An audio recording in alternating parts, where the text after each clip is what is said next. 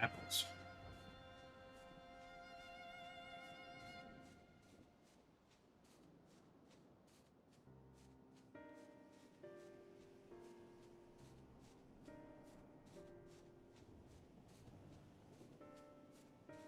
Average roll waiting list number after 50. What the fuck?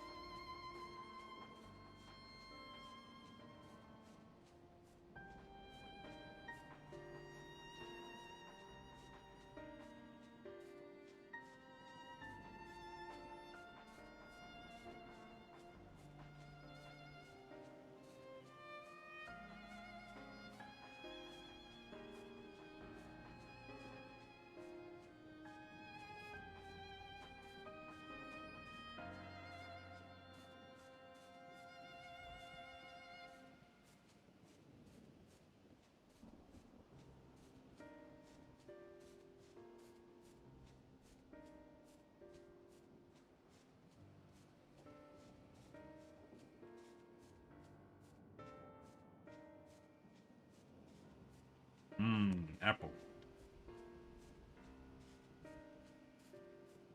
Wait time 10 minutes? Come on, dude. The queues were faster at 3 a.m. this night.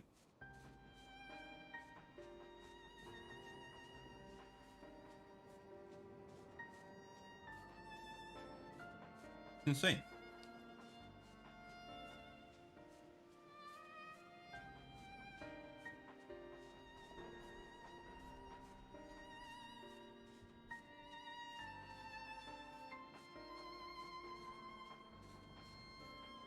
I just wanted to do one Black Mage dungeon. Or I started doing story stuff, but I guess not. Well, I am still eating apples. Apples are good.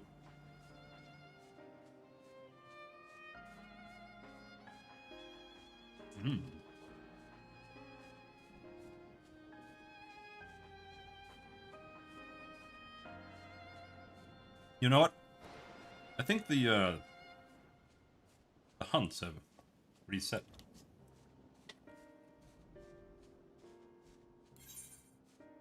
We can go back to Charlian and grab some new hunts.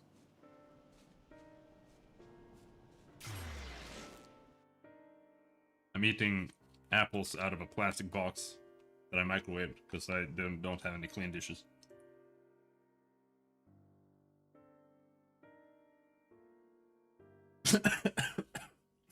Oh, oh.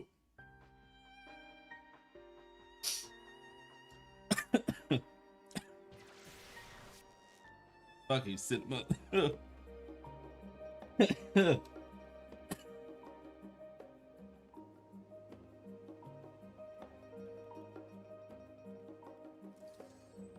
Oh. Down here. I think.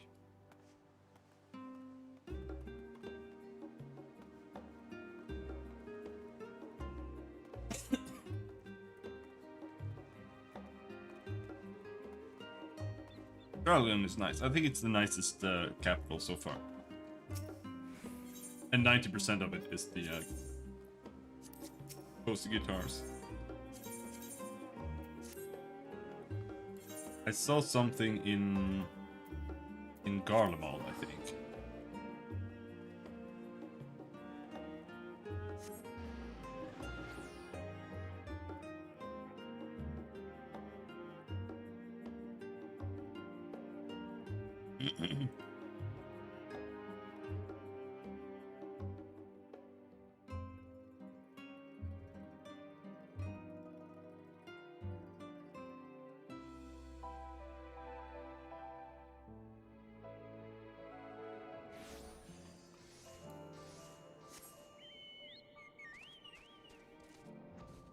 Let's see.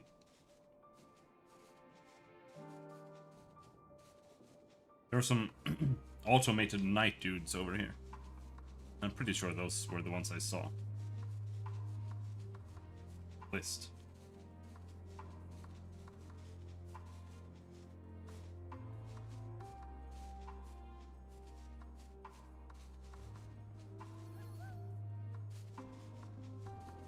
There they are.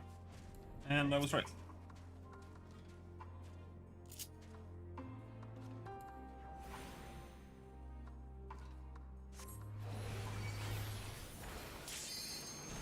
And there's the gun.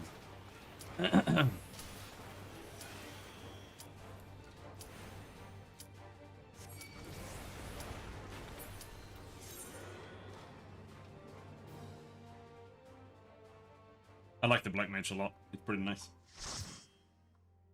But it's really hard to play, to be honest. It's not as much the rotation itself that's difficult, because it's pretty simple. At least once you really understand it.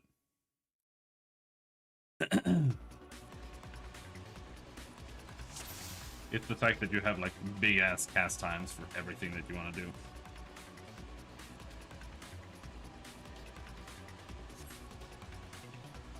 And then you have to keep track of the boss as well.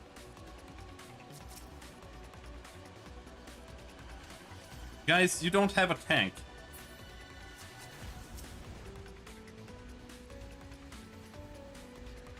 Tank is still AFK. Hurry up, bro.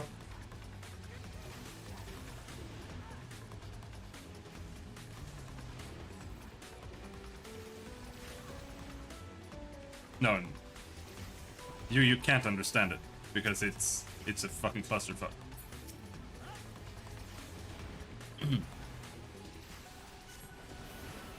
And it does nothing either way. The thing is that all legislation is like mega corrupt in the US. It's never what it says that it is. And it's never what anyone says that it is. So net neutrality, like the idea is that ISPs should not be able to be like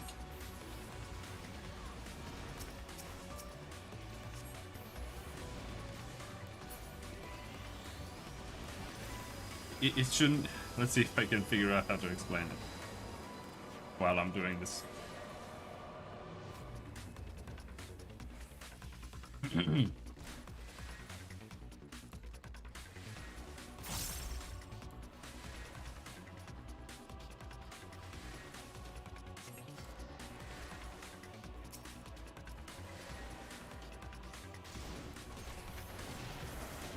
My brain isn't working right now.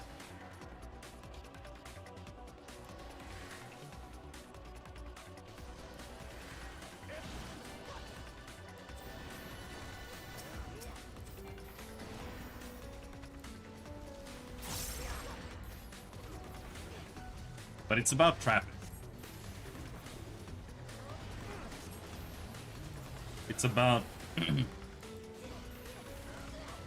companies or ISPs not being able to like strangle you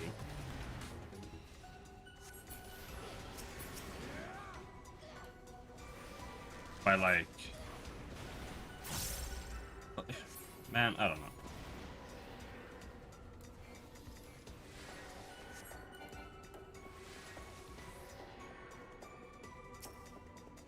Can't formulate it right now.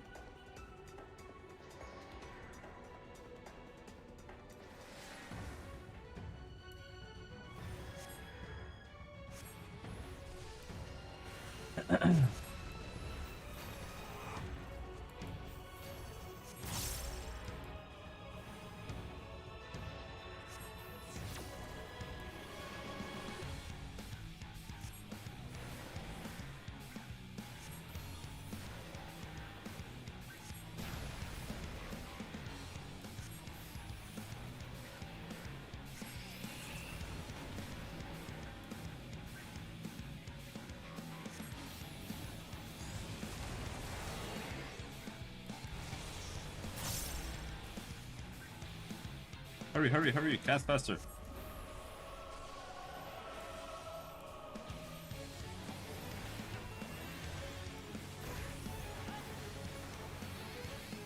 what the fuck? No, never mind.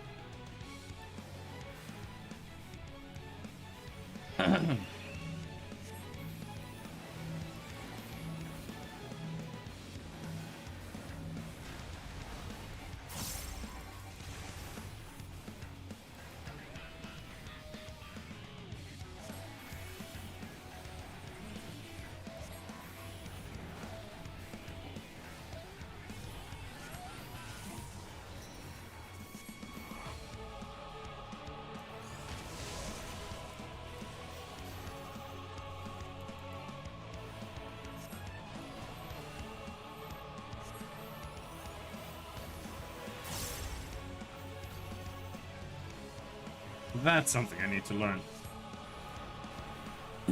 You can teleport to party members and then teleport right back to the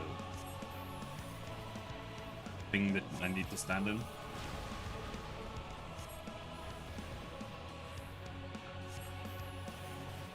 But it's hard.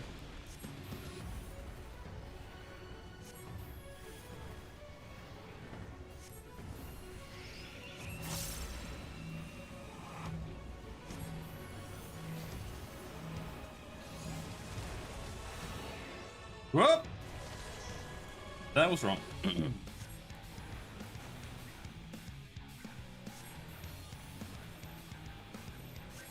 This boss is too hard. It makes you like do like basic school stuff, like plus minus plus. Plus makes you get pushed away and shit. Absolutely impossible.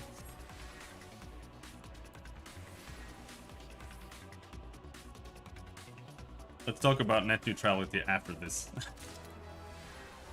So I can use Google.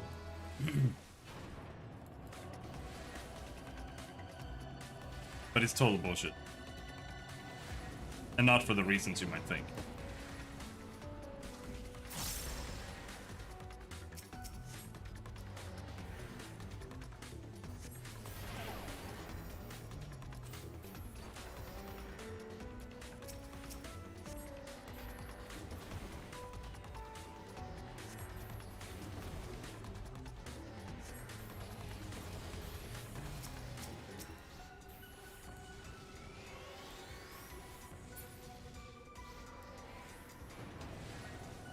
Am I winning the DPS? Where's my DPS?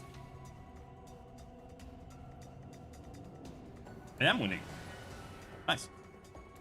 That's all I ever wanted, winning the DPS.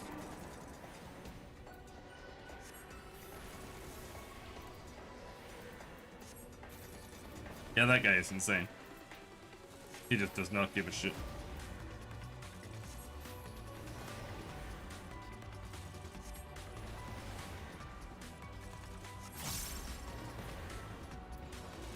What did I just do? What's the weirdest thing? I'm still winning though. Somehow.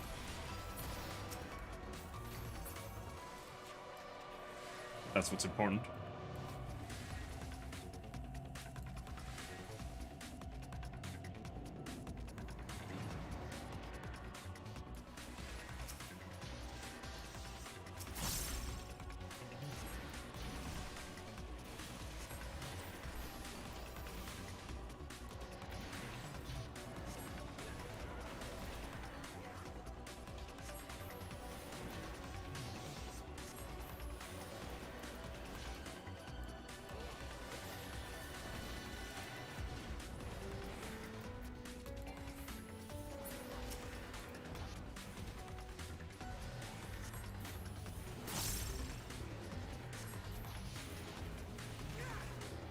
Come on! Oh!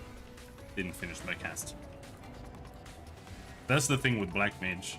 Like you got long casts, and then you're like focusing on one enemy to AoE.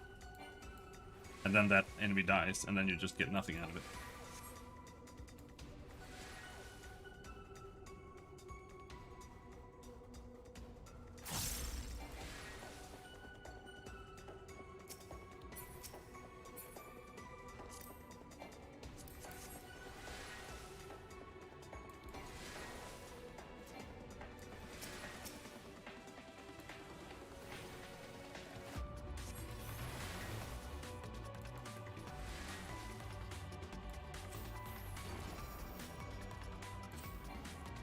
There are no more enemies here, bros. Just kill them.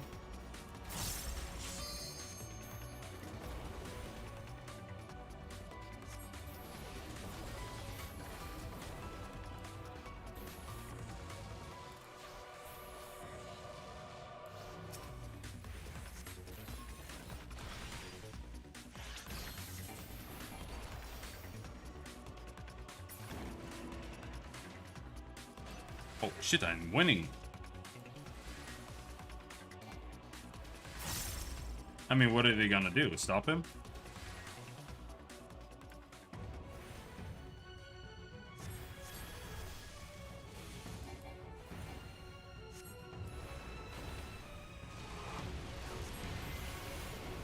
Bug him? I don't think anyone from Sudan is reading that.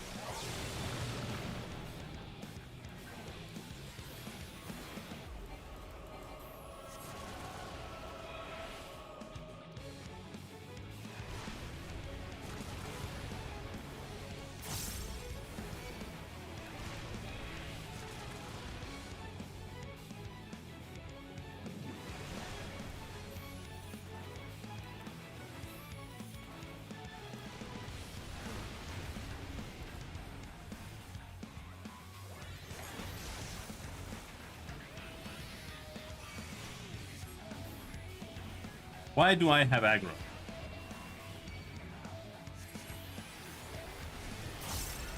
Dude, turn on your tank stance. Are you seriously not in your tank stance?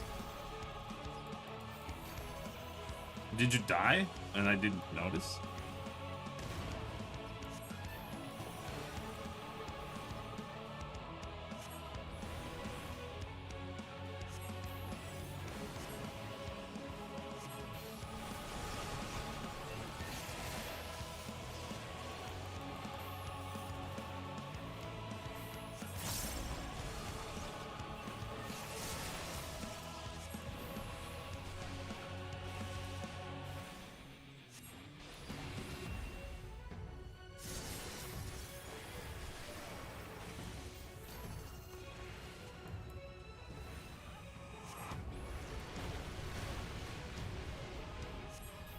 Fire!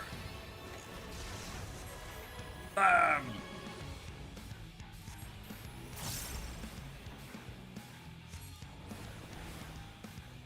Oh my god, this please. Don't be annoying.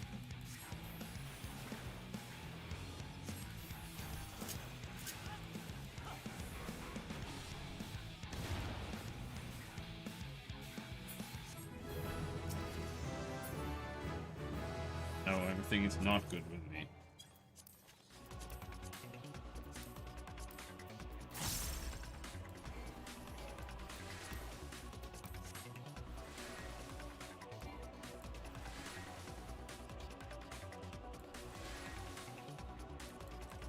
Wish I wasn't a big pissy. Yeah.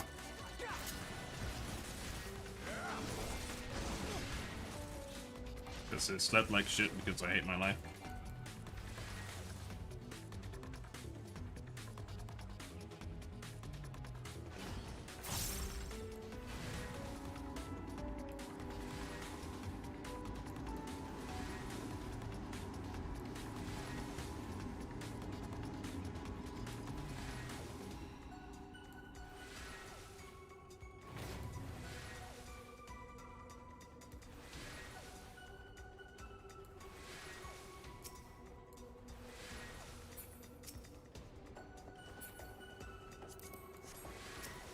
Not sure there are any items I want to.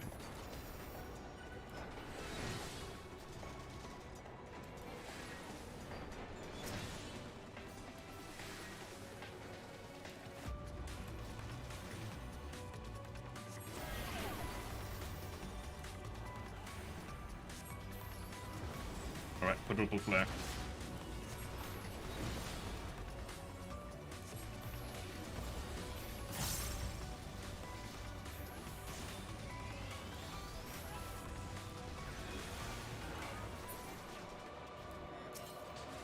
Use the potion.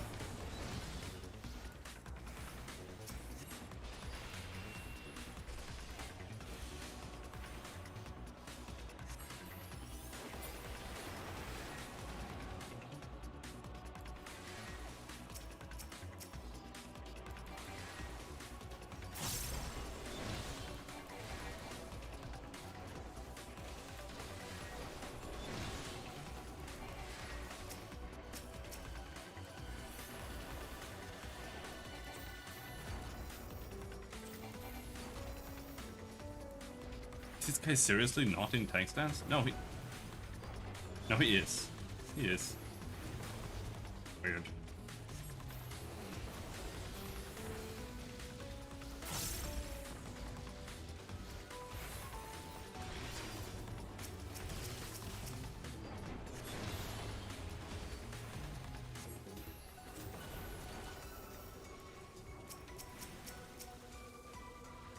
Hurry!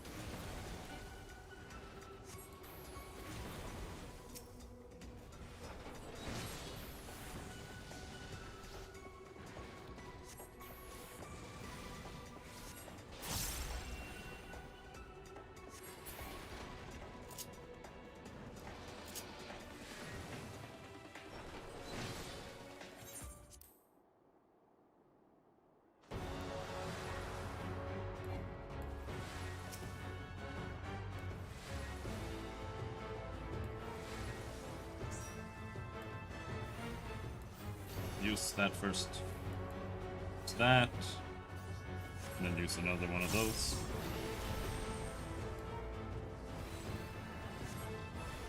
Are safe here.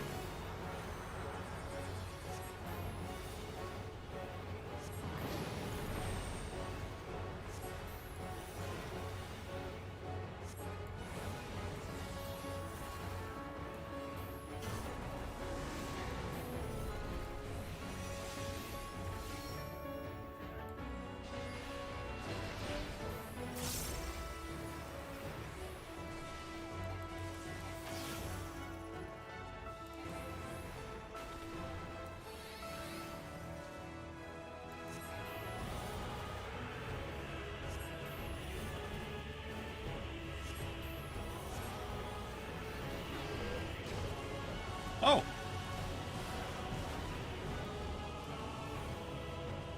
Just like half a millisecond away.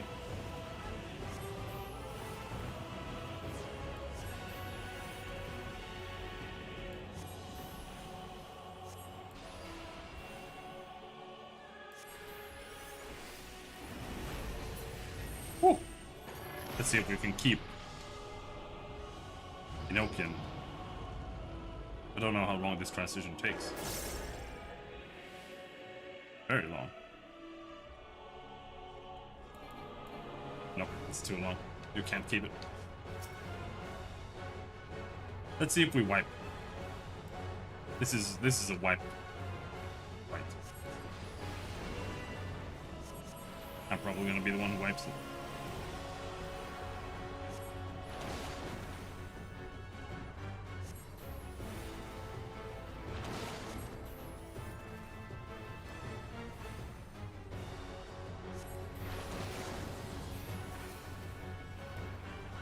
Fuck's sake. Fucked it up.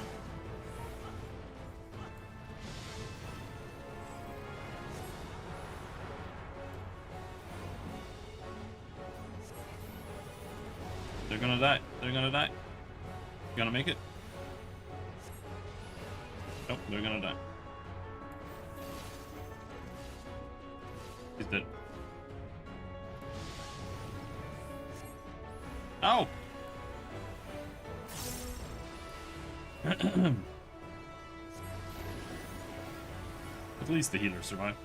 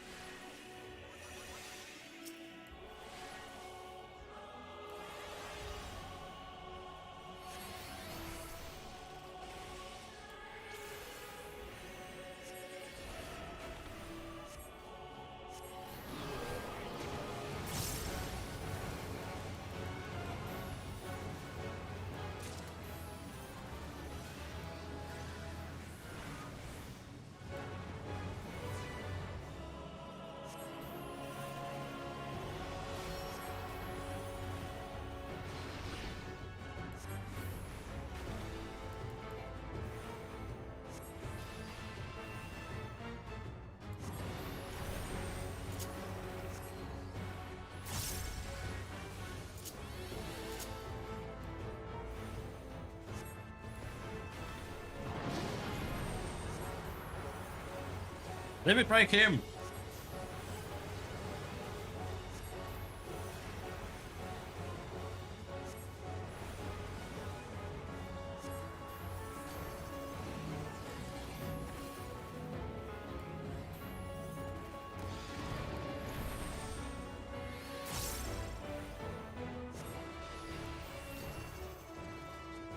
Alright, I'm gonna do it.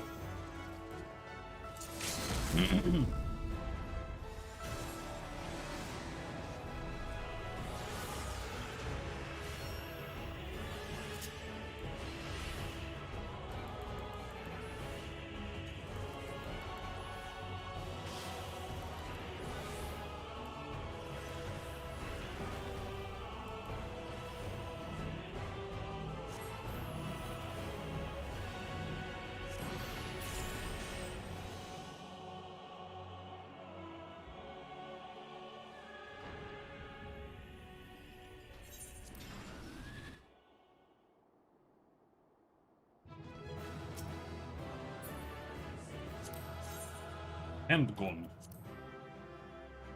My hand gun. I don't want hand gun. Take it back.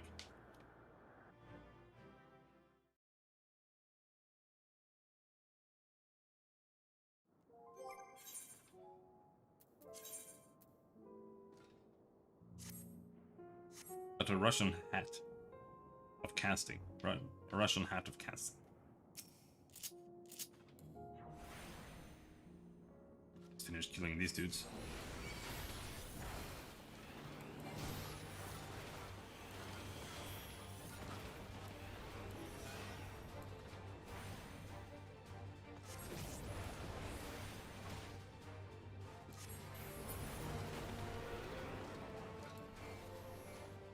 I need one more, apparently.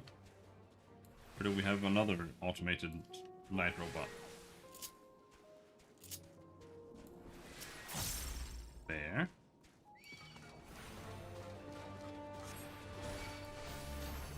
And then we got two, for some reason.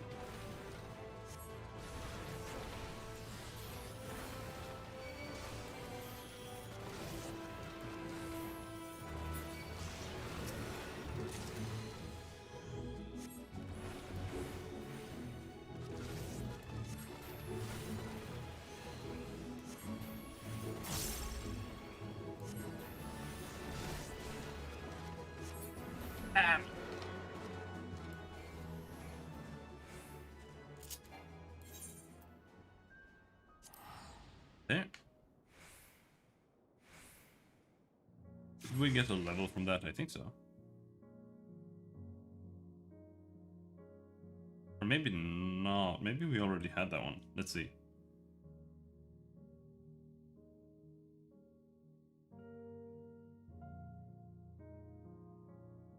I don't remember what I was supposed to get on 84.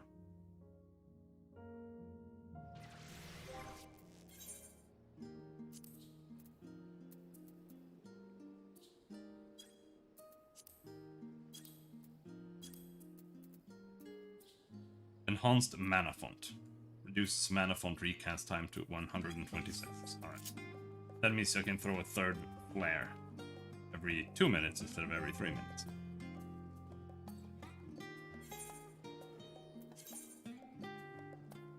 Holy shit, this place is laggy right now.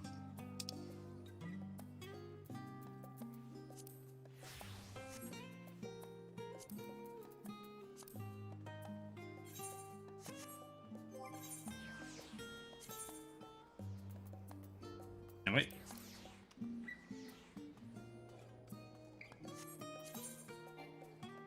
Back to Paladin.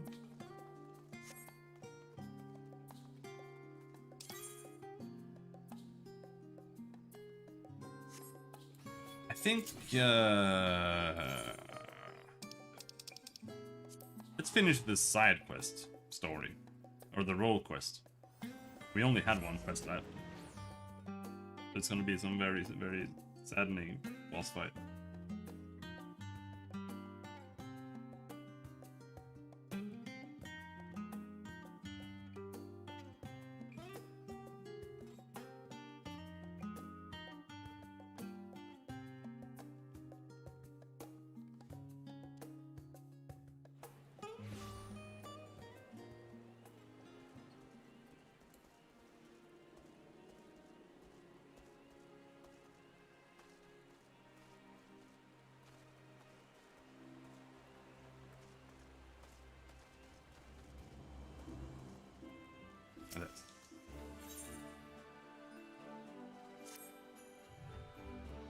Impeccable timing as always, Robin.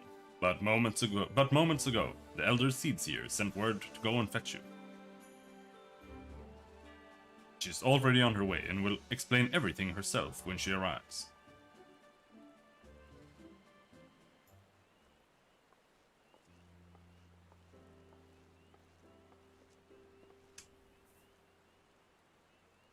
The children of the Twelveswood, both Mogul and man alike, have sailed forth, branches in hand, to the far reaches of the forest. Soon their task shall be completed. Though the shadow of death yet looms large, they do not allow despair into their hearts. They hold fast to their faith in a brighter future. We shall see their hope rewarded, and by the grace of the elementals, consign these grim days to memory. We need only succeed in summoning the Ermine Hedge. You may recall that the Great One's words were muddled and esoteric. I believe it was an instruction to carry out this esoteric ceremony in order to expunge the corruption befouling the forest, that the once tainted earth may begin to mend. The grocery price meme real? I have no idea what you're talking about. Maybe.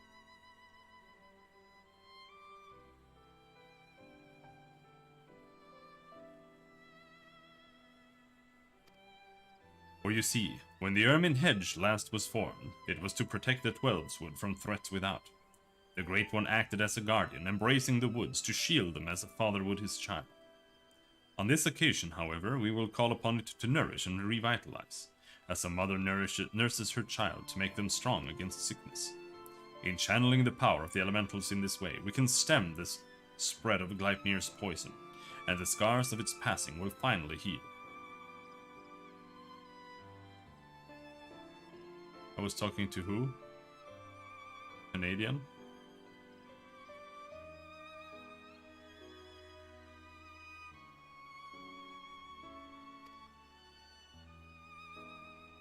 At least that was what the Great One intended to say, I believe. The Seedseer Council agrees with my interpretation and has permitted me to perform the ceremony.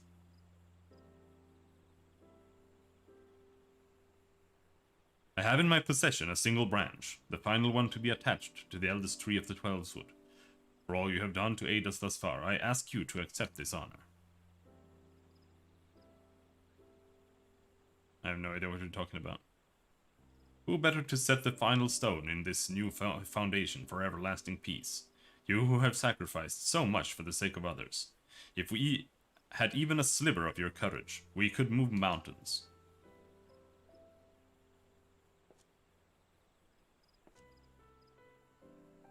Thank you, my friend. We will find the tree of which I spoke in front of the Leatherworkers Guild. Let us depart.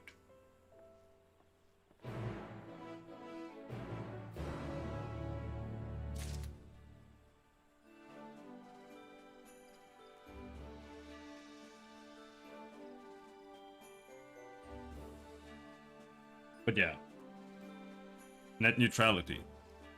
It was basically that. The idea was that you shouldn't... ISPs should not be allowed to, like... let Netflix pay extra to, like, get priority.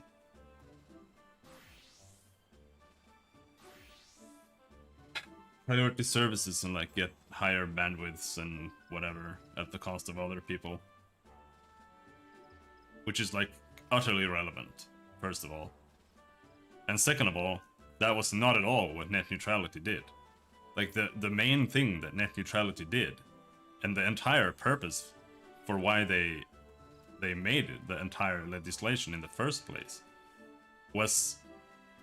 Let's see.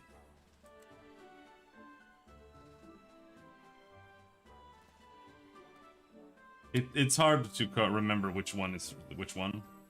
Either way. It's the FTC and the FCC. The Federal Trade Commission. And what is the other one called? Holy shit, Bing, you're such a piece of shit! The Federal Communications Commission. And if I remember correctly, the FCC does not have the power to like dismantle corporations and like deal with them in any way. That's the FTC, right?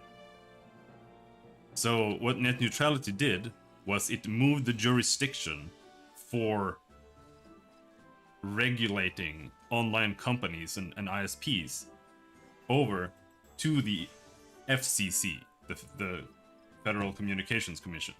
But they didn't have, like, it became their jurisdiction, but they did not have the tools and the powers needed to actually deal with the things that they were assigned.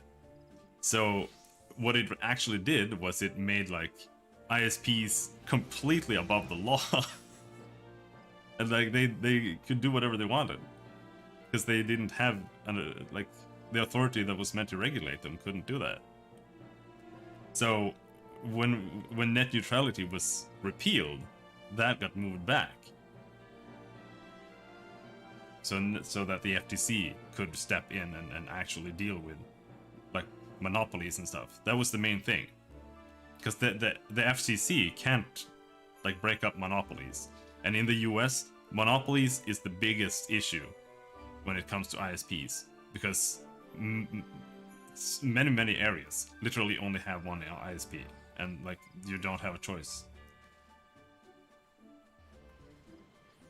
And net neutrality was just completely strangling that. Like they couldn't do anything about it because they didn't have the power to. So that was the entire thing. Because again, Netflix being able to like pay extra to the ISP, or you being able, even you being able to pay for like a Netflix package from your ISP. So that you have like limited data, but everywhere except for on Netflix. Like, why is that a bad thing? Like, who gives a shit?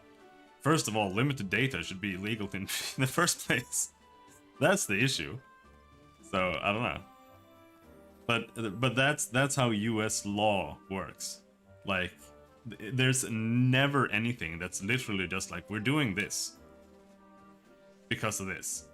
It's we're doing this and then 500 other things in the law that are like completely irrelevant and just like you have to understand how the entire thing works from top to bottom to be able to even make a judgment call at all. And that's why the US is fucking dog shit.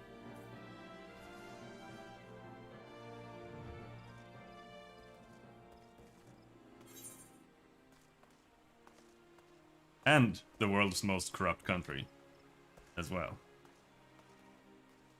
Just not as openly as some others. Anyway. We're going to the Leather Workers Guild.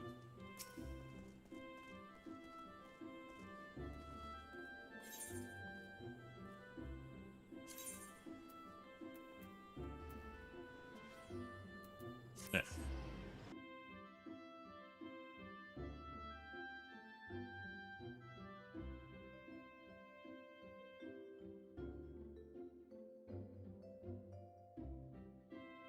Because that, like, every single time they introduce a new bill, it's like, oh yeah, we wanna like ban racism or whatever they do.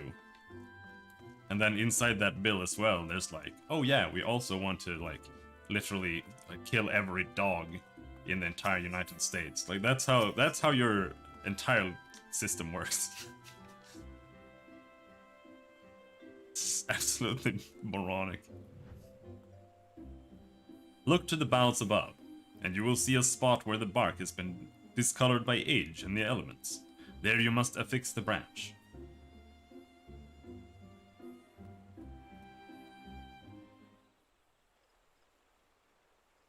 You ascend in the ancient trunk and affix the branch of the guardian tree to the weathered bark as directed by the elder seedseer. You are quite the climber, and with that, all preparations are now complete. Let us return to the guardian tree, and with the aid of the Great One, deliver salvation to the whole of the Twelveswood.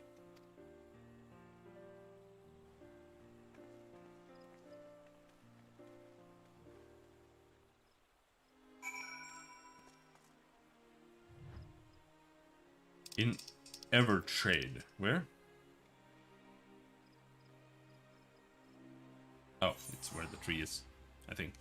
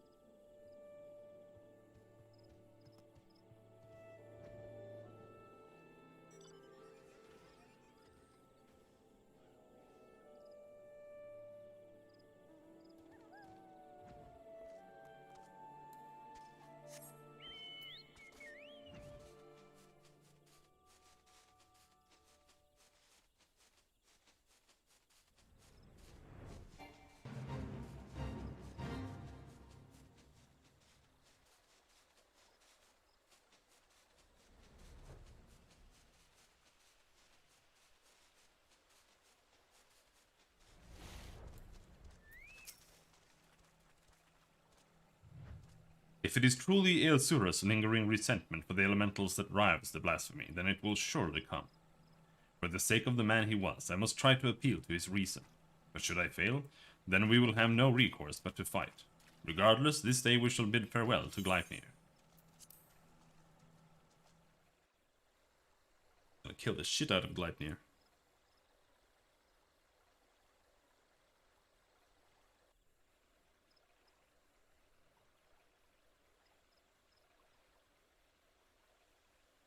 Through the branches of the guardian tree, the 12's wood is become as one. In summoning the ermine hedge, every ilm of these sacred lands will be imbued with the Great One's nourishing ether. The forest will be empowered to heal itself, to break free of Gleipnir's despair. The ceremony is complex and delicate, and I must maintain focus. I trust you will do what is necessary to see that I am not interrupted.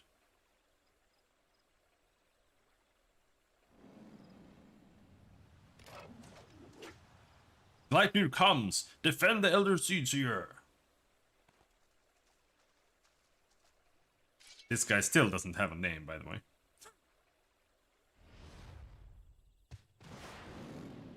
Roar!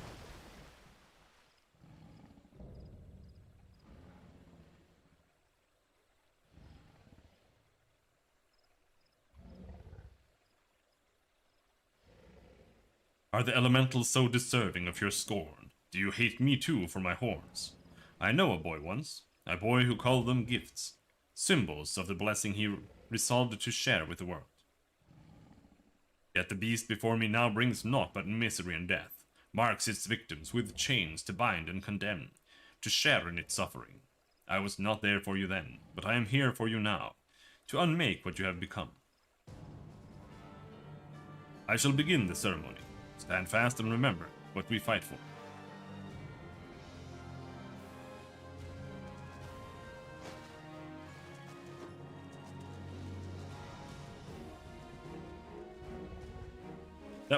Wasn't that was the Yuna dance from Final Fantasy X.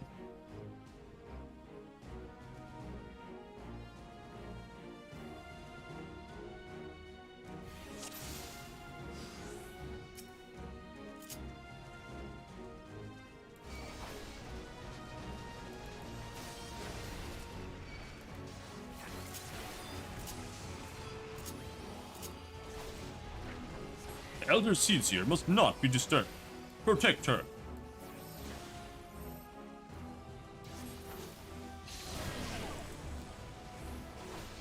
Arg! Pain is too much to bear. I cannot move.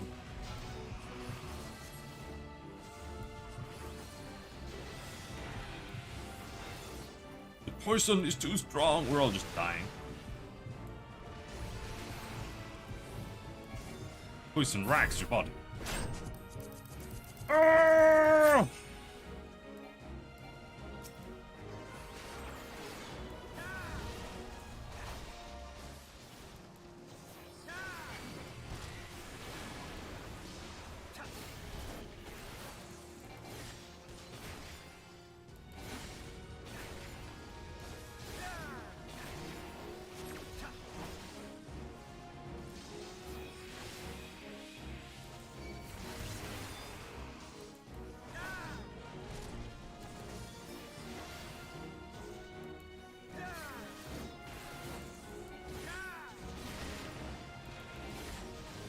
Whoa, whoa, whoa.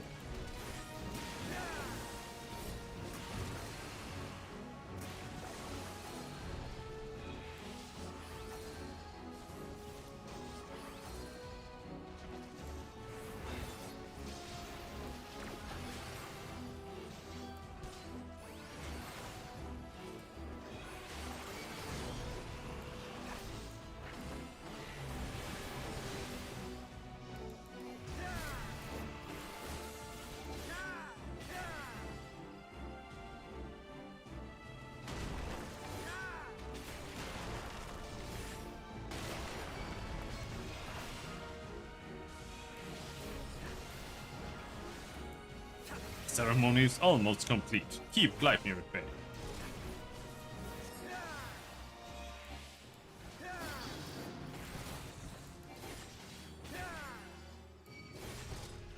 That mist bears Gleipnir's poison. Do not allow them to drift near the Elder Seats here. What am I supposed to do about that?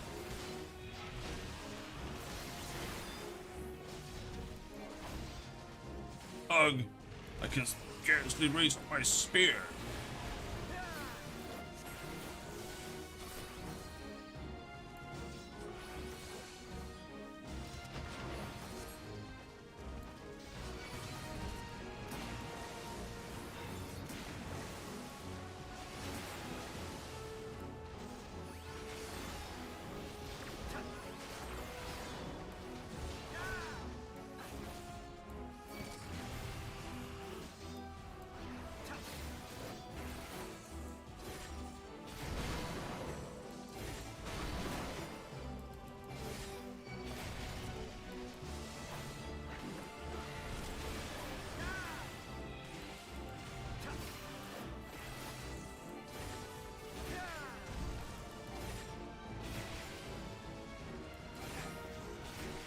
More dudes.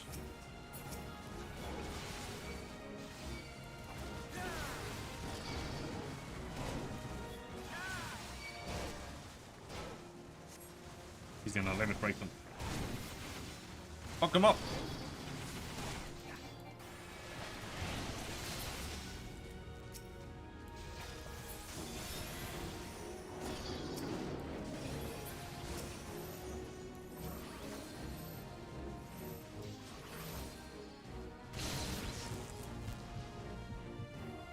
Fatal poison. No!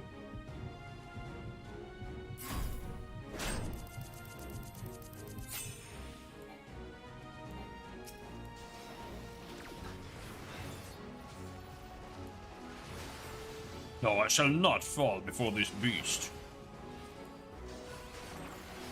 My ether is exhausted. I cannot stand. I shall draw his eye. Robin, lend the Elder Seeds here a portion of your power. Come here, bitch. Take my power. Take it.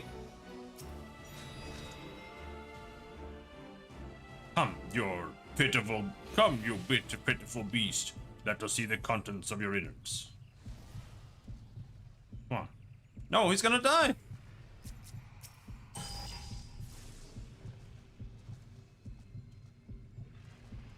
I hope that doesn't lead in a failure.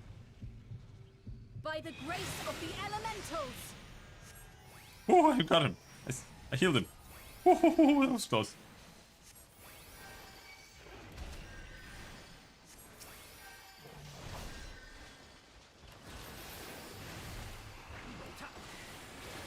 By the light of the crystal. But so long as we are within the barrier, we need not fear Gleipnir's poison.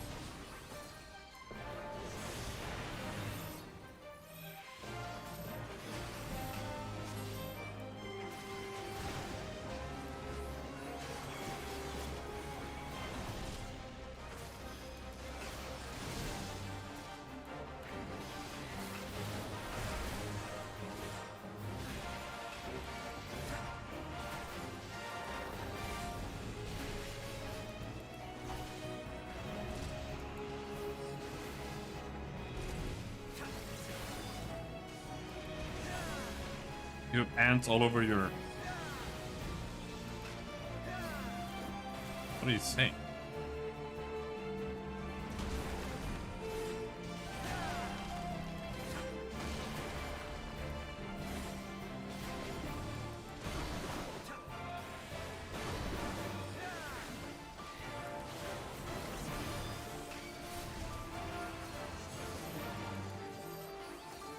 Forgot to bake it? Why'd you just like put it on a table somewhere? I shall ease your hurts. Whoa, dude! How many times is he gonna do that?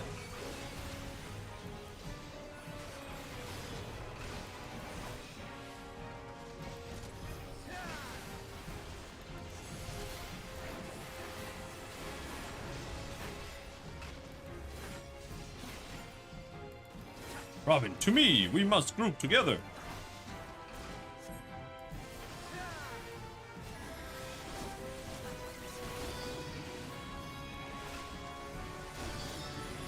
What?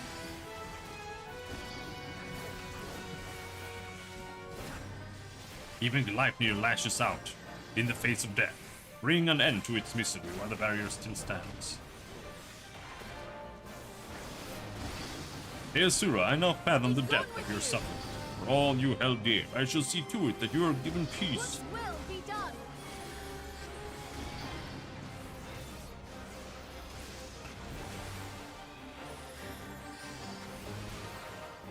Eat sword!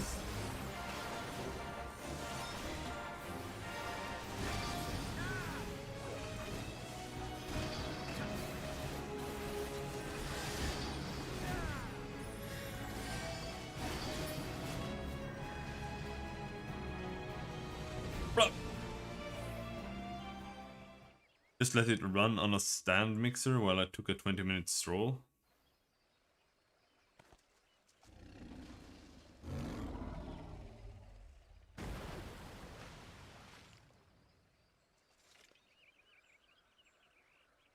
You gotta deal with these ants, dude. Through sacred soil and azure skies, may your compassion flow and swell to banish the darkness.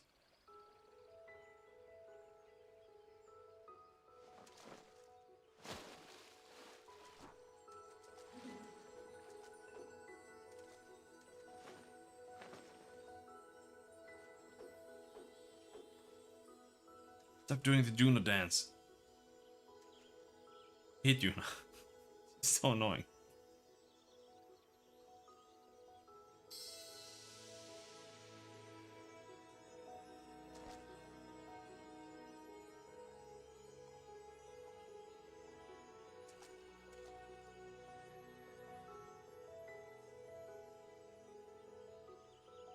Blessing, covenant preserved, now and always, child of child. Honor and gratitude unending.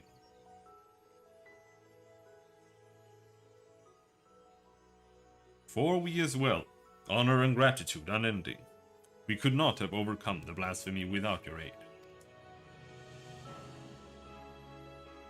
In your everlasting grace, I pray you continue to guide we children of the forest. In your boundless mercy, I pray you forgive the lost and forsaken who succumb to despair.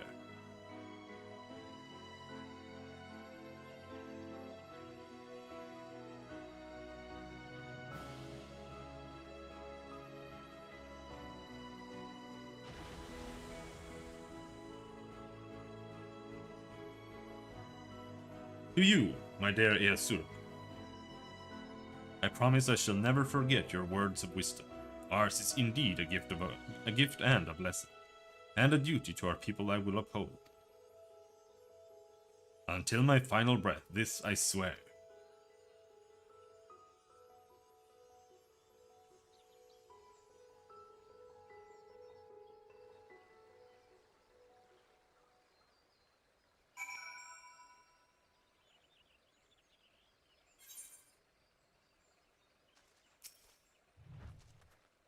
Thank you, Robin. The great cleansing could not have succeeded without you. The blight has been purged, and the blasphemous beast which bore it laid low. The sacred wood that once held its breath, in fear, now breathes a long sigh of relief. I must return to Gridania and my regular duties as Elder Seedseer, but I should be glad if you could call upon me there. That is, if I may impose upon you one final time. Thank you. I promise not to detain you at length. Let us meet again at the Lotus Stand.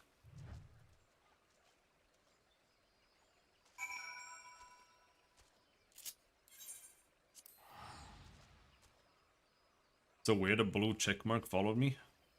It happens. Playing a blue check mark isn't a big deal. It's like you paid $50 to Twitter or whatever.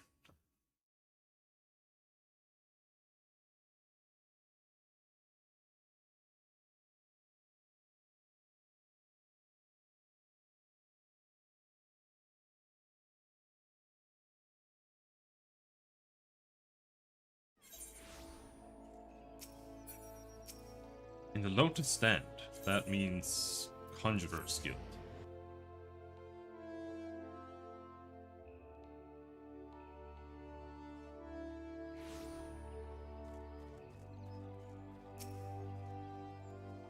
Elder Seedseer awaits you within.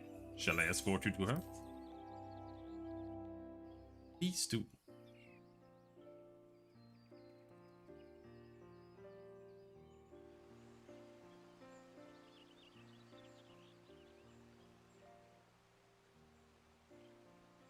The Great One's ether flows all throughout the Twelveswood, purging the last vestiges of Gleipnir's poison. The surviving wounded are no longer in danger and have begun to recover at long last.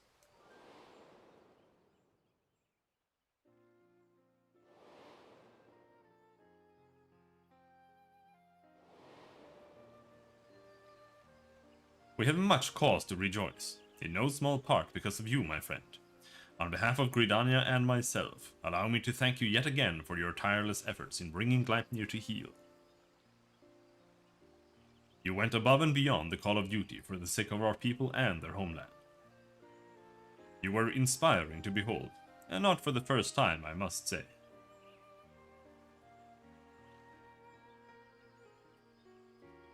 You're welcome. Forgive me, Elder Seedseer, but with this crisis behind us, I would suggest a new course of action. Oh, and what would that be? Rest. In all our time together, I have never seen you so hard-pressed. Surely you are weary and could benefit from a brief respite.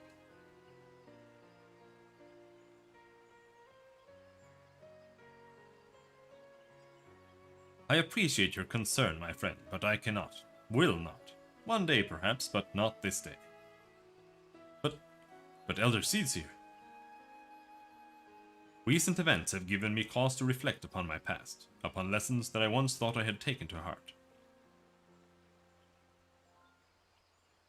When I did not yet understand the duty with which I had been entrusted, when these horns of mine were but chains binding me to a destiny I did not choose. It was Eosura who taught me to appreciate the gift I had been given. Had he not been there to help me keep to the proper path, where would my errant feet have taken me instead? He was perhaps the first, but he would not be the last. My brother and sister and countless other kind souls, through their words and their support, have also helped me to continue to find a way forward, even when I thought there was none. 'Tis by opening our hearts to one another that we in turn open new paths, that we can conceive the greater opportunities and brighter futures. All who live within Gridania are deserving of these gifts, and so I must always be there for them, that together we may journey in safety through darkest night.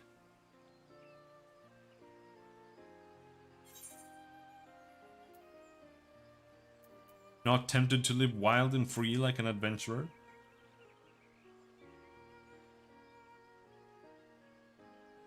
It is not without its appeal. I recall fondly the few occasions I have traveled beyond. Our time together in the churning mists left a lasting impression.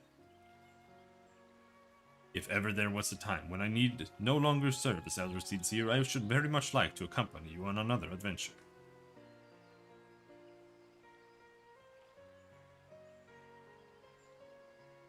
Regardless of what the future has in store, my present course is clear. So long as we Pajal serve as a bridge between man and elemental, Gridania can weather any storm. And so I will continue to walk hand in hand with my people and my patrons, along a path that we discover together.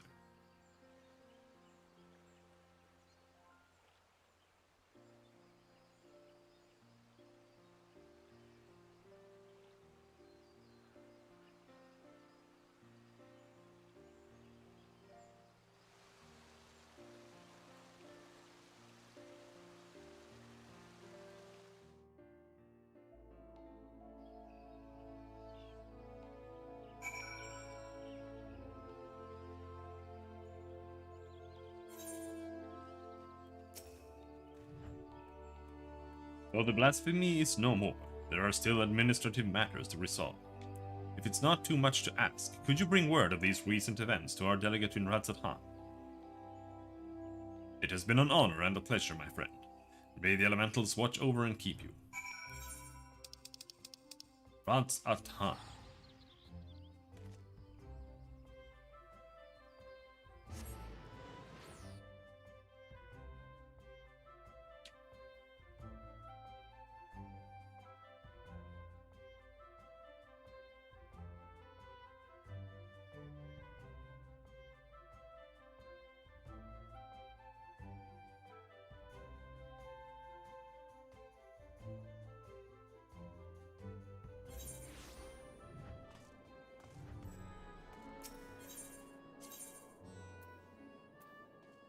When is it? Hall of the Radiant Host. That one.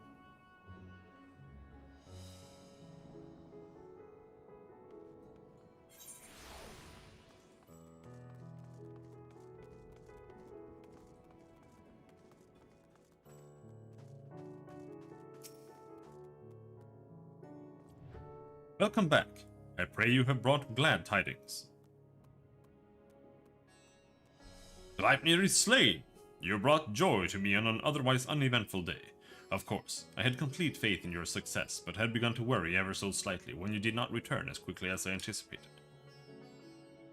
I shall report your success to the envoys at once. If we have further need of you, I pray you will answer our call. Did you just give me 3 materia?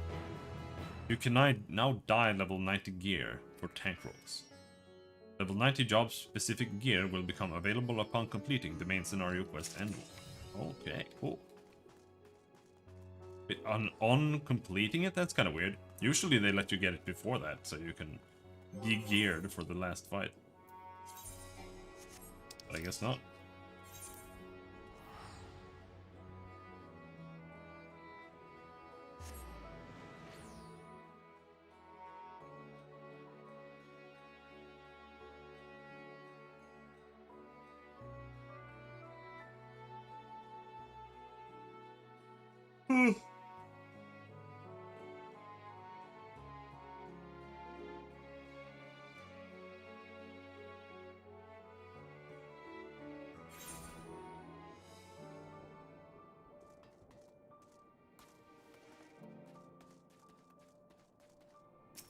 Oh. This. Oh, yeah. The servers seem really battered today. Takes like forever for things to load. Robin, and not a moment too soon. The skies over Garlemald are ablaze, but it's events on the ground that concern me. As you will have heard, your fellow Scions arrived ahead of you. We cut the customary greetings short after we received word from our troops on the Magna Glacies. The Magna Glacies. Glacies. That the Forum's airship had landed. It was then that the heavens began to burn. I dispatched your friends at once to ensure the refugees come to no harm. I would have you join them immediately.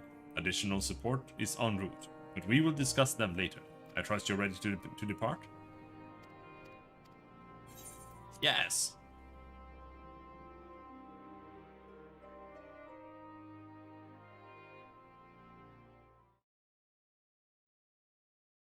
Earlier on the Magna Glacies.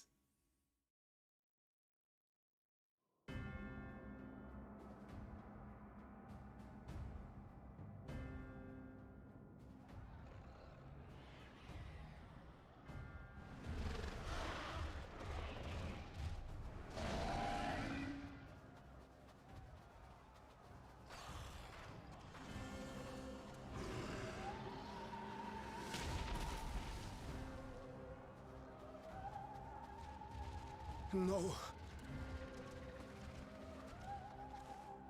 No. No. We were promised an escape. Not the same you who fled.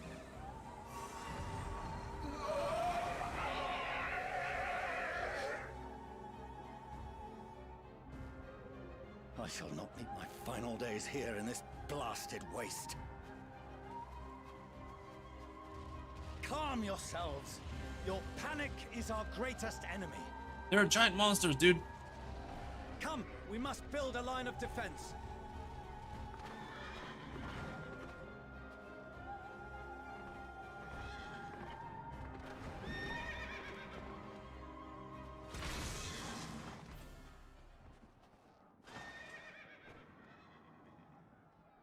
How? Leave the fighting to us, Father. You must lead the people to safety.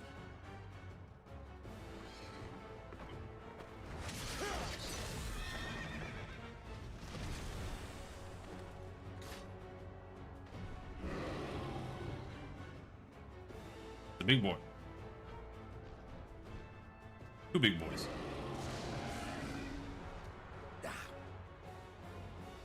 I can handle this pair.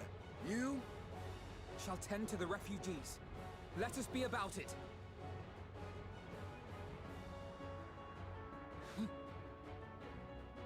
As you wish, my little lord.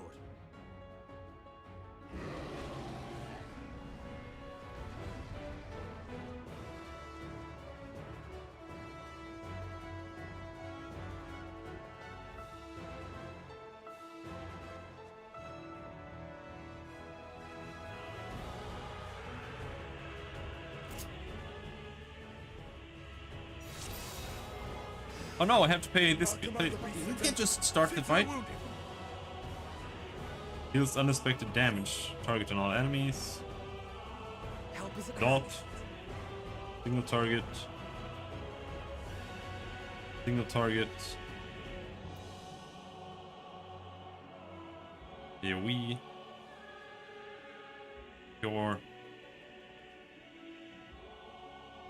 Okay.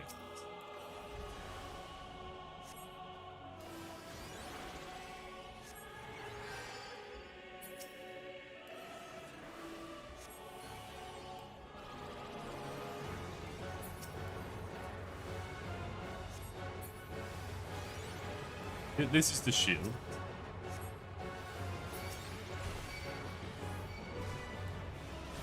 Leave it to me.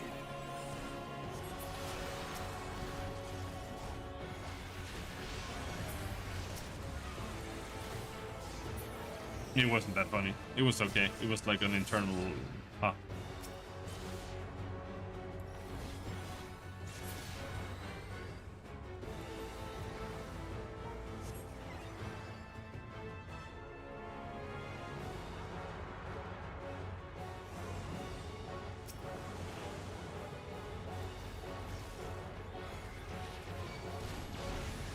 Being overwhelmed by fear, Alfred. Those who can stand, come with me.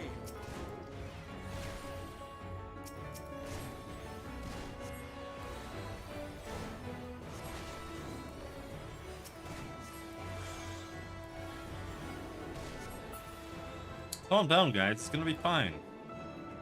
I just healed you. Oh, Easy come. now. Deep breaths. Thank you. Now go as You're fast as you safe can. now.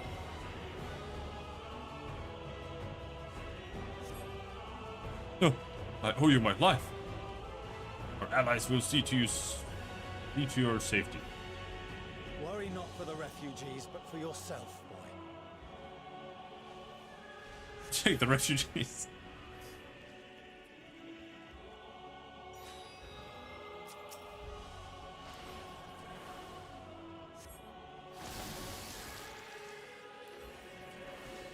I don't like the look of that. Stay sharp.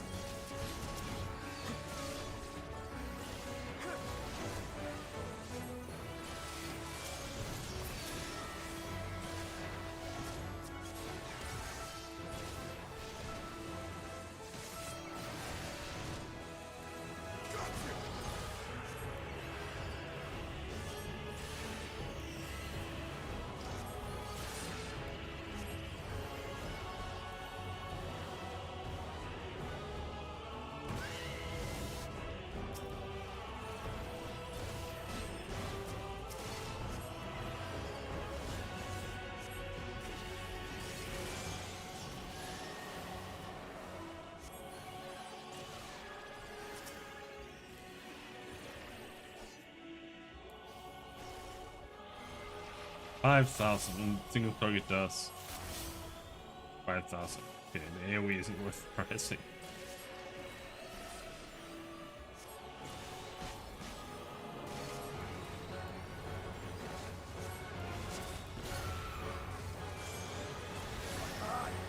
But not hard enough!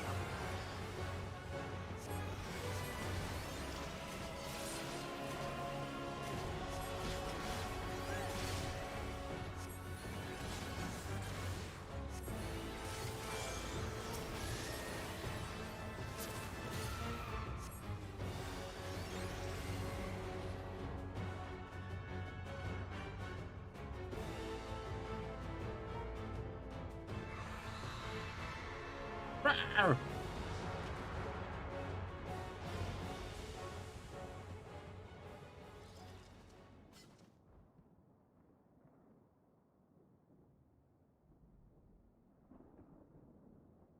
Help! Someone, please! What?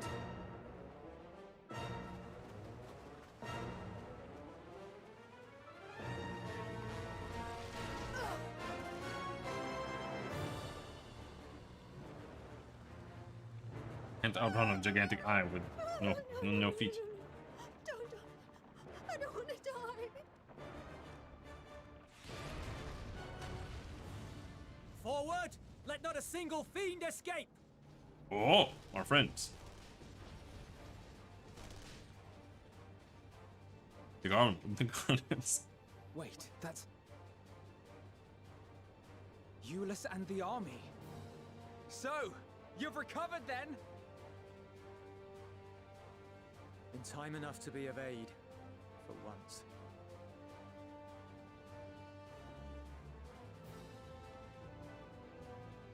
We can speak of it more later.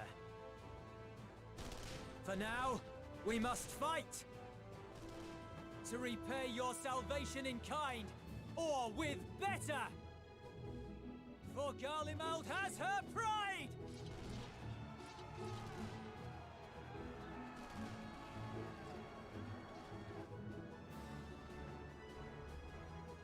Of that I've no doubt.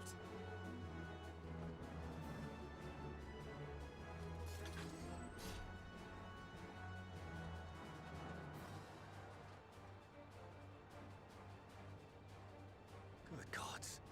Of all possible saviors, the Imperial Army. Oh!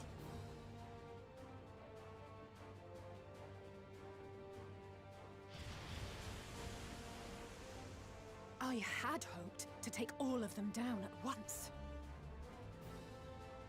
Think a withdrawal might be in order? Oh, sod that. You know who would never abandon these people to their fate. To be devoured by their former friends. That'd be beyond cruel. These beasts must fall here and now. Well then, I'd say it's high time we threw caution to the winds. So long as you spare me the heroic sacrifices. Now, let's go! Who do we have to play now? Alice, I assume.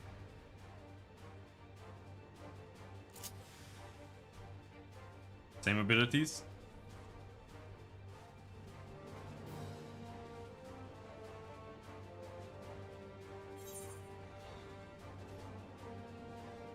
Oh, she also has Emboldened, which is a buff.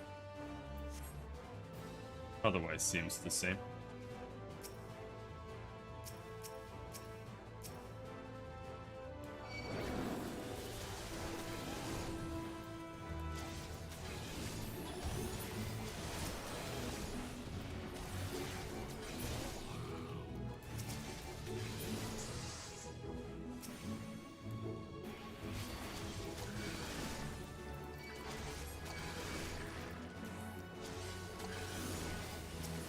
You're single targeting? Are you stupid?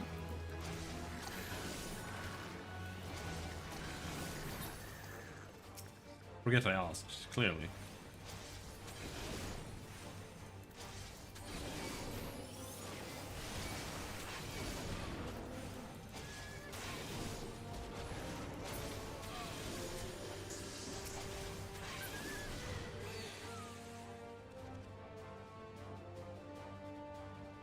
To save me!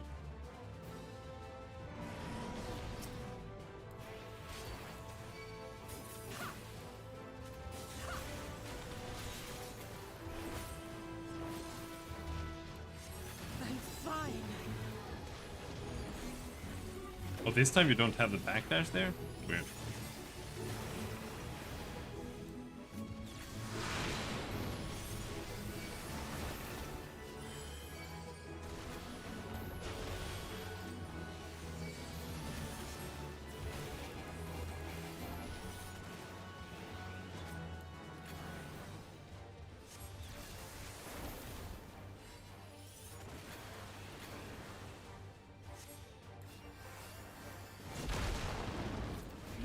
Today.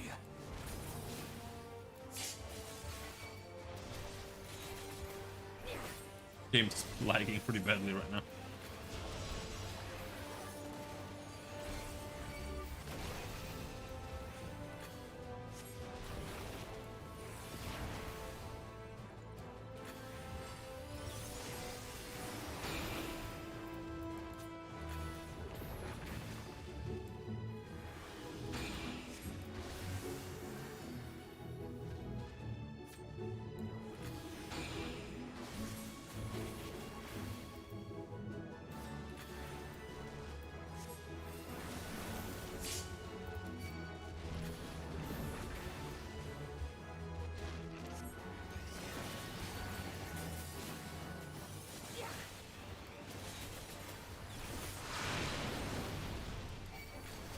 I'm not done yet.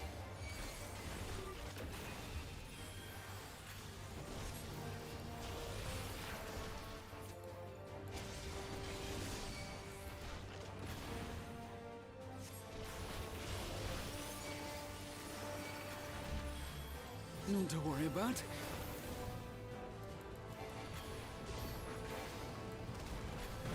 Ow!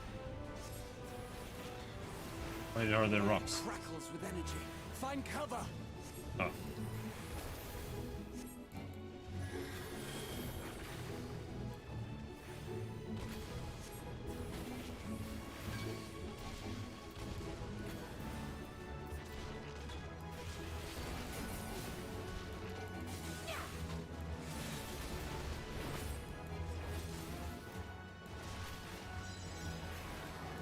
As they say, turnabout's fair play.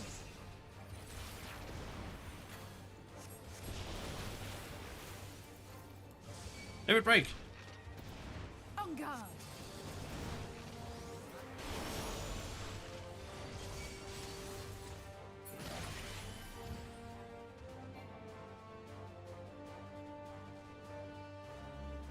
I don't know why they get personal limit breaks, it's not fair.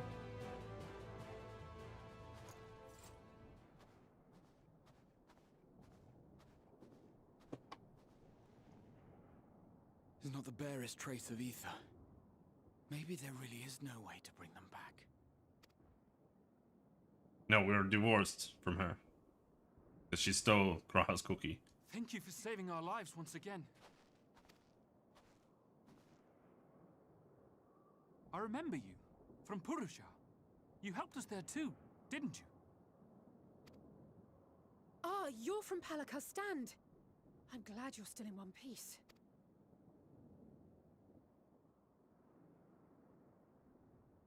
Or you will be, once I see to that injury of yours.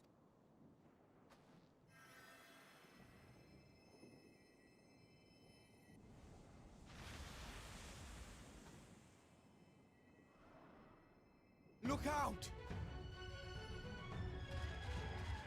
Blah, blah, blah, blah, blah. Luckily, I have arrived.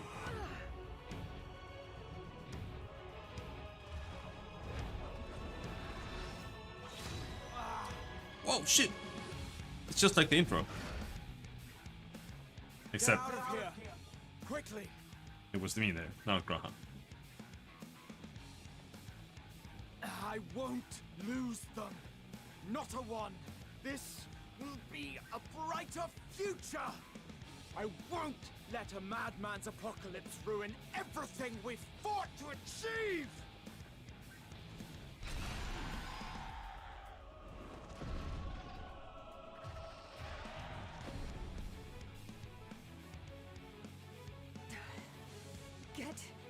together, Alizé. You're embarrassing yourself. And in front of father, no less. Just cast the cure. Come on. Yeah, cast the cure. You might never measure up to our champion.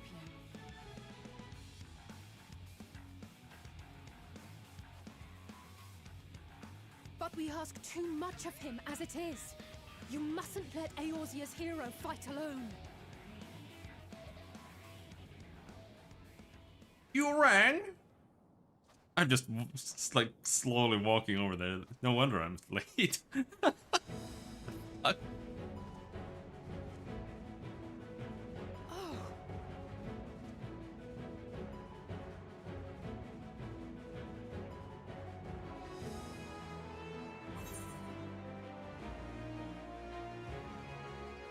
This is precisely why you should never skip your squad regimen. What? I'm going with that. I can look after myself, you know.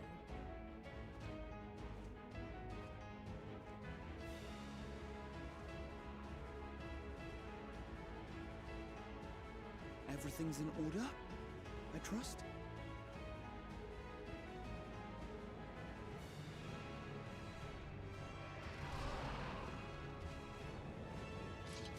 I've had enough of this rabble.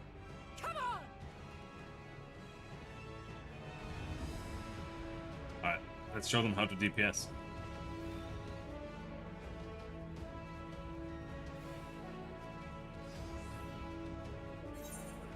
Oh, trio for the ages.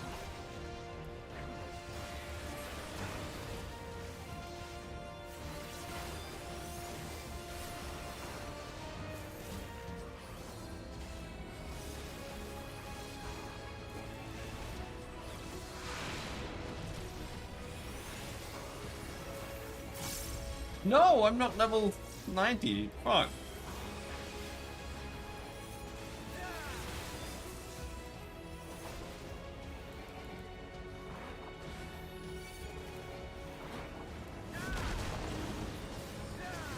Whoop.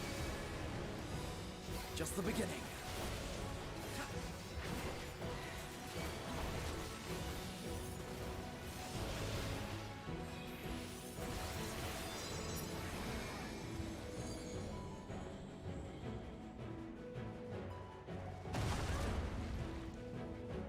Oh, hello there. I had a feeling I'd find you here. Hello, Stinian. Be the last of the worst troublemakers. With me!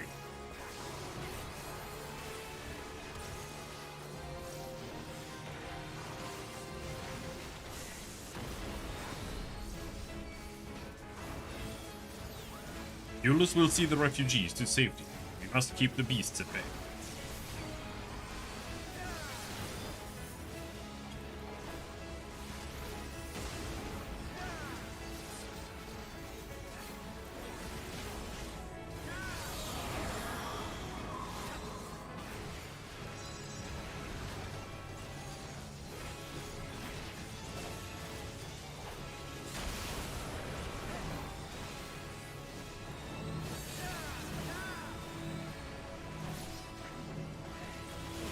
On your feet.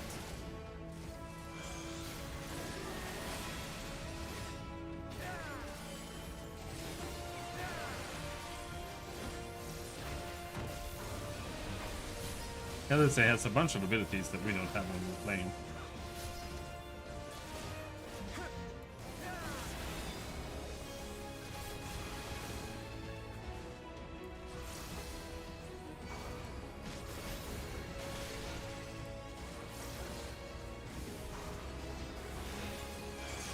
How dare you target Justinian?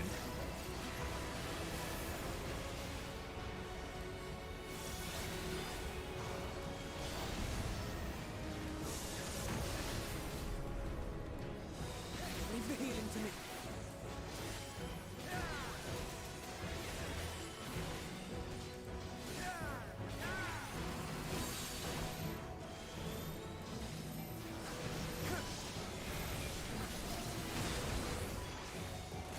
I am in your debt.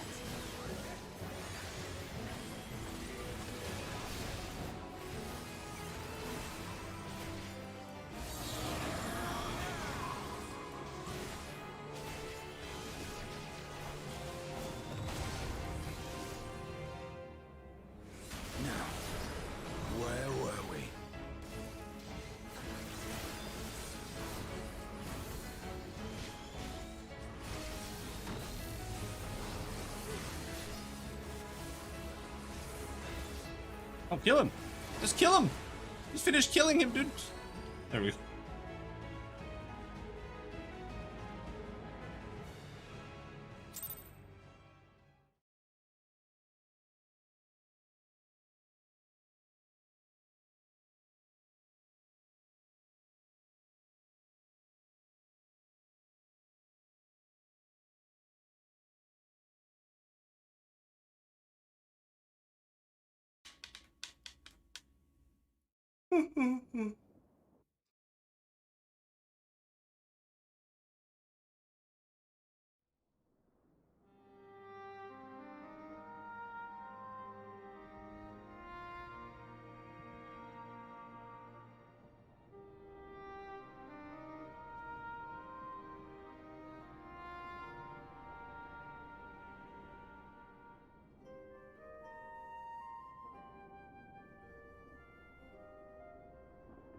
You must board without delay. The ship will depart ere long. Your offer to host us in Sharlayan is most appreciated. But will the final days not soon fall upon it as well? Fall upon everything, dude. Your hesitation is not unwarranted. The satrap entrusted me with your lives, yet I have failed your comrades. Nor are you wrong to fear that this corruption will continue to spread. I cannot promise you complete safety, even in my homeland.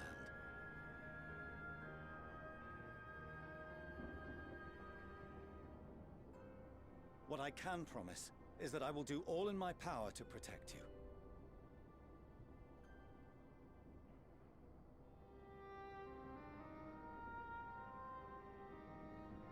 That power is not inconsiderable. Even now, my countrymen are preparing the vessel that will deliver us to a sanctuary on the moon. Join us on our journey there, and beyond, to new horizons. Come to old Sharlayan. Please.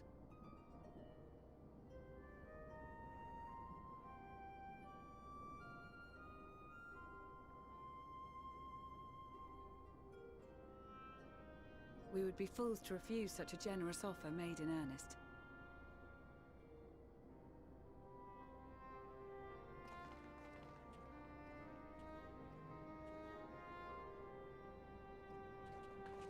It seems they've a new destination. The people of Radz-at-Han have known too much suffering. The march to Garlemald will only bring them more, short though it may be. I quite agree. Fortunately, they have you to look after them. Yes. Well.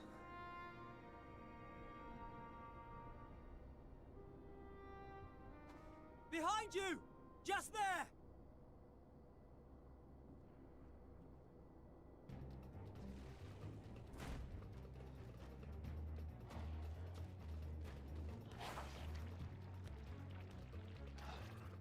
More of them.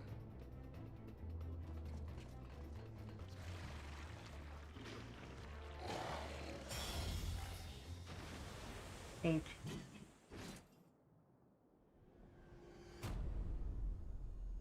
Hello, Xenos. Xenos. Here.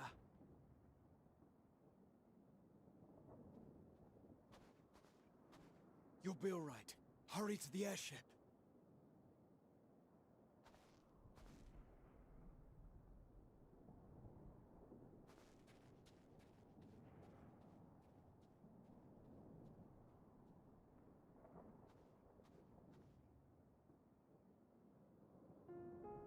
Why have you come?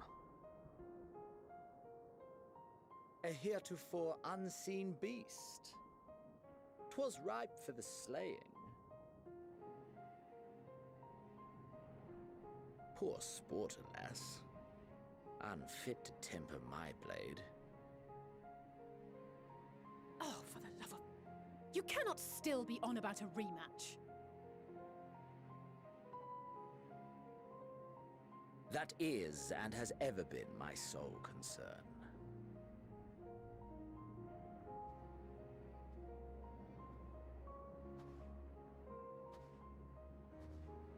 You, on the other hand, are fixated on a different quarry. Your passion pales before mine, yet neither hate nor despair seems sufficient to recapture your misdirected bloodlust.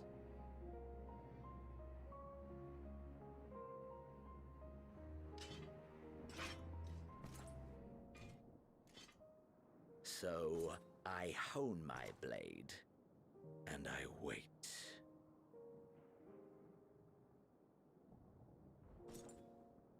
That's it. That's all you care about.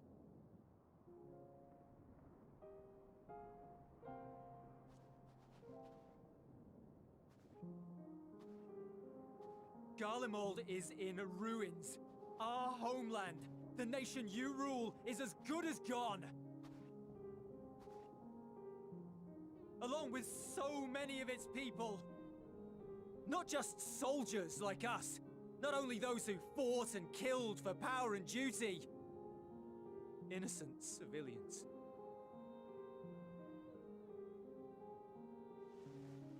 Murdered by their own flesh and blood. Lost and confused as they breathed their last. While we who survived with our lives and minds intact were left to freeze to death. The Eorzeans tell me all this was your doing! You slaughtered your countrymen! You did! For what? For nothing, in the end. So much wasted effort. You bastard! For your own sake, Eulus, you must control your anger. It will serve no one should it consume you and see you transformed.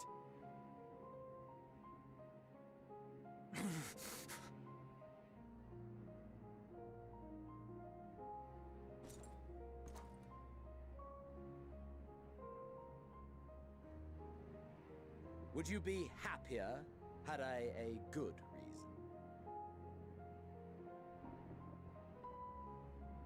What? If my motives met with your approval, would you no longer resent the outcome? If so, then perhaps a beast's skin would suit you better.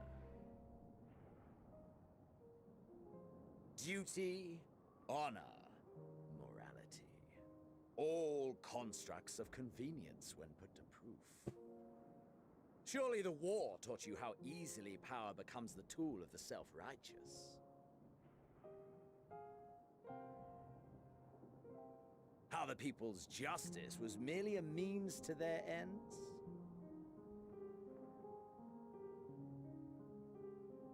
Yet you would ask me why. Ask any creature of this star and those above for answers, and they will tell you what suits their fancy. And they would be right to do so. What meaning there is to be found in the petty vicissitudes of your existence must be gleaned by you, and you alone.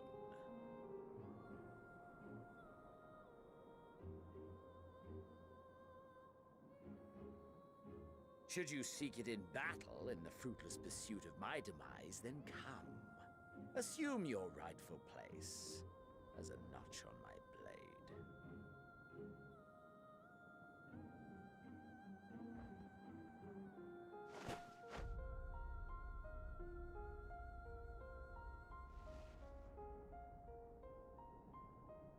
You are a blight on the Garlean race, and there would be no more satisfying way to expunge it than by beating you to death.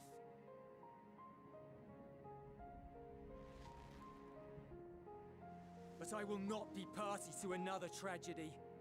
I refuse to lose anyone else because of you. So go. Go! And may we never suffer your madness again!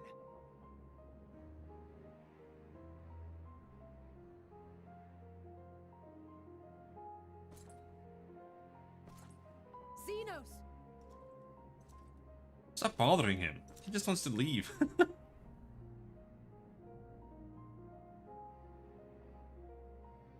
Perhaps you found meaning in living this way. I cannot deny you found strength. Yet if you only pursue your hedonistic pleasures and pay no heed to the plight of others, then no one will give you the time of day. You will never get what you want, not even the battle you pine for so dearly.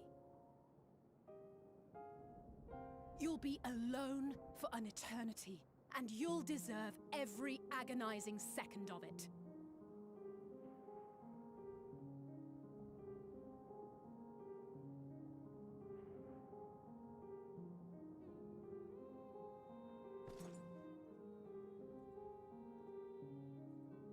Xenos is gonna beat the last boss.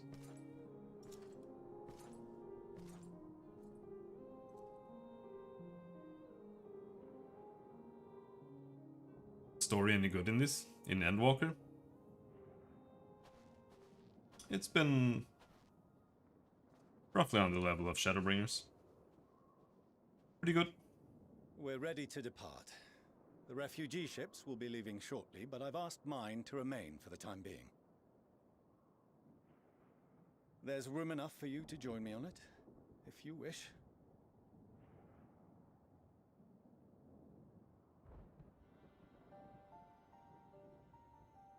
Do contain your surprise. I needn't agree with the Scion's methods or intentions to acknowledge that their deeds are deserving of gratitude. We appreciate the offer. But might I ask why you are delaying your departure? I presume it is not solely for our benefit. I must visit Garlemald ere we return to Sharlayan. Having caused such an uproar, it is only meet that I explain myself to the Ilzabard contingent.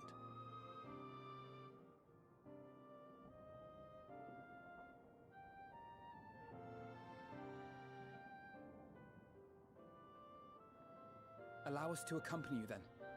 We should be glad to facilitate, given our familiarity with all concerned. If you would like to join as well, Eulus, we can speak of recent events on the way.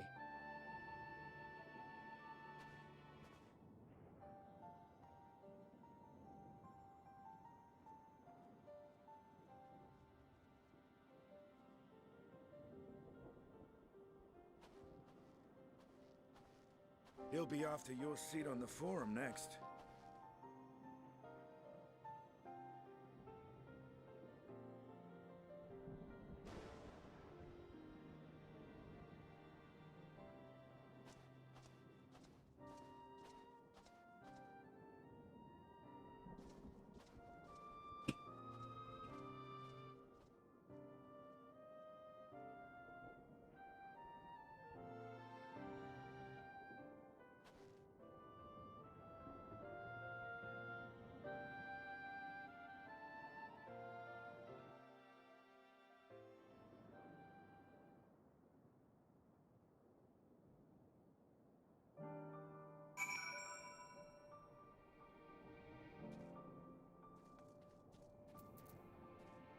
Where are you? There. Okay, they're just taking forever. Come on. Come on. You can do it. Finish loading.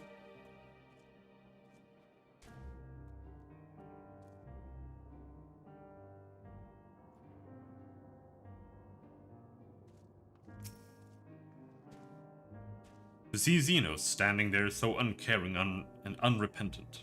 Gods, I don't know what came over me. I just blurted out the first thing that came to mind, but looking back on it, I stand by those words. I would say I hope they won't incite him to further villainy, but to be honest, I doubt he even remembers what I said. Anyway, enough about all that. It's good to see you again. Yes. I've been 12,000 years into the past, how about you?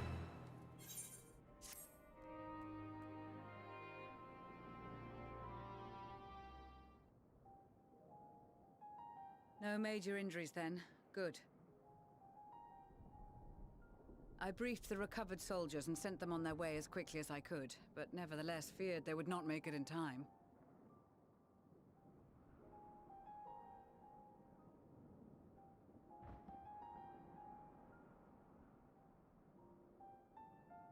The additional support was invaluable.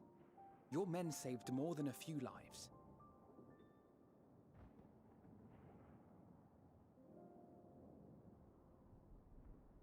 Though not all, I regret to say.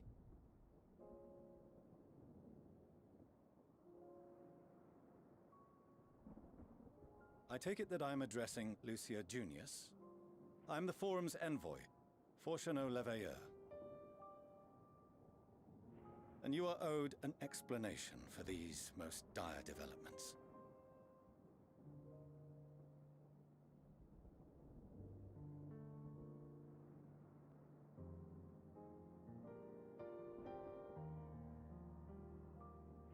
Another trial wrought by the final days.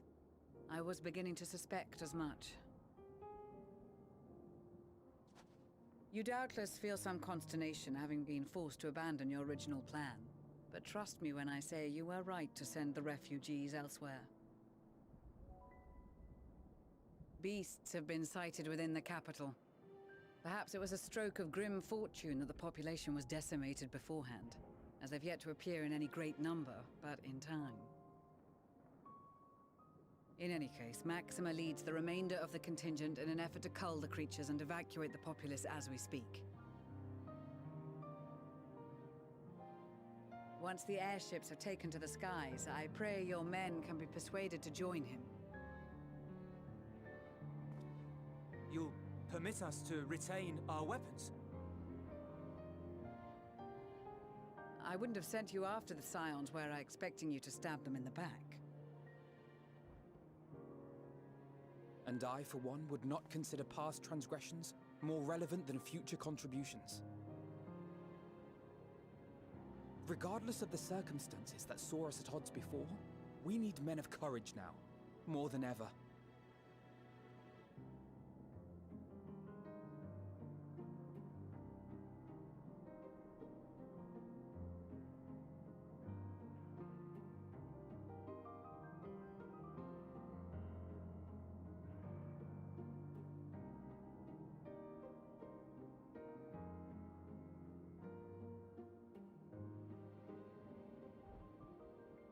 We swore to defend Garlemald, and so we shall.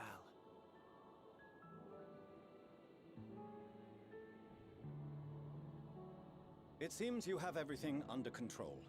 You will excuse me then, for mine own duties await. A moment, Master Fortuneau. You did desire to express your appreciation for services rendered, did you not? I did. Though if you intend to again ask that Sharlayan alter its course, you will find my gratitude insufficient. 'Tis nothing so onerous. I wish to hear the details of this grand endeavor of yours.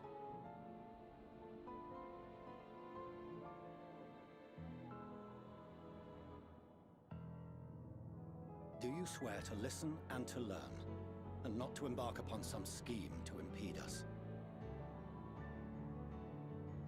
I swear.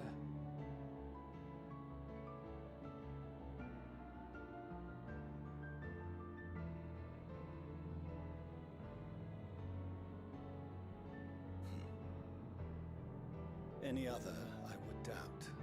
But you, I trust to keep your word. For not once have you broken it. Very well. I will request that the Forum make you privy to our plans. You may await our summons at the Baldessian Annex, assuming the decision is in your favor. Does that suffice? It does. You have my thanks. Excellent. You can regale us with tales of your most recent sojourn to the First while we wait.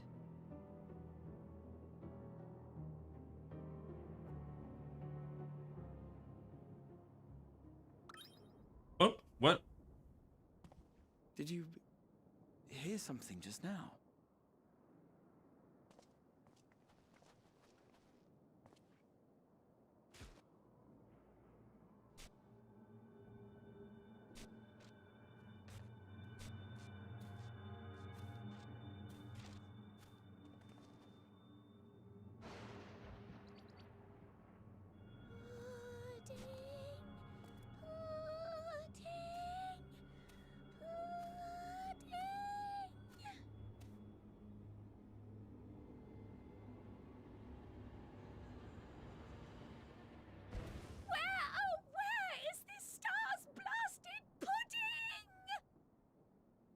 Or pudding way. What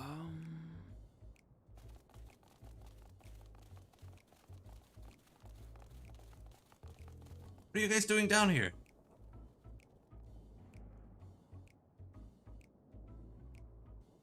Dawn may banish even the darkest night, and to this bitter clime bring warmth and comfort.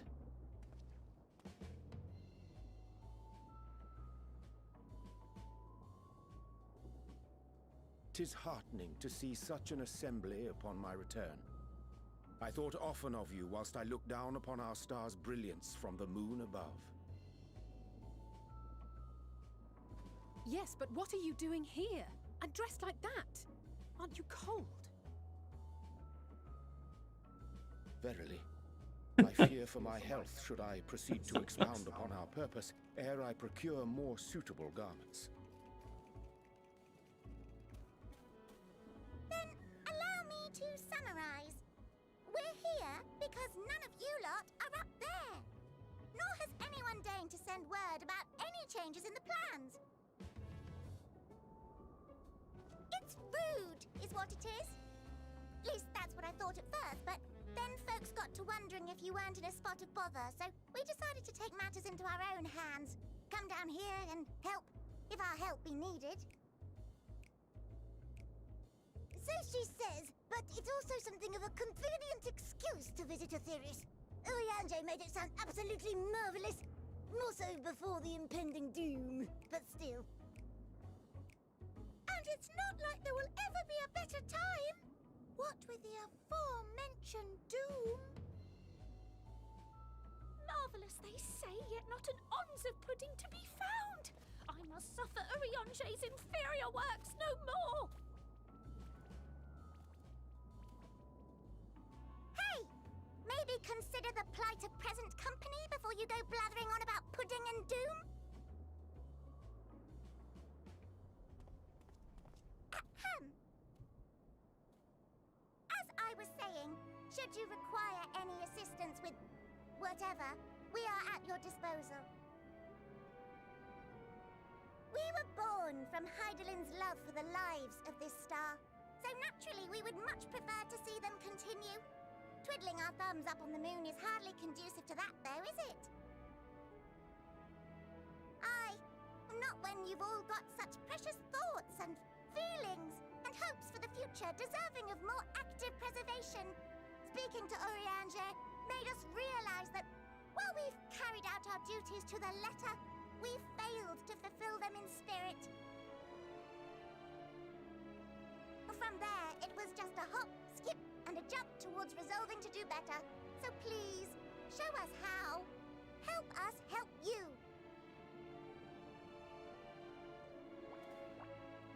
Yes, yes, yes. As long as you stop talking. Forgive me, but are they... Thy distant collaborators, indeed. Hail, fellow! Well met! You'd be a member of the Forum, would you? It's an honor and a pleasure to meet you at last. I'm Livingway, Hydaelyn's right paw. That last bit is very important. As am I, if I may humbly say so myself. I, bid you welcome to our star, Livingway.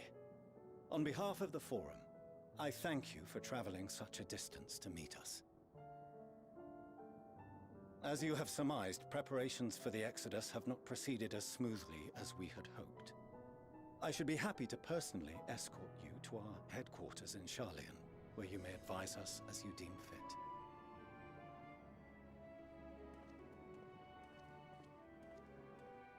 'Twas with reluctance that I set aside the great work of readying the moon for habitation. Be assured that I did so only after the Loporrits made plain their earnest desire to come hither, and I myself felt a growing certainty that their contributions here would prove invaluable. 'Tis trite, perhaps, but I followed my heart.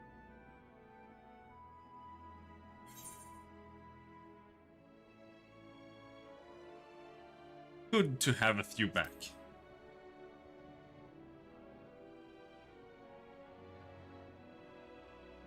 For a time, at least. Nevertheless, 'twas worth the journey to find present company well. Wilt thou attend us at the Forum and lend thine own wisdom?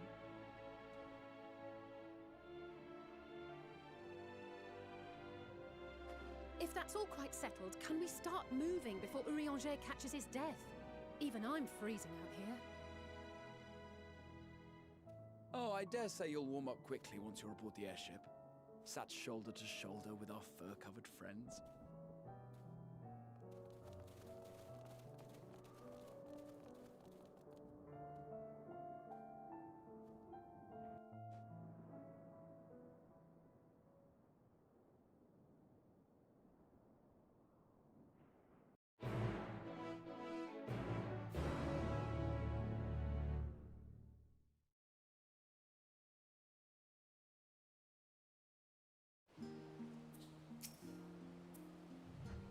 I dare say, Master Fortunal was as nonplussed.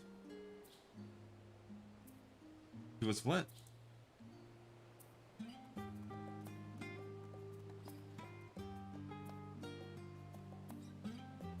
Nonplussed. So surprised and confused that one is unsure how to react. Nonplussed. Nonplussed. I'm nonplussed on that word. I dare say Master Fortunault was as nonplussed as we to learn the identity of Heidellin's lunar custodians. As he will soon discover, they have much and more to offer the Forum. Might I suggest we return to the Annex forthwith?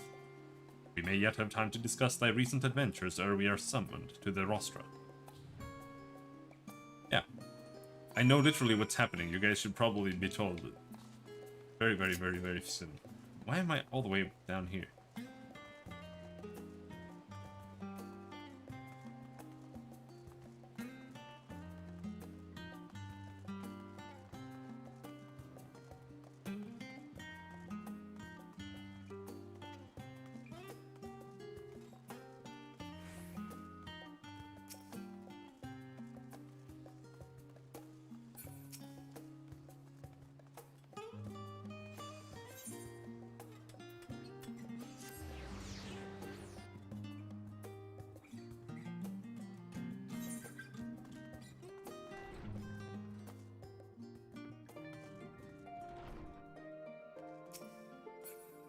In there after it loads the doorknob. Jesus Christ.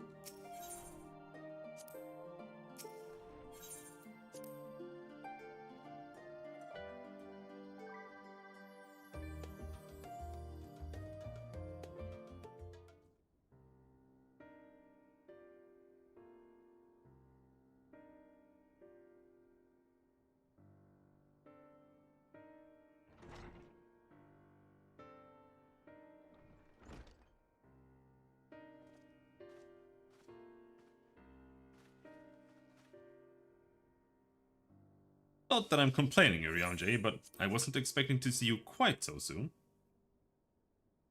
Nor I thee, in extolling the virtues of Etheris.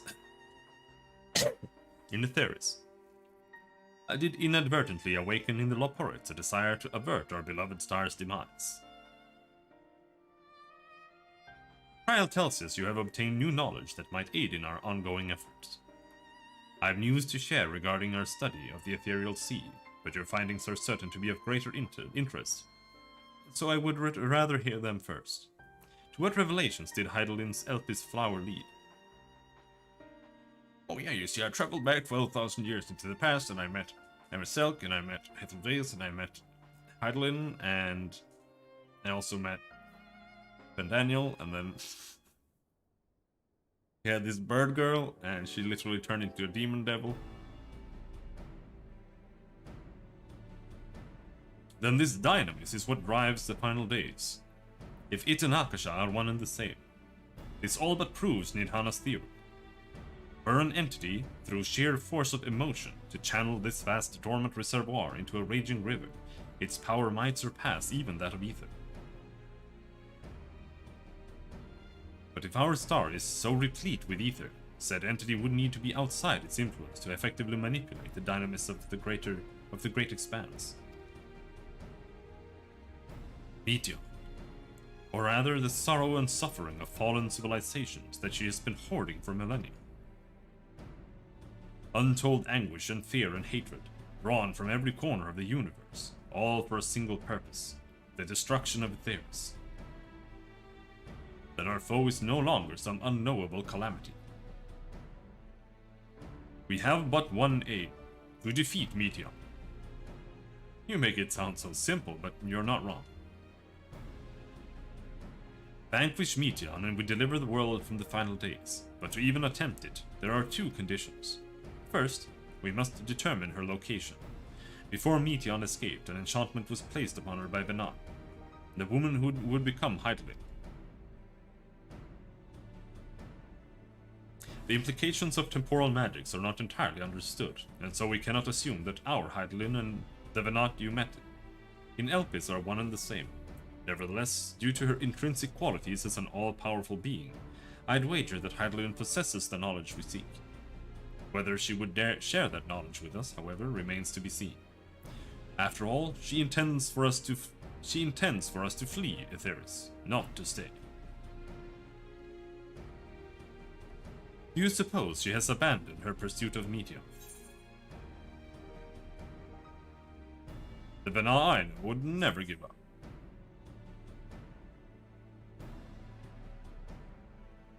That is my impression too. Otherwise, she wouldn't have used me as a conduit for her will, or provided clues, such as the Elpis flower. I believe she has been waiting for mankind's answer to Hermes' question.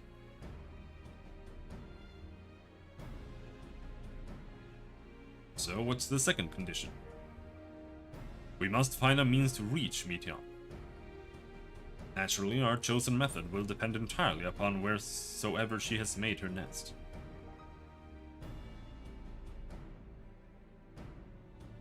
Then communing with Heidelin must be by necessity come first. Do you and Master Matoya have any luck with your investigation into the Ethereal Sea? Sadly not. Though we enlisted the help of Arenwald and other Echo-blessed allies, we couldn't detect so much as a whisper from Heidelin, even from within the Antitower. Master Matoya is of the opinion that in the years since abandoning it, the Forum has found some other method of receiving instructions from Heidelin. If so, it would most likely be some form of apparatus for observing the Ethereal Sea, built closer to home.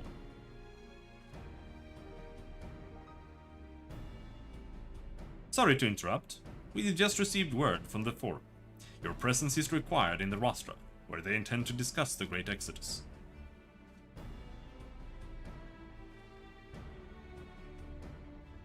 Then Father was able to persuade them. They are finally taking us seriously. Let's hear what they have to say.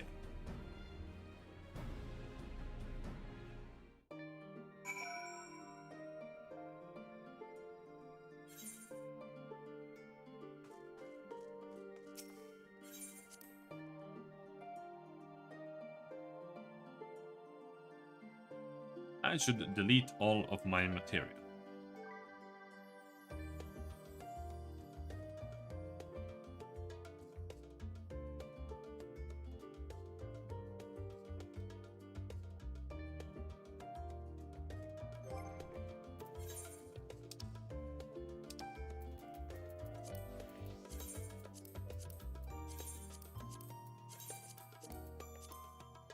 Because it is useless and took lots of space.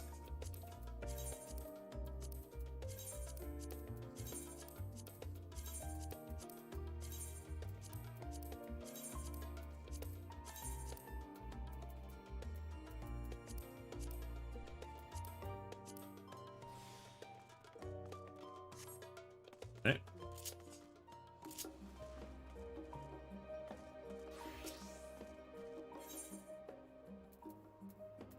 The roster.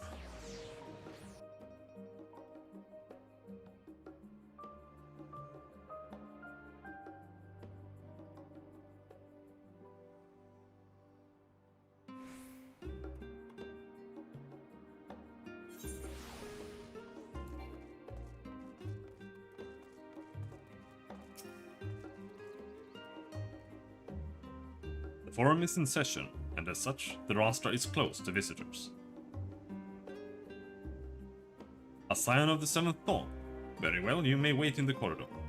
Of course, entry will only be permitted on the condition you leave your armaments at the door.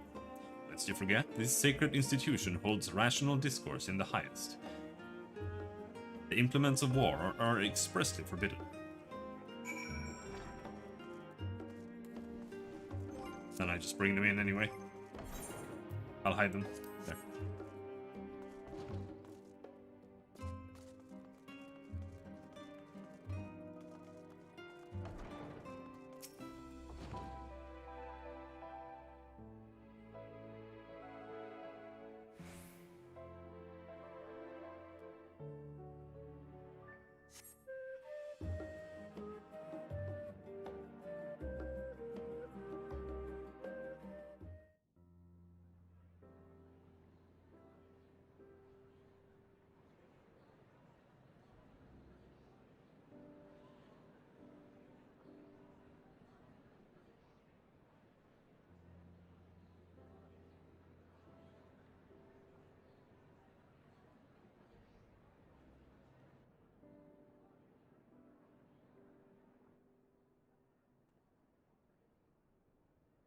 There is a matter I wish to raise with you before we enter. We are here to listen and to learn. But if the forum's plans are more or less what I expect, then I should like to make a proposal that will serve our ends. By your leave, of course.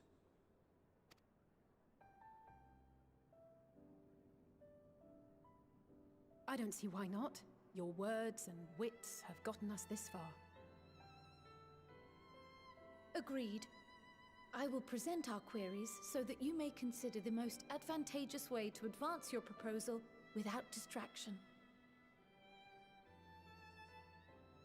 Thank you, everyone. If I may have your attention, the ad hoc session will now commence. The purpose of today's assembly is to brief the Scions of the Seventh Dawn, at their request, on the Great Exodus. You may enter.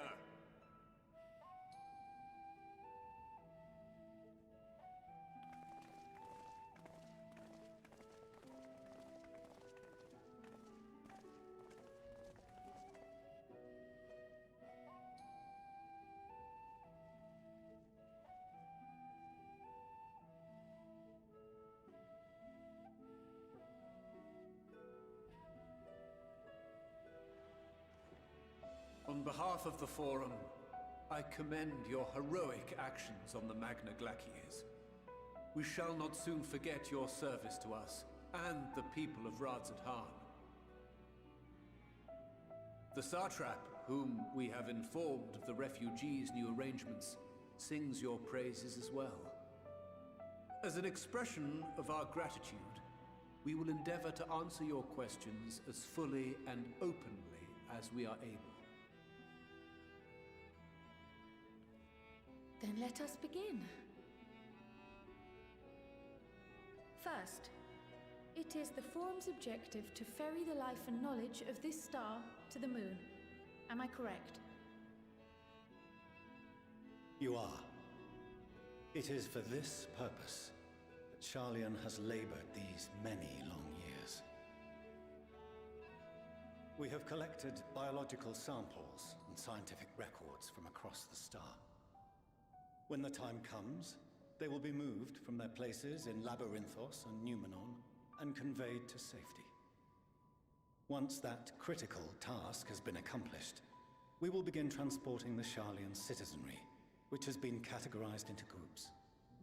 The earliest arrivals are to ensure hospitable environs for those who come after. Following our people, we will send those of other nations in turn, beginning with our allies. Radzat Han was foremost among these, but since the final days have already come to Thavnair, we saw fit to include the refugees with earlier groupings. An ambitious plan. You have accounted for the safety of all nations and tribes, then? As many as we can. And how, pray tell, do you decide who to leave behind? To journey beyond the sky is an unprecedented and immeasurably difficult endeavor. Introducing sources of inevitable conflict would condemn all to certain death.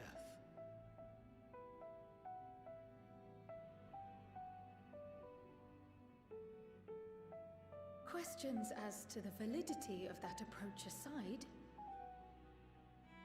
are your plans proceeding apace? We're under the impression that your primary means of celestial transportation is incomplete.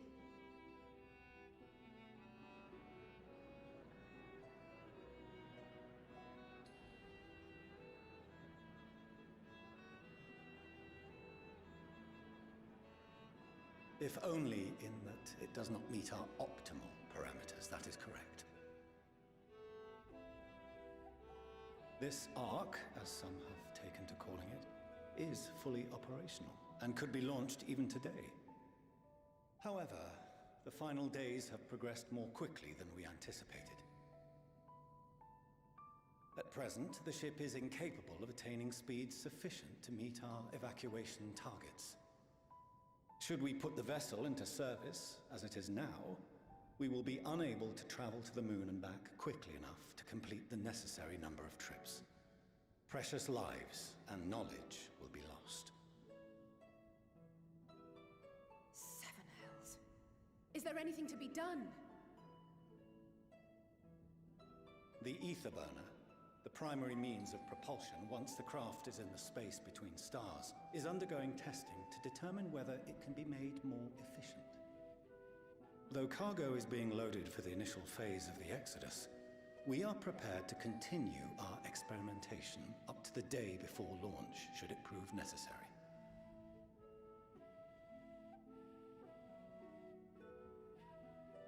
What if the Scions were to solve your problem?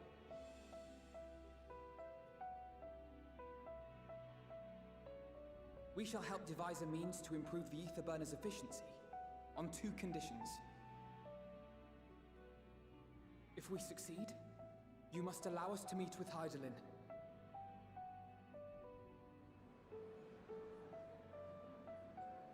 "'Twas simple enough to deduce. You have a Concord, and so you would never have abandoned the Anti-Tower had you no other means of communication. One far more convenient, I suspect.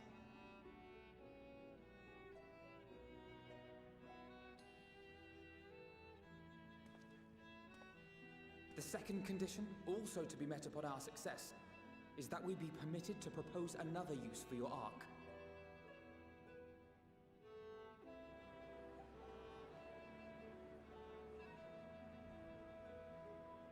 We would be at liberty to refuse this proposal.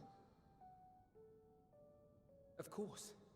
If we cannot prove its merit to the 99 here, who are we to stake on it the lives of all peoples of this star?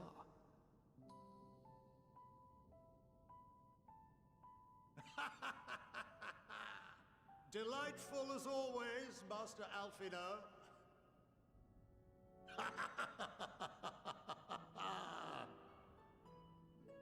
Oh, we couldn't have asked for a finer plan. allow us to solve this complex engineering problem of which we were entirely unaware until moments ago. What could possibly go wrong? The satire writes itself.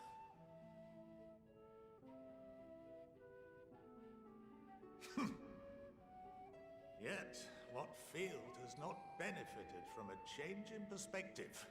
When we are at wit's end, what we need is not the same dry theories recited ad nauseam, but fresh inspiration. His nose is completely fucked up. I, for one, have faith in my erstwhile students to provide it, and I find their terms to be perfectly acceptable.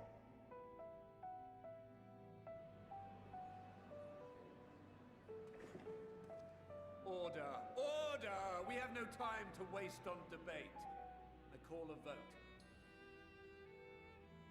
All in favor of agreeing to the Scion's terms?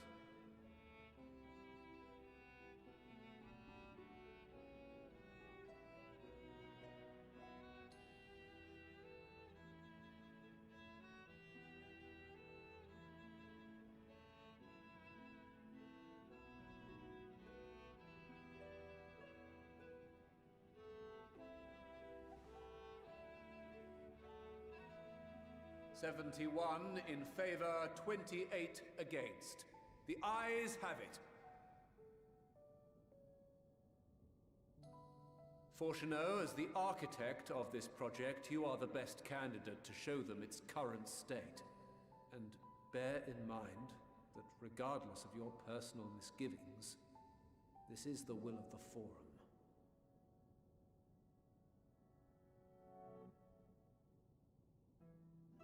Very well.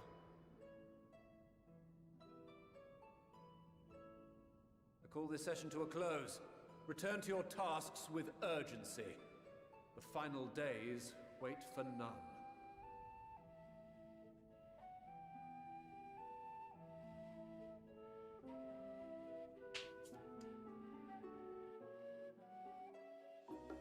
Time to go make a spaceship.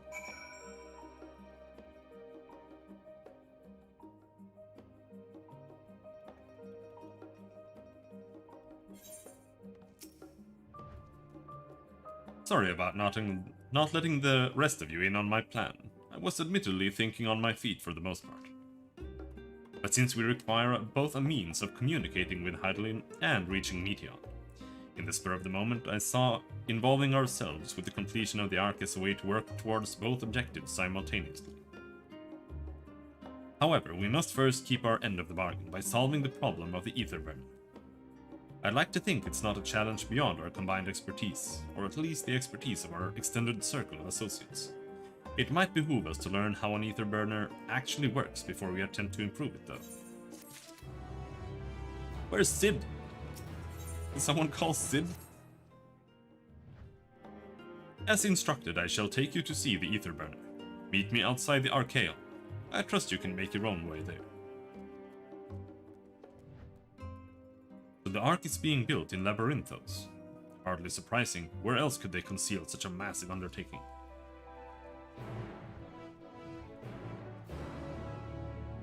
Ooh, I'm gonna put my weapons back on.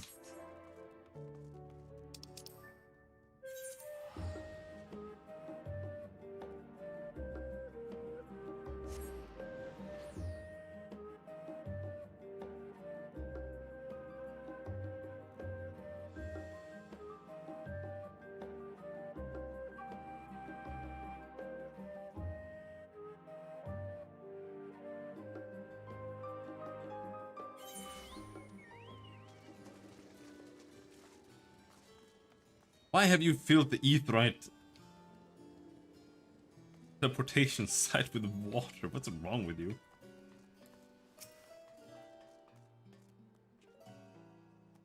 Our destination lies in the lower levels. The Forum, in its wisdom, has granted you access to the Archaeon's lift. Step inside and have Opheline take you to the medial circuit. And maybe kill those frogs that we got there.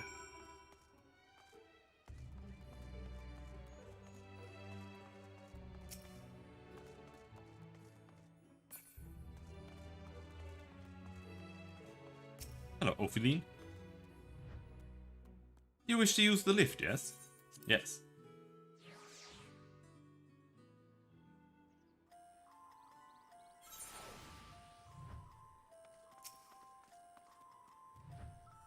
I have sent your associates ahead to Logisticon Alpha, on the other side of Merial Agronomics. Actually, there is something I have been meaning to... No, never mind. It can wait. Let us attend to the matter at hand.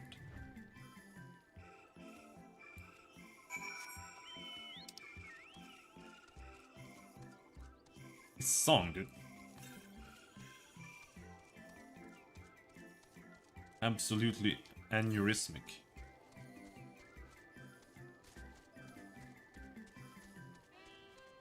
No. The current I'm detecting there is it's what I felt earlier. Right? Maybe not. Did I miss this before? I thought it was down there somewhere.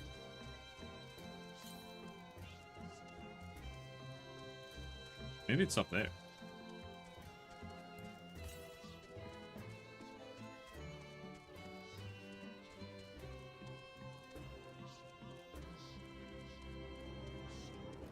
Yeah. All right.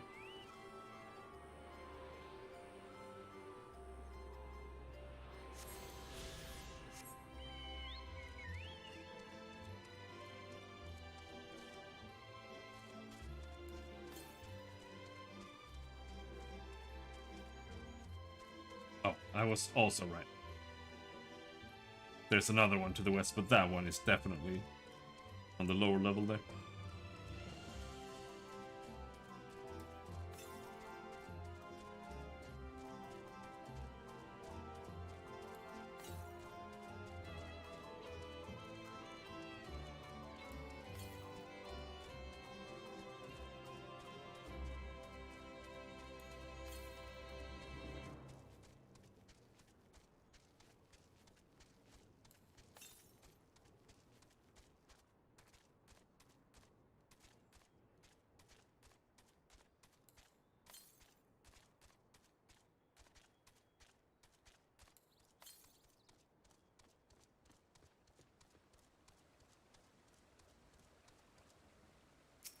Fine. There's no ether right here. We'll do this while we're here. Oh, dearie me.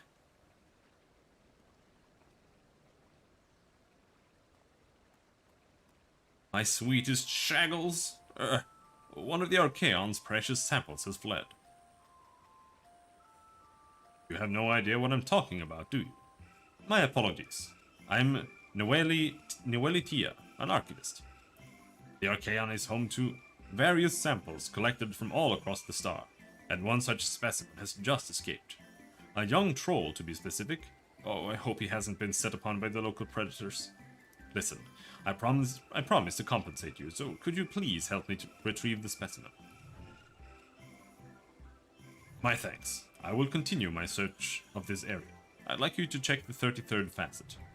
Once you've had a comprehensive look about, please meet me at the Archaon to report your findings.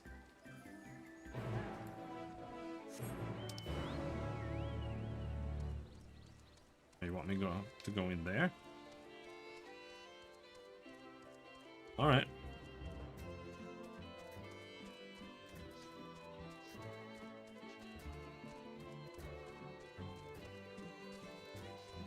Hey, egg.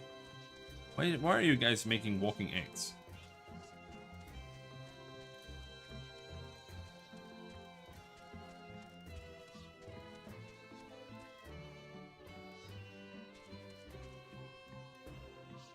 Now that I think about it. This place is pretty similar to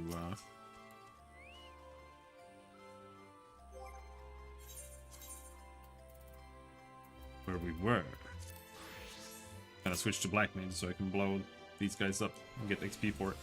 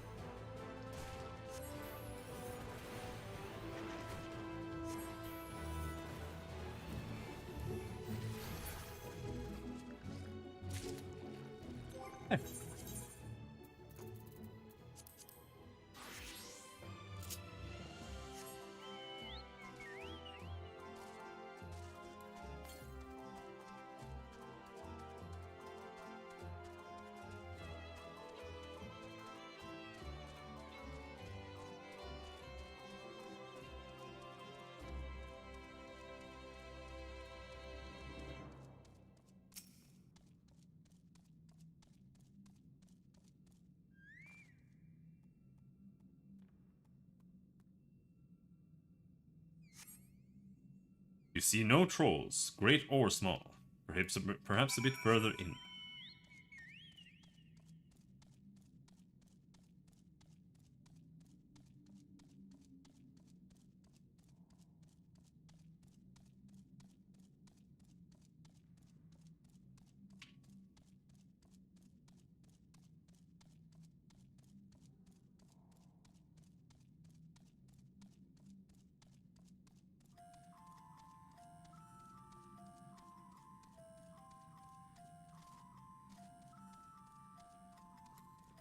No, don't fight me.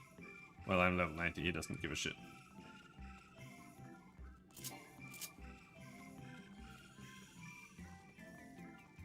Most likely, at least. Nope, he gives a shit.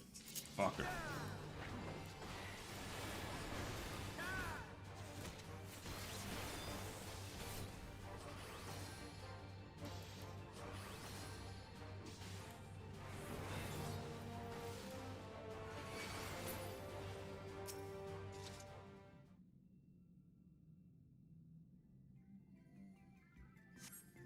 The errant troll is nowhere to be seen.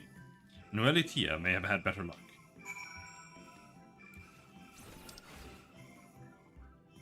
Nope. Not going back there now. But there's a teleporter there, so we can go there a little later.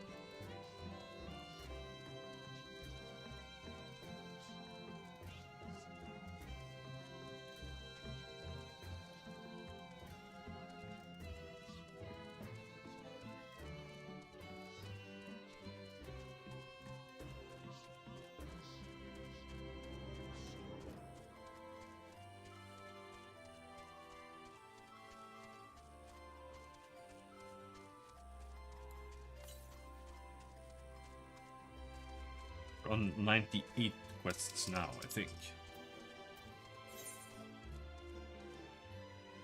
Or 88. 90 is the last quest.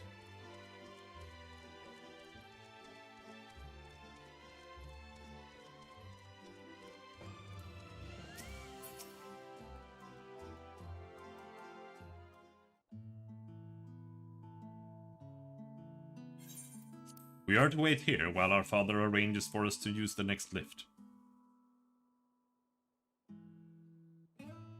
Here, being Logisticon Alpha, where the atmospheric conditions of Labyrinthos are regulated. Water is drawn from underground and dispersed as vapor, stimulating the formation of artificial clouds and rain. By manipulating the temperature and air circulation, they are able to create the ideal environment for the growth and preservation of the biological samples kept here. Hold on, how do you know so much about it? Why, father brought me here as a child. What? And left me behind? Actually, you're the one who left me behind when you went off somewhere with grandfather. The night before, I had been asking father how clouds are made, so he decided to show me. It was fascinating. I peppered him with the questions the entire time. It's all too easy to take for granted the many interweaving aspects of the natural world, to grow inured to the wondrous. But having gained an understanding of the complex mechanisms employed by the Loporids in recreating a similar environment, I have come to view such processes in a new light. The subterranean gardens of Labyrinthos, the lunar prison forged to contain the ancient zodiac, the habitations built for all mankind beneath the moon's surface, each unique yet undeniably similar. It is no mere coincidence.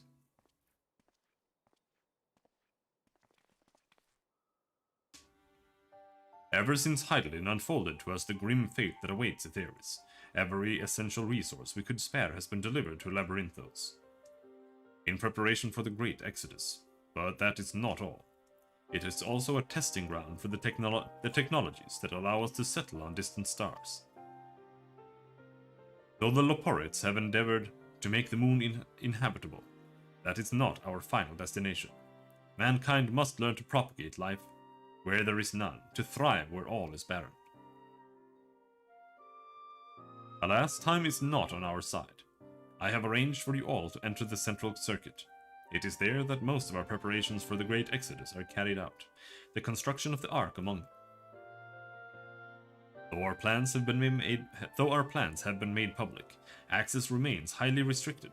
You, however, will not be subject to said restrictions, and will have free rein to come and go as you please.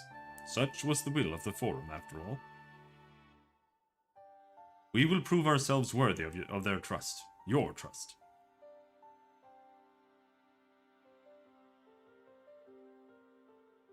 Then let us proceed.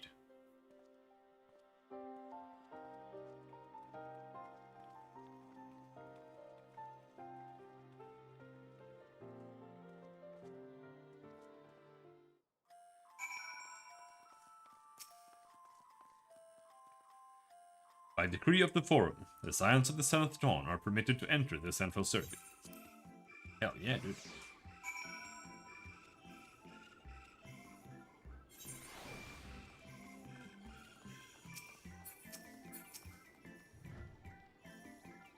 The Aetherburner is being constructed not far from here. Overseeing the work is Kokol Dankol, after whom the forge is named. Once the necessary introductions have been made, I shall leave you with him to discuss the particulars. This way.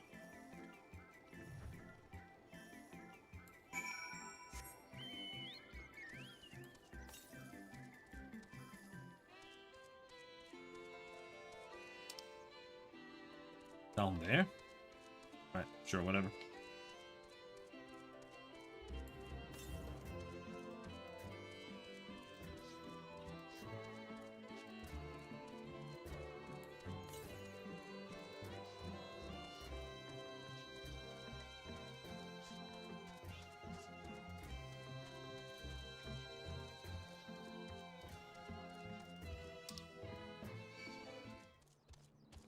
Wait, no one is doing. Then I cannot be arsed either. Let's just do the story.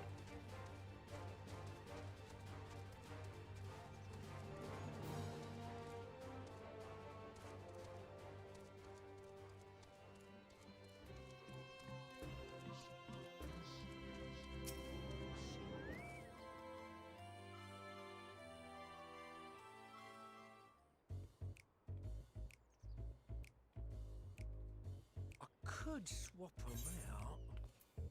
No, been there, done that. Damn near lost my eyebrows. Think, Coco, think! We'd be well on our way to paradise. Visionaries patting themselves on the backs for their grand accomplishments if you'd only think! Yes, that does sound rather lovely. Yeah! I mean, masterful, you know, what a pleasant surprise. We're not blasting off already, are we? The schedule remains unchanged, for better or worse. Which is why the Forum has elected to accept assistance in resolving the Aetherburner conundrum.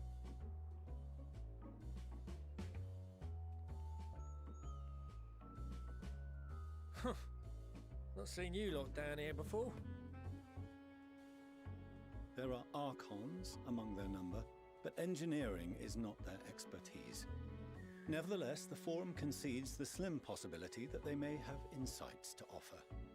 If not, you are at liberty to return them to the surface, by whatever means you see fit.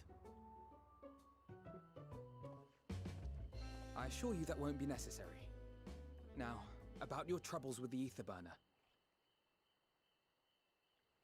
Aye, aye, I'll walk you through it. Suppose I could do with a change of pace. As the name ought to tell you, the Aetherburner burns ether, ambient or otherwise, and transforms it into motive force. Think of it like a giant bomb that never stops exploding. Even out in that black void where the ether's right sparse, it's strong enough to move our arc. And it probably won't kill you like an actual bomb.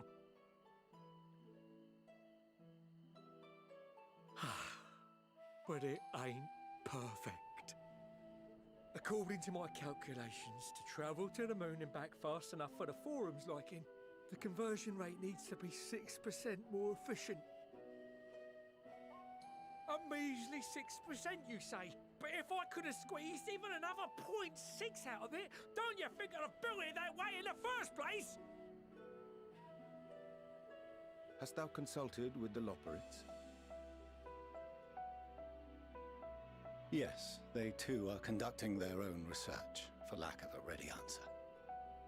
The moon's propulsion systems are considerable, naturally, yet they are commensurately massive. It is no easy feat to convert their technology into an efficient means of propulsion for a teeny tiny toy boat, as they say, and as I most certainly do not.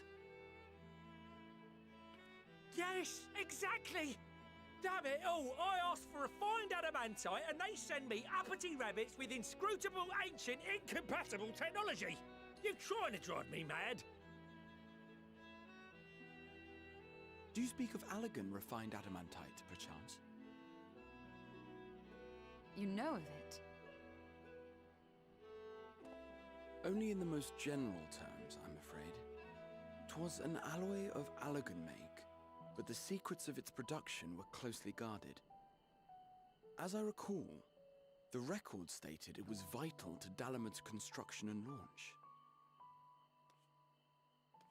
Aye, that's the stuff. No material more conductive far as I know. Slotting some ends like blowing up a dam and watching the river of ether come rushing through. Ain't a living soul that knows how to make it though. We were fortunate enough to salvage some for the ether burner, just a wee bit, mind, from a chunk of Dalamud that came hurtling into the Northern Empty during the calamity. With more, well, that extra 6% efficiency would be child's play. It's a crying shame that we've no other sources. What about all the other Dalamud shards? Surely the many shards of Dalamud scattered throughout Eorzea would suffice. Why not get the refined adamantite from them? Oh, we tried, believe you me. But only a few specialised pieces would have had any in them to begin with.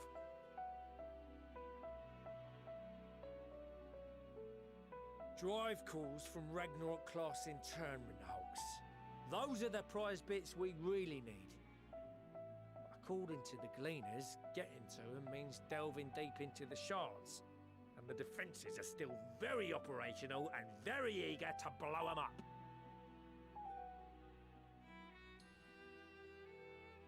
It's rough going in there, even for the cream. Not sure they'd make it out alive.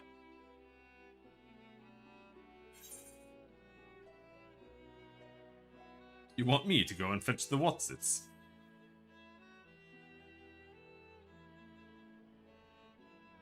That may be for the best, though you doubtless find the task too dull for your liking.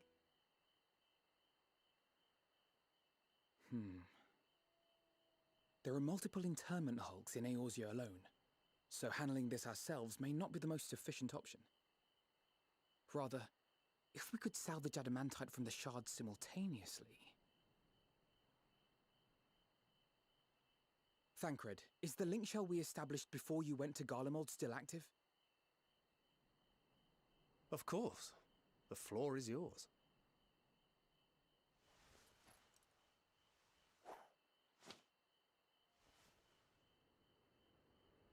What's all this?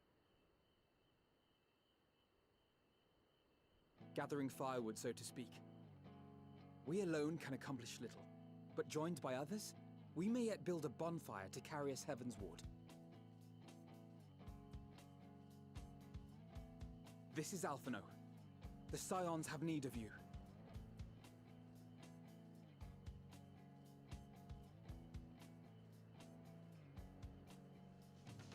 Understood. I will contact the Lord Commander and dispatch our finest at once. My sisters are somewhat preoccupied with the final days, so I will lead the 12-foot expedition myself.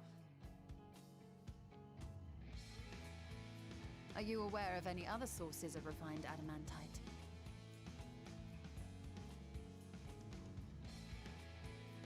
Logically, such an invaluable alloy would have been utilized solely where absolutely necessary, in components intended to conduct or collect surpassing amounts of ether. Any extant instrumentation or devices would have likely found their way into the hands of etherologists or enthusiasts.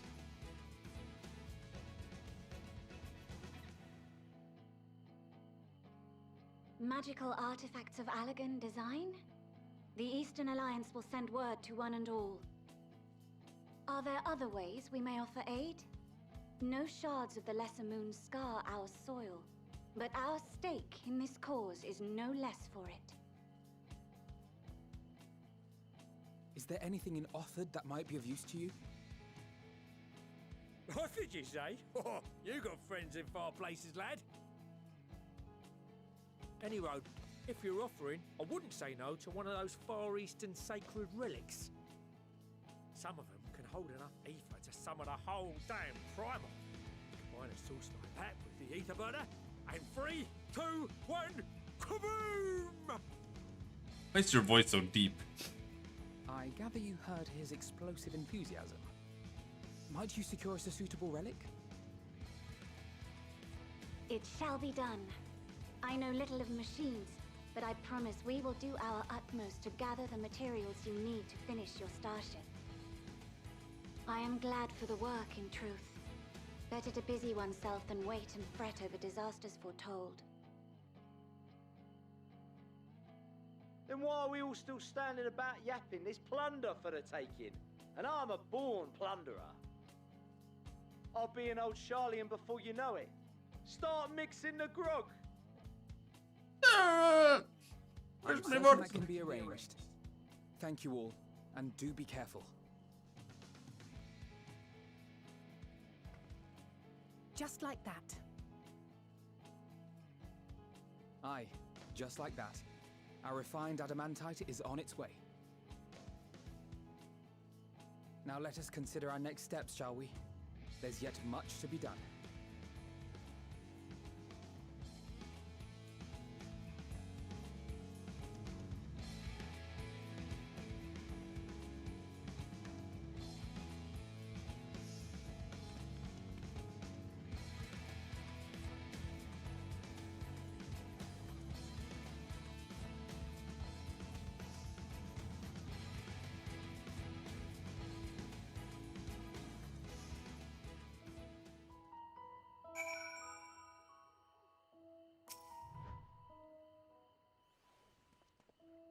At times like these, we're reminded of how famous, or infamous, Alphinaud has become.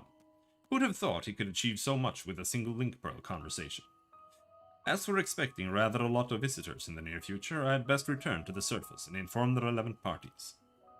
I also have a contact of my own that might be worth a try. Oh? And who might that be? That's for me to know and you to find out. And on that note, I leave matters here in your capable hands. Best of luck. It's Master Matoya. She literally doesn't know anyone other than Master Matoya.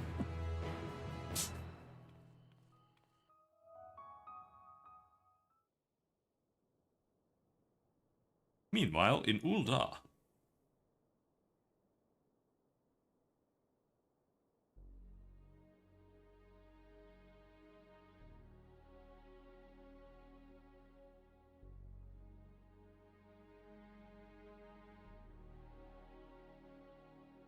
Our course of action is clear.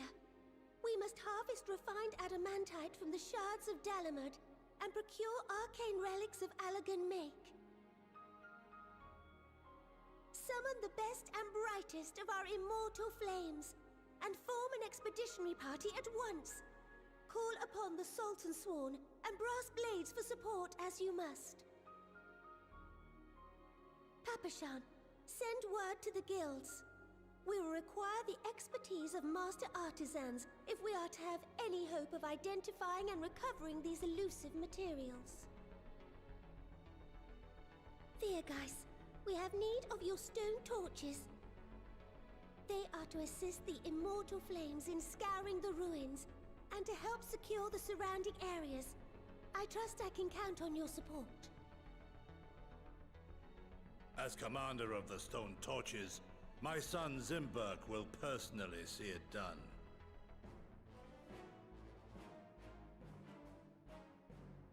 Pippin, I would have you lead the raiding party. Assemble your finest, and with Tizona's blade clear the way. Lord Lolorito, I pray you take charge of the search for Allagan relics. Surely you know of some being traded on open or clandestine markets, or sleeping in collectors' vaults. Of course, I ask not that you do this out of the kindness of your heart. By all means, profit on the transactions. I wish you the joy of it. The final days descend upon our world. If circumstances are truly as dire as they say, Uldar's best efforts may be for naught. And yet, when we Eorzeans rose from the ashes to rebuild our broken realm, did we not learn one simple truth?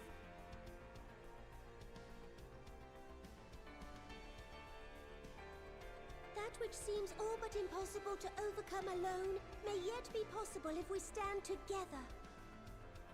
It was the Scions who united us then, and it is the Scions who call upon us now. Uldar will answer that call. We will summon our courage and join the fight for our world's future. You know your duties. I, Nanamo Ulnamo, 17th in the line of Ul, bid you good luck and Godspeed.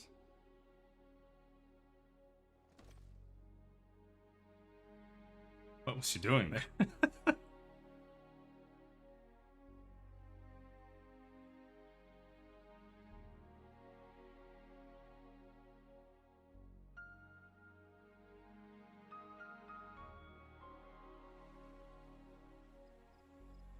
Meanwhile, in the Black Shroud.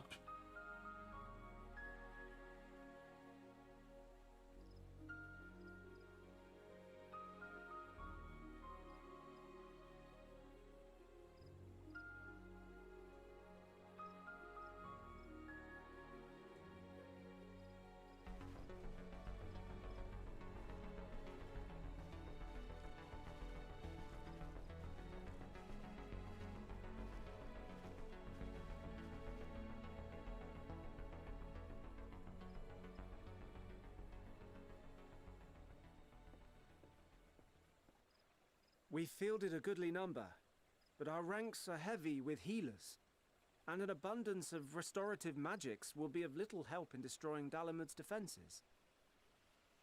Still, it has ever been thus with Gridania. We must steel ourselves for a protracted engagement.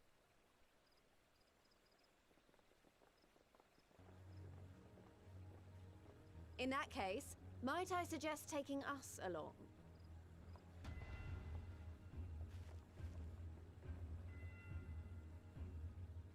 Commander Hext, what are you doing here? None of the shards in Girabania are big enough to hold an internment hulk.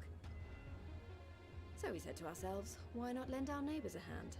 We thought you might be short on people with a talent for breaking things.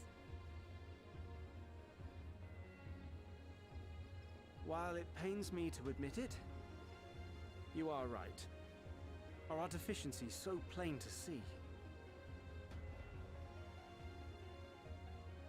It might have been a lifetime ago, but I was once one of the Scions assigned to the Shroud. I know this forest well. I know your people. And I know we will be stronger if we fight this fight together.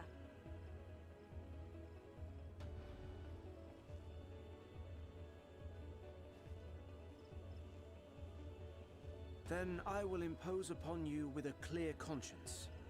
Come, let us speak of how to integrate our forces.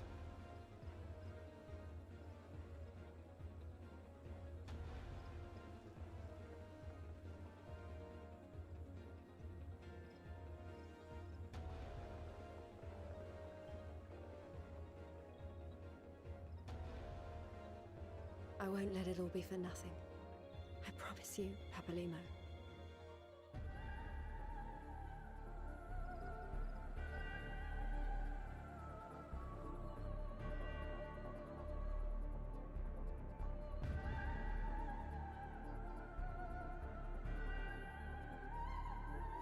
Meanwhile, in Kurthus.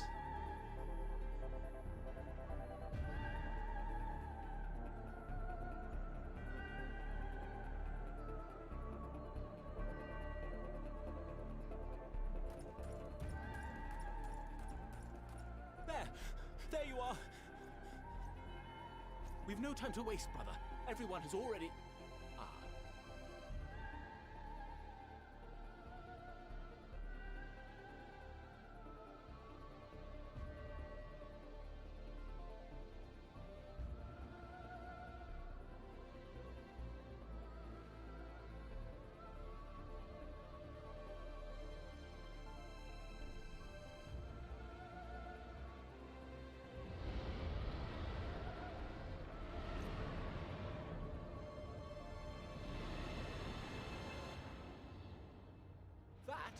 That was a roar.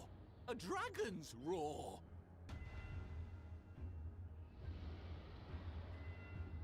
Tiamat.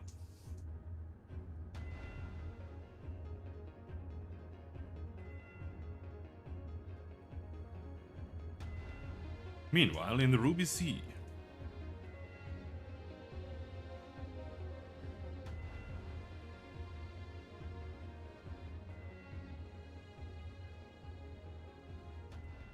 And so, in summation, the Eastern Alliance, as well as the Honourable Lord Lolorito himself, reached out to me for assistance in procuring these treasures of the divine, and I, in turn, do beseech the Confederacy for aid.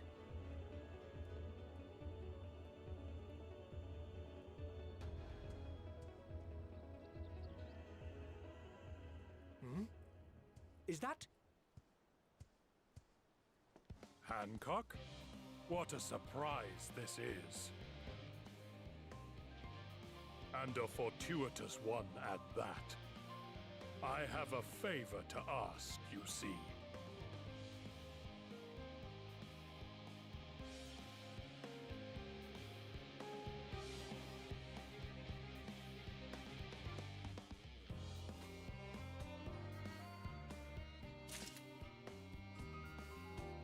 Oh.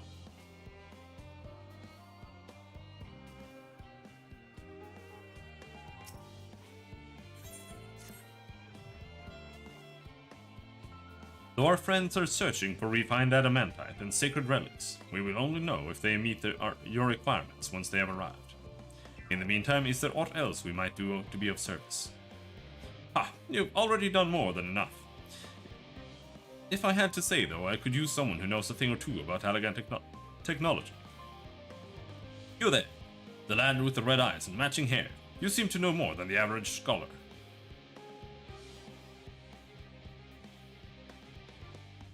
Ha! If only Master Cockle knew how right he was. While he and Graha established a rapport, why don't we help with preparations for the Great Exodus? Indeed, this would mean going above and beyond the terms of our arrangement, but I propose this not to curry favor. As confident as I am that we will succeed, we must be ready for every eventuality. This would also be an opportunity to familiarize ourselves with the logistics of traversing the Great Expanse. And if nothing else, it beats twiddling our thumbs while we wait for the adamantite.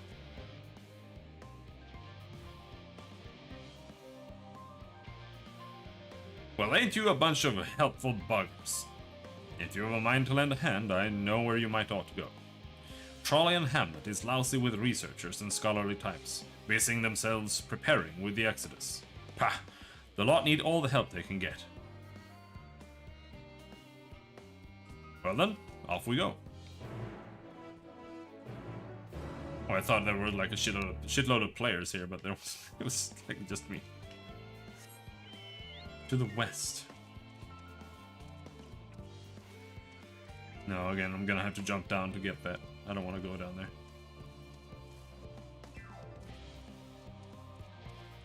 But for now, let's just go up to this heath right there.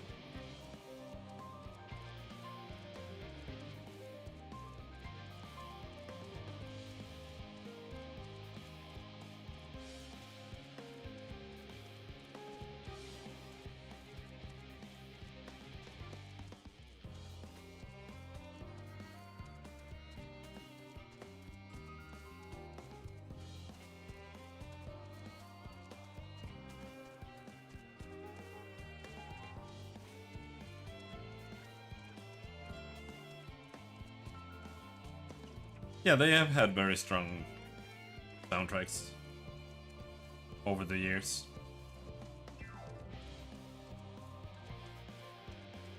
No, Nobuo Uematsu made like all of them. So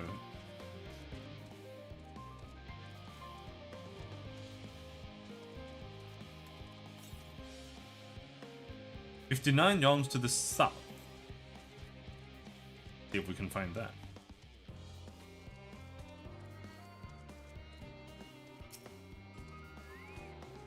And now, I don't know if Nobuo passed away. I think he's still alive.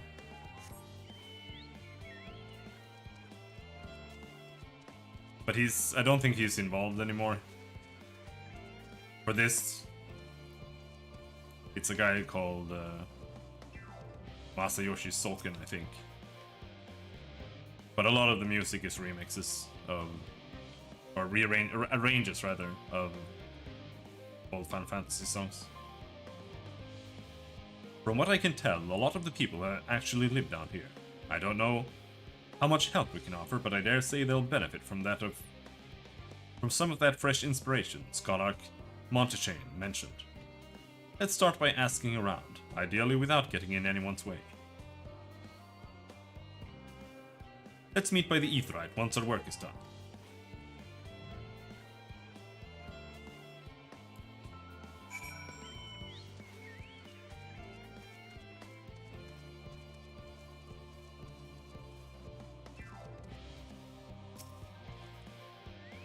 Hello, homie. Helping with the Ark?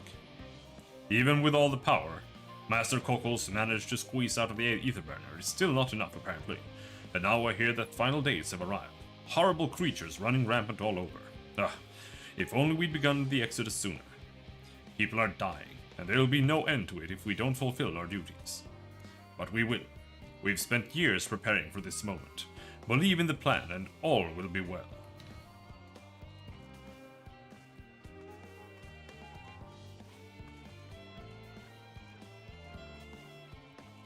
What's the plan?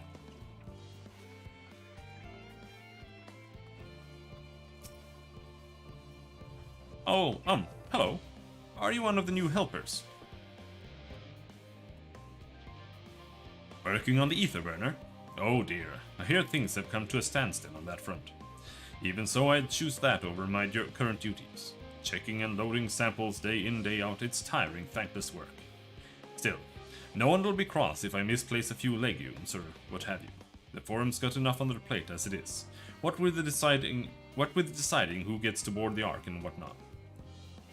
A lot of powerful people have opinions about that. My heart goes out to Master Fortunault and the others. Hardly get a moment's rest, I expect. Do they even have time to sleep?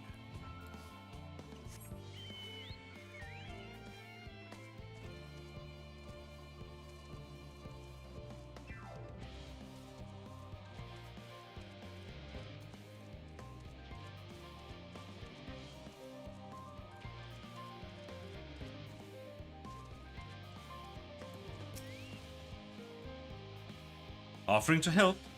That's very kind, but I should be able to organize the rest of the documents by myself. It's mostly lists of things that we'll need once we arrive on the moon, and then whichever star we choose as our new home. My duties largely concern the maintenance of living conditions, so I'll be a lot busier after we depart. I hear that our lunar collaborators have come down to assist in our efforts. I'm looking forward to finally meeting them in person, after having communicated with them in such a limited capacity thus far. To be perfectly honest, I've not even the slightest idea what they look like. I do hope they're not enormous looming giants. Why, I would much prefer something small and fluffy, like that behatted rabbit that ran by. There was a rabbit with a hat here?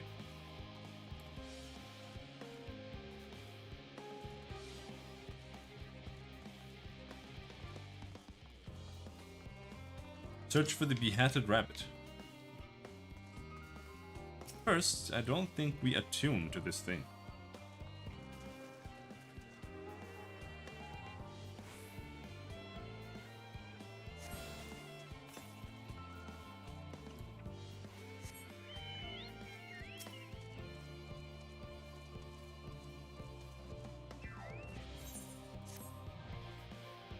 Excuse me, sir. I couldn't help but notice that you've a way about you that simply screams I have an affinity for creatures of the wild. And since I'm never wrong about such things, might I trouble you? You see, amongst the troops of trolls living in the outer circuit, I came upon one who was sick beyond measure. I took the poor creature in at once and saw him healed, of course, but when I attempted to return him to his rightful home, he flew into a panic, as if he could not bear the thought of going back. To make matters worse, the troll saw fit to escape into a den of anals. Analus. I would go after him, but I'm so fumble-footed. I'll scare him off like it's not, and be torn limb from limb for my pains by the fiends. So I turn to you. Would you seek out this troll of which I spoke? I shall provide you with his favorite food, and with it you should be able to calm the piteous thing. Hopefully that will be enough to see his senses restored and for him to come hurrying back. And though I shudder to think of it, if any of those fell anals seek to impede you or pester that troll, make those beasts regret their interference. Oh, and don't worry, you will be rewarded for your effort.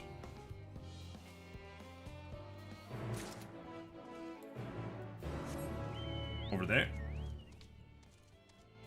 Let's go kill some anals.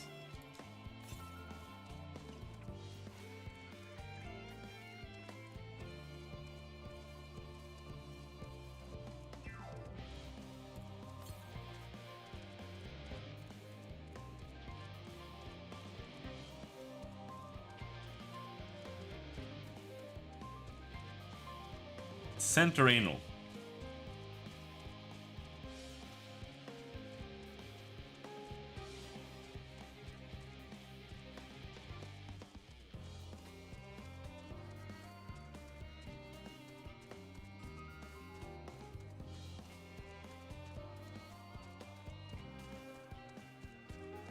No, the anals are bullying him. Leave my friend alone!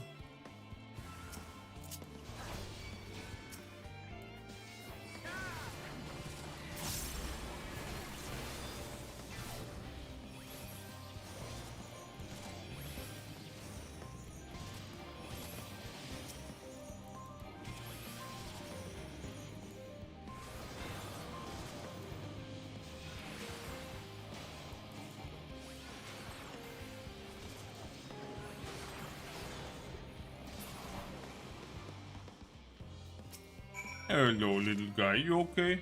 Grr.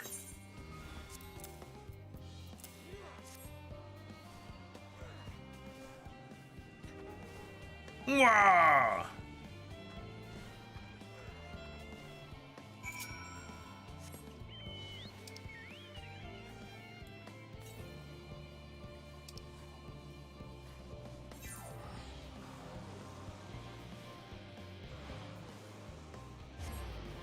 Save the troll from the anals.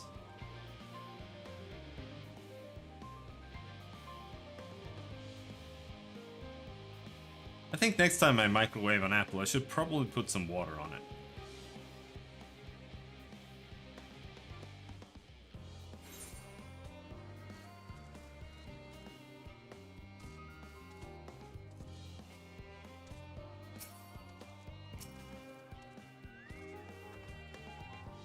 Look, he's returned. I can't thank you enough. I know they may not look like it, but trolls are really quite intelligent. Indeed, they are an intrinsic part of the woodlands in Labyrinthos, and keep it healthy and thriving. Though we have a responsibility to put down the more violent and unruly ones, most trolls such as this one are kind and docile things. In fact, my friend here has a real chance of becoming leader of his tribe, perhaps even guardian of the forest someday. Oh, is that true, dude? It is we who saw these creatures removed from their natural habitats and relocated them within Labyrinthos. Thus we have a responsibility to watch over them, to ensure they are well, and it would be too cruel to dispose of one simply because they are under the weather. Ah yes, your reward, here as promised. Now then, it's high time I saw this fellow return to the outer circuit. Farewell, adventurer.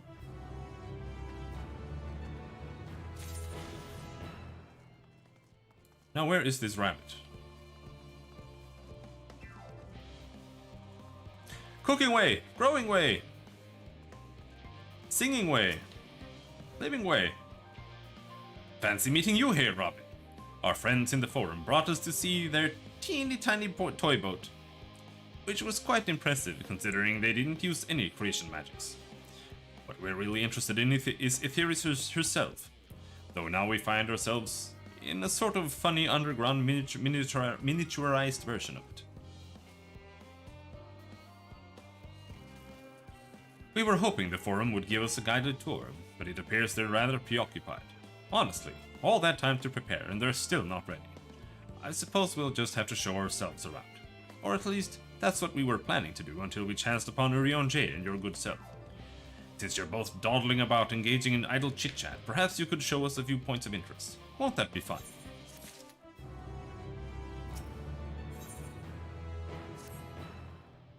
A tour of Labyrinthos? An unexpected yet prudent suggestion, given the similarities betwixt this artificial environment and best ways burrow. It would be in our best interest to have the Loporites acquaint themselves with those conditions deemed optimal by their Charlian collaborators. I fear, however, that continued reliance upon my limited knowledge would risk narrowing rather than broadening their perspectives. Mayhap thou art better suited to lead this venture. A marvelous idea! Might we begin with that great big what's-it over yonder? Ah, yes. The what's-it. I shall leave its explanation to Robin. Chuckle. The what's-it? Where'd you go?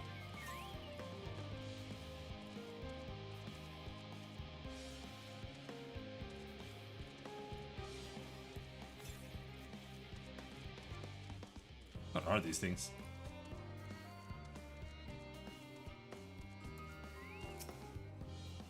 Goodness me, to build something so large without creation magics is positively stupendous.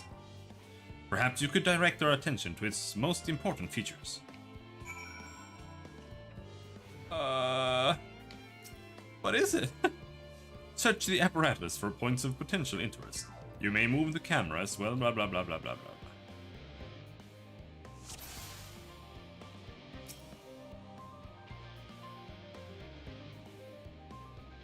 That looks like the trees in Greatest Edensvale. Hold on, that's a bit of a strange shape. It's thin at the bottom, but big and round at the top. Quite tall for something so unbalanced, too. Now it makes sense, that's where they store the water. Yeah, definitely.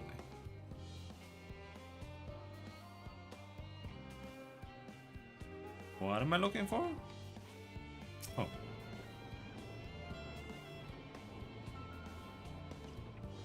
Is that water I hear from inside that great big tube? It must be because of those cogs and gigantic wheel at the top. Oh, I see. That's how they draw up the water.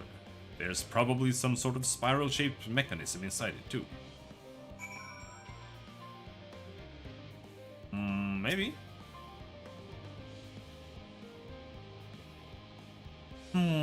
It's a little hard to see from here, but is that a golden pipe connected to the top of those tanks? And I can see through that window another pipe at the bottom. Ah, this must be for purifying water drawn up from below.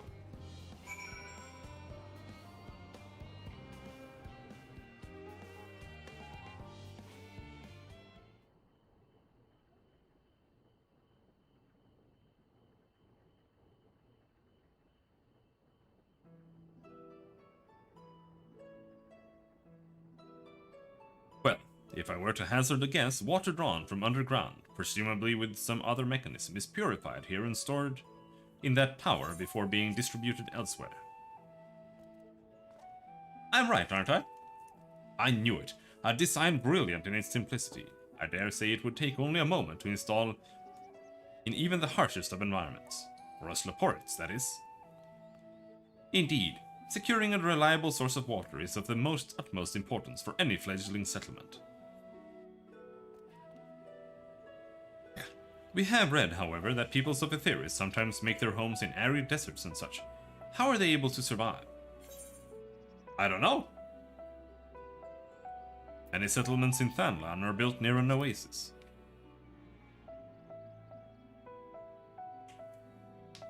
So wherever you choose to live, you're never far from water. Oh dear, I worry we won't be able to procure the necessary amount. We can provide enough water to keep them from drying out completely, but it would appear they rely on it far more than we'd anticipated. A few adjustments may be in order, once we've calculated the average rate of consumption per individual. It may also be worth learning more about how exactly they obtain their water in the first place. Master Alphino spoke of the machinery responsible for that feat during our journey through Logisticon Alpha, did he not? Mayhap the Loporites will share his appreciation for the engineering marvel. Oh yes, that sounds absolutely splendid.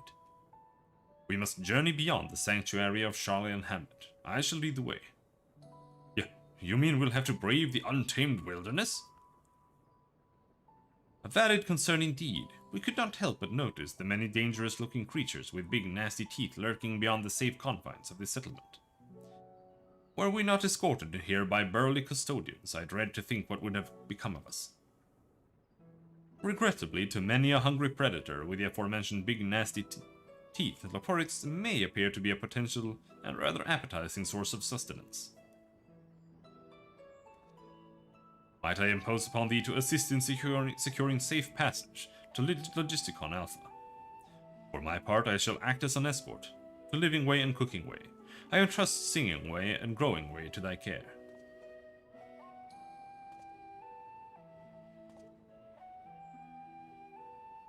A more valiant protector they could not wish for. Godspeed.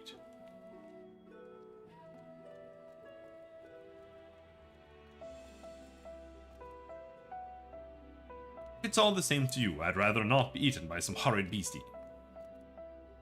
Come along, Growing Way. To the water extraction what's it?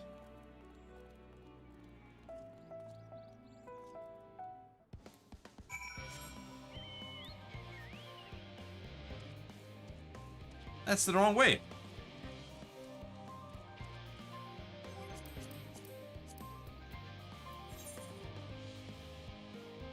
Labyrinthos. We're still missing a lot, but I'm not gonna go running all the way over there. It's in the opposite direction. Run past the anal territory.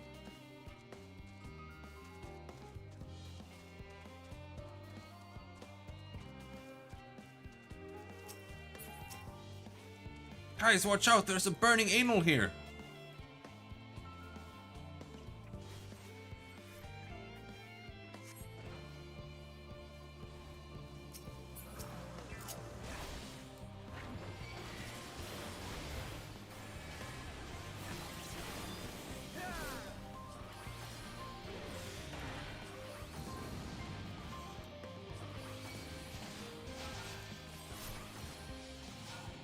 And you're dead.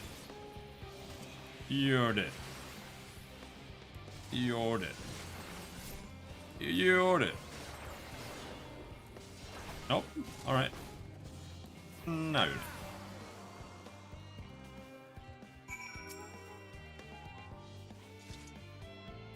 dead. Thank you so much.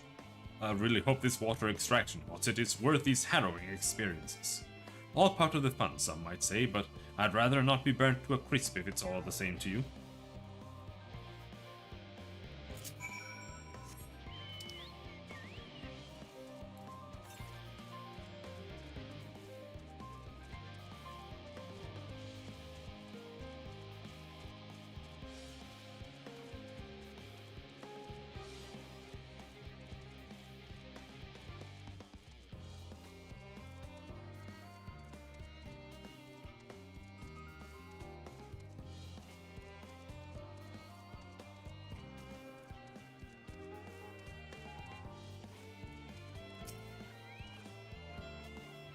My friends, I bid you welcome to Logisticon Alpha. Our destination doth lie at the lift's top. Pray, follow me.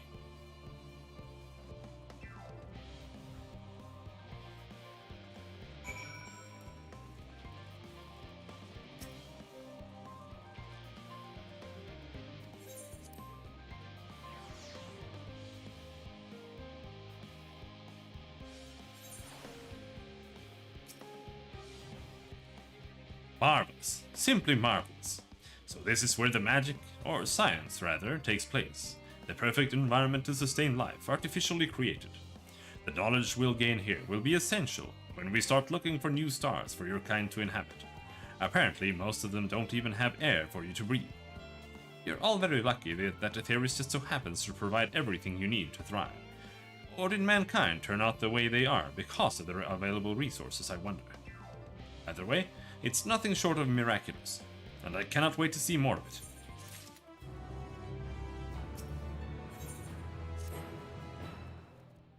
This is all very wonderful, I'm sure, but I was rather hoping to learn more about your nourishment provision facilities. In other words, where's the food? I believe both the knowledge and consumables you seek may be found at Marial Agronomics. As I imagine Singing Way and the others intend to study every conceivable facet of this apparatus, wouldst thou be so kind as to escort our visiting culinarian? Yes, that sounds much more interesting. Hopefully I'll be able to see firsthand some of the delicacies Urianger was telling me about. Even his incredibly vivid, if a bit too verbose descriptions cannot compare to sampling them myself. Not to mention Aetheris will soon be no more, so I must learn all I can while there is still time. Let's brook no further delay.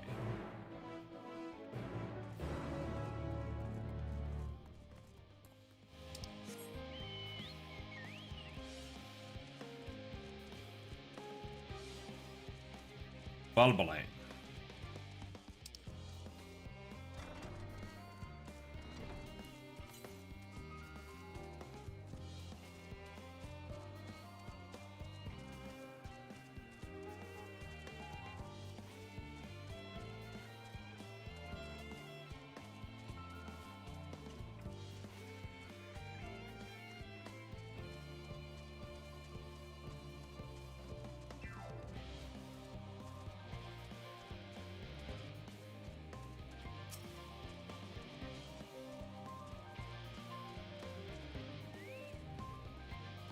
This is the place, eh? The heady aroma was enough to guide me here, and I've spotted several of the fruit and vegetables featured in our compendium. I dearly love to try some, but I read that those who help themselves to a farmer's crops without permission are often caught and put into pies. Perhaps you could ask whoever's in charge if they would be willing to part with a few samples. Oh yeah, dude.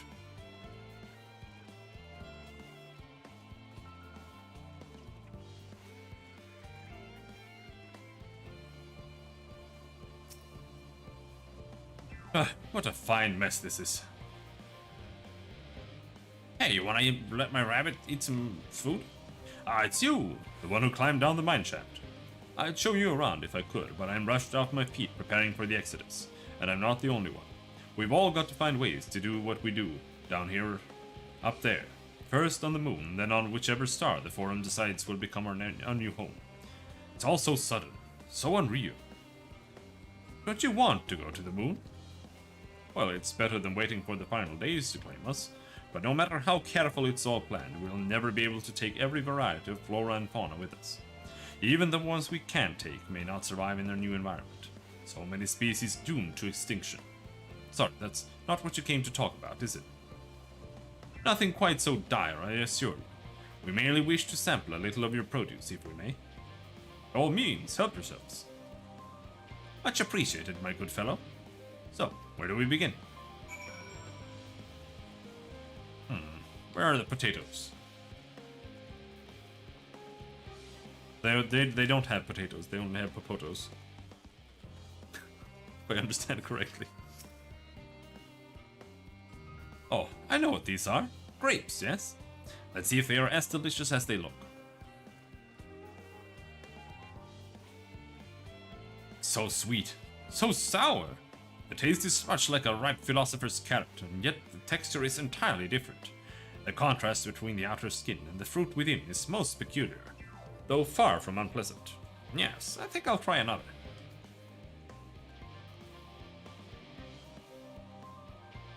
Well, that's certainly given me food for thought, though in a far less visceral manner than any philosopher's carrot. But tell me, what is your opinion of grapes? Meh. Meh? An expression of indifference, I assume. In all fairness, our compendium did note they are valued more as an ingredient for spirituous beverages rather than as a fruit for regular consumption. Anyway, that's enough about grapes for the time being. On to the next treat. Oh, you want some spirituous beverages? Orange by name, orange by nature. What came first, the fruit or the color? Who cares? Let's eat.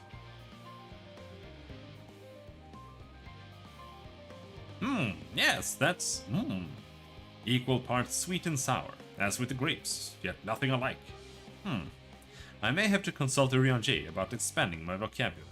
I simply cannot find the words to describe it. Perhaps what I'm looking for is bitter? This is all very complicated, you know.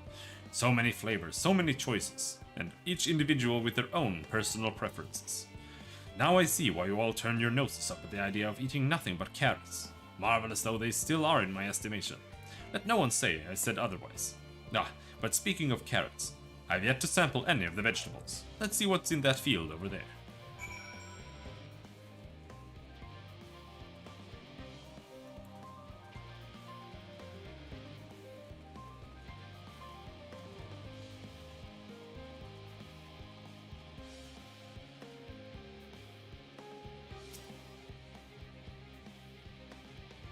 That color, that texture, are they in some sort of enormous round carrots? No. In any case, proper nomenclature is less of a concern than the taste. Blech! It's so hard and flavorless. I may as well be chewing a piece of wood. That all but confirms it. These are nothing more than misbegotten failures masquerading as goodly carrots.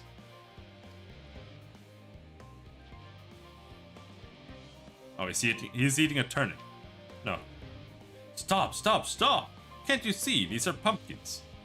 And no one with any sense would try eating them raw. You're supposed to cook them first. Do you not find it an awful bother? Far from it. Cooking is a joy unto itself. And what's more, it broadens the range of ingredients that we may safely eat. But above all else, cooking allows us to draw out the full potential of our produce. Pumpkin stew has been one of my favorite dishes for as long as I can remember. And perhaps even these hard blocks of plant matter can become as delicious as the orange I sampled. I wonder, though, if there is anything even more delicious. How about that yellow fruit over yonder? Lemons? I hope it's a lemon. Oh yeah, it's a lemon. What a wondrous fragrance! With luck, it'll have a flavor to match. And I have no idea how these are eaten. I'll just bite into it. My tongue! Is this poison? A lemon? You mean it's supposed to taste like this? How can something so similar to an orange be so revolting? It may be some time before my palate recovers from this ordeal. As such, I had best call an end to this round of sampling. Let's say our farewells and return to the others.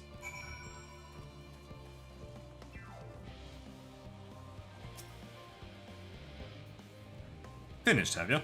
I trust you found something to your liking. I'm rather enamored with the grapes and oranges, less so the pumpkins, though I learned the hard way they're not to be eaten raw. Then there was the lemon, the deceiver. I still feel so violated. Ha ha! First time, was it? I'd hate for you to leave with a bad taste in your mouth, in more ways than one, so I'll give you this lemon muffin I baked. If this doesn't change your opinion, nothing will. More lemon? Have I not suffered enough? Nevertheless, it would be remiss of me to spurn this opportunity to... Oh, bit of sick came up there. Learn more of your inscrutable ways.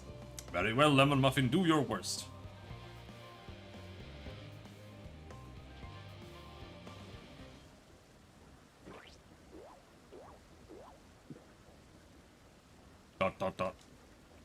This is...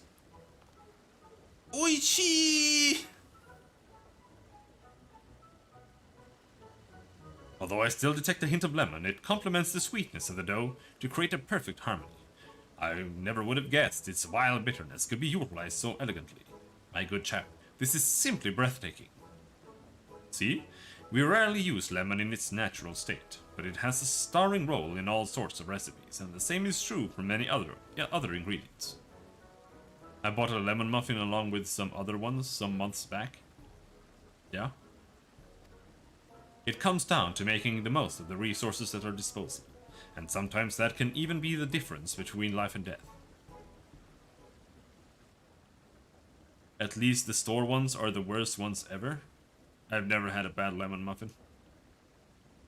I know we won't be able to take every species with us. No doubt the Forum agonized over what was worth preserving, and what will be consigned to history.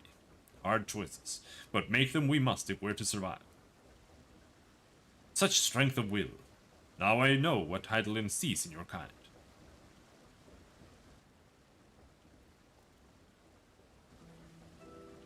Mankind, the Laporites. We were both born from the accumulated knowledge of the ancients. They learned all there is to learn about the nature of sentient life and the fates of the stars themselves.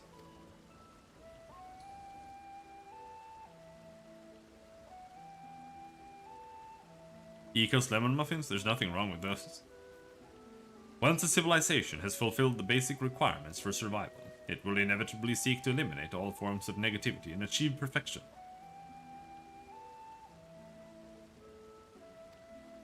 And therein lies its folly, and its downfall. For perfection is an unattainable ideal. It is the paradox of the immaculate carrot.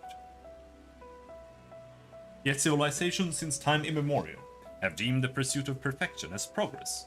They pay no heed to the costs incurred in their futile quest, and all too often become the architects of their own demise, their dreams forever unfulfilled. What then is the alternative? The answer lies in knowing that our existence can never be perfect, to be content with what we have and make the most of it.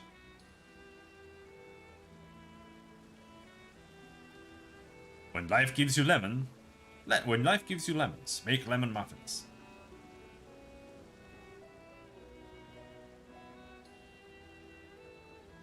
Pardon my Eorzeal, but what in the seven hells are you on about? And who are you anyway? Cooking way, at your service. I'm here to help prepare for the trip to the moon.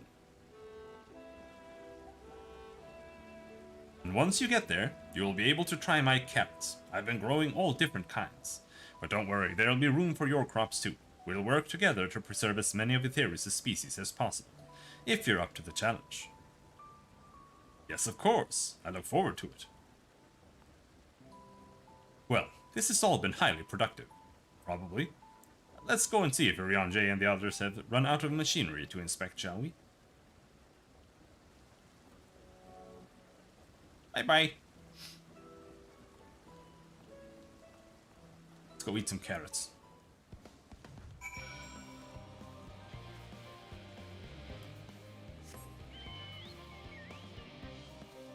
Lots of running back and forth here.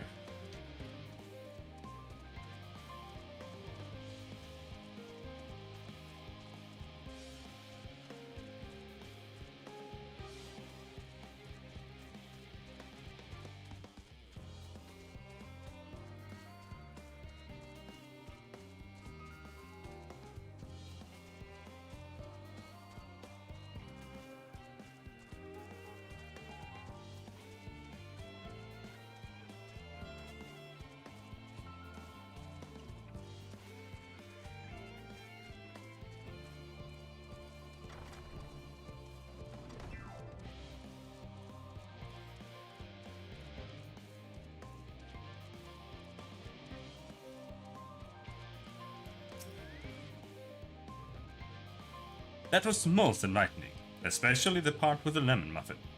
Actually, I was wondering, do you know any other places famed for their cuisine? Limsolominsa is home to the Culinarians Guild, and many less than savory establishments.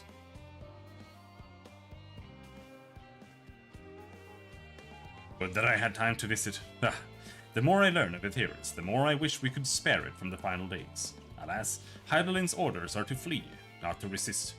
If only there was some other way.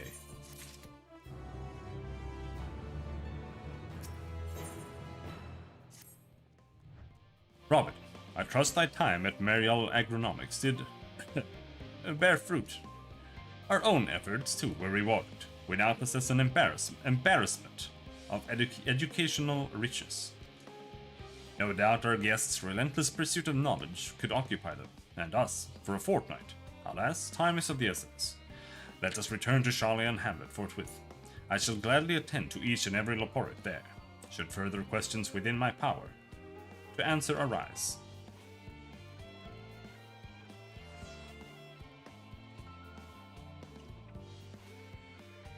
Aww.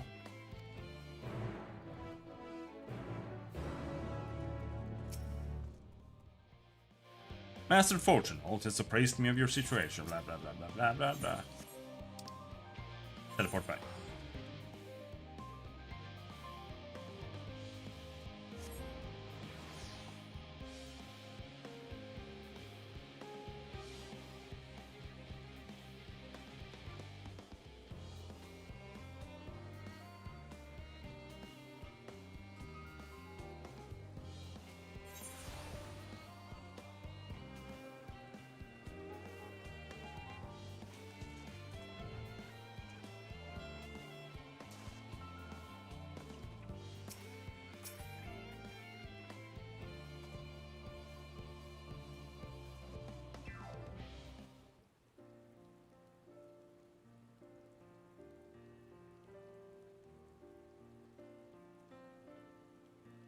Oh.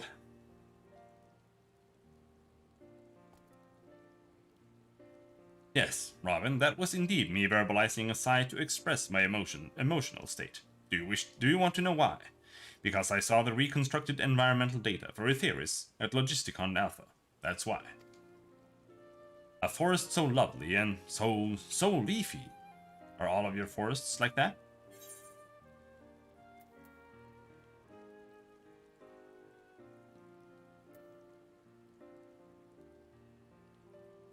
The Black Shroud is quite leafy indeed, and a place of utmost tranquility.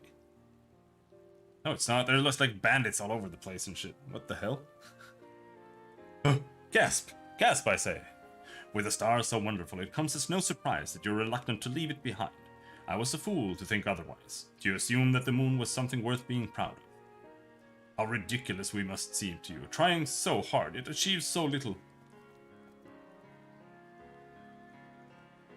Not at all. Thy works are no less worthy of for their uniqueness. I thought I heard tiny voices. Tancred.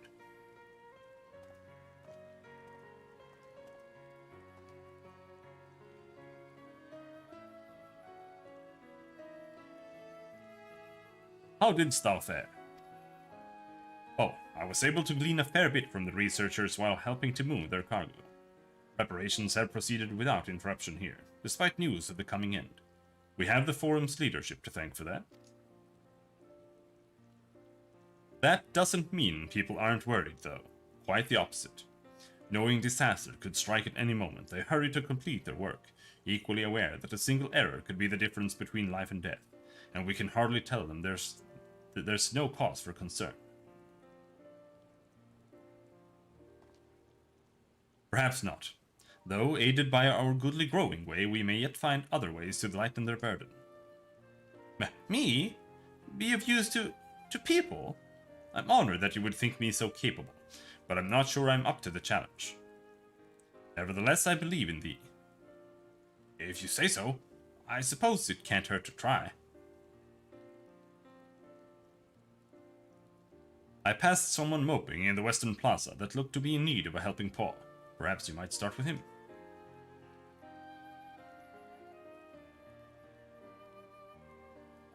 It's a good place as any. Come.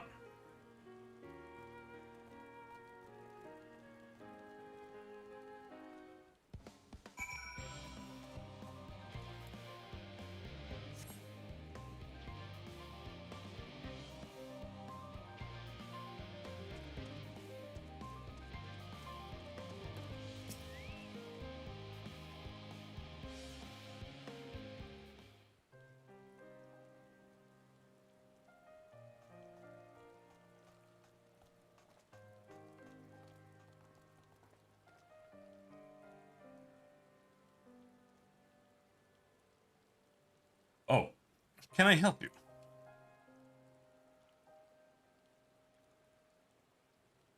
It is you who would help me.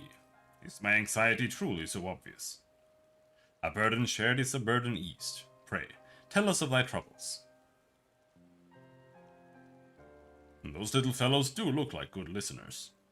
I'm an engineer, you see, and what they say of the ship, that it's the sum of decades of Sharlayan ingenuity that's built with peerless, elegant technology.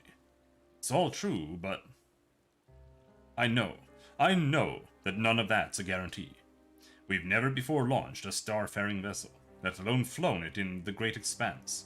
All the tests we've run have been on the ground. Only operational personnel and cargo will be aboard for the first voyage. But even so, if it fails us then, what can we do? And if it doesn't, it could fall apart on the next flight or the one after that. We've done everything we can to prevent that from happening, but it hardly matters. We thought the Etherburner's design was flawless too, and look how that turned out. Thou art familiar with these most daunting technologies, and thus dost thou hold the power to allay his fears. Oh, I'm not sure about that, but, well. Maybe you could tell me if there are any aspects of the ship's design that you're especially worried about. Our ability to walk about and perform our tasks, for one. I've devised a means by which to employ gravity. A spatio-temporal spell to regulate the environment. But what if it's not strong enough? What if everyone floats away and begins crashing into things as soon as we've left the star? Aha! Gravitation! Maybe I can be of help after all. Up there is not so different from down here, you see. The same rules apply, and if you consider them as part of one great big cosmos, rather than separate places.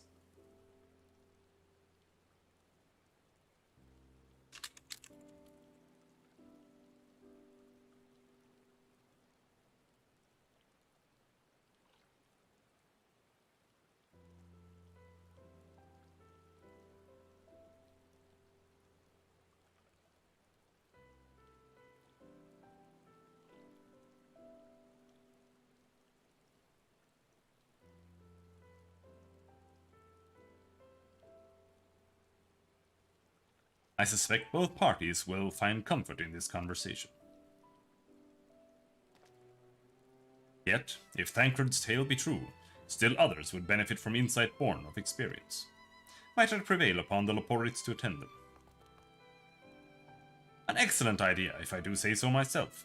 There is naught we'd like more than to ease the hearts of the fine people of Etheris, and learn more about them while we're at it. Full glad am I to hear it. Gather thy companions and bring them hither.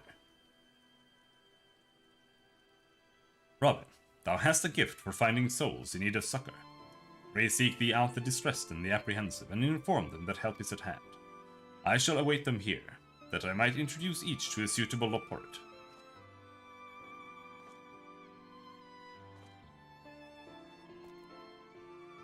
Oh, I do so look forward to that. A place for every Loporit, and every Loporit in their place.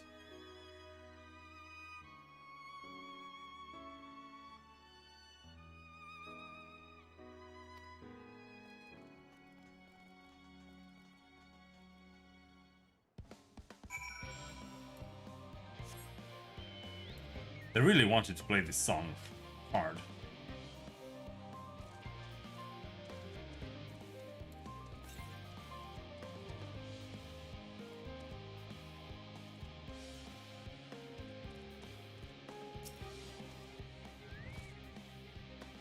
Concerns? Nay, there's no point worrying at this stage. It'll only make the work go that much the slower. This woman seems to be coping well. Hope.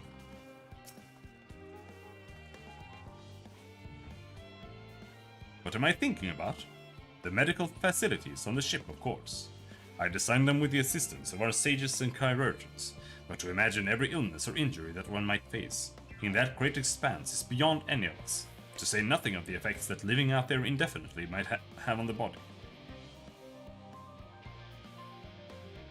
The crew from the moon. Why did I not think of that?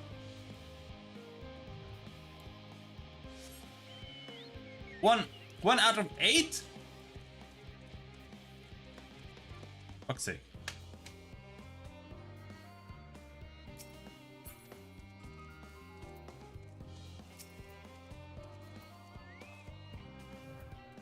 Have you heard anything of what's on the moon? I have no doubt that we can make it up there, but the searching for a new star part of the plan sounds awfully vague to me. I asked the forum, but they will only tell us that our collaborators have everything under control. Forgive me, but I don't feel particularly safe wandering through the sea of stars on gods know what made by gods know who.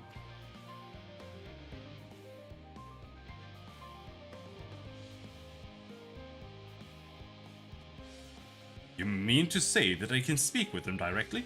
Amazing! I hope they like questions.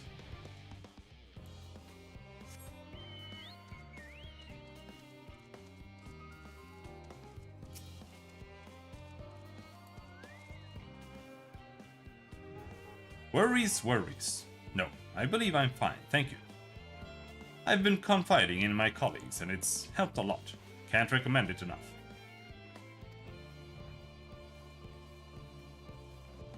Anyone hiding out here?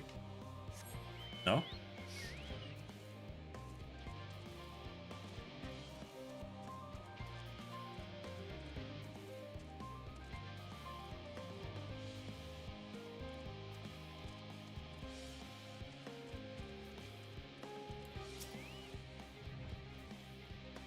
How might I help you? My, what a lovely idea!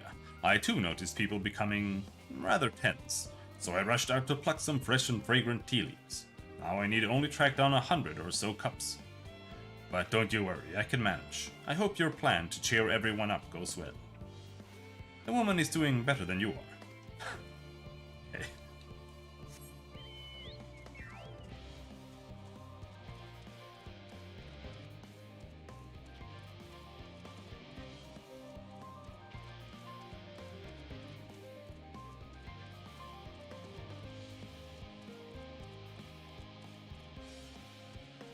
Nope.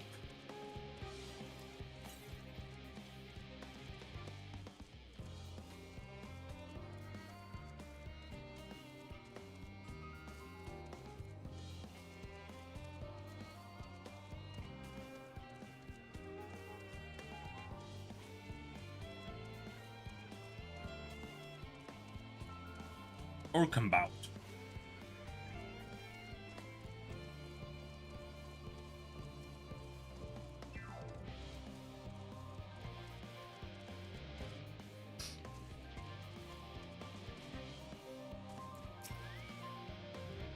"56 bunches of weeds in the ground, 56 bunches of weeds, rip one out, add to the mound, 55 bunches of weeds in the..." Oh, I'm not neglecting my duties, I swear. I was in need of a little break, you see, but then I found myself unable to relax at all, so I went on a walk, and then I noticed these weeds, and... Had some conversation, partners, and oh so fussy. Goodness me, that does sound like a much better way to relax.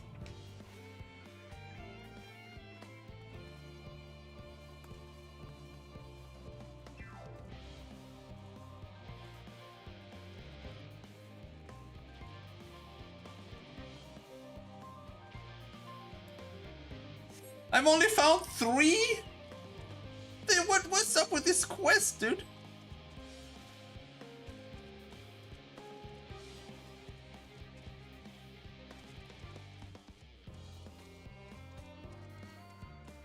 I must have missed like some mega hub of them. I'm just standing around everywhere. Ah ha ha! The end of the world is nigh, yet the work goes no faster. Schedules are such temperamental things. Feasible in one moment, utterly bollocks the next. And yet, I've never felt so alive. This one is beyond our help. Only sleep can save her now. Alright.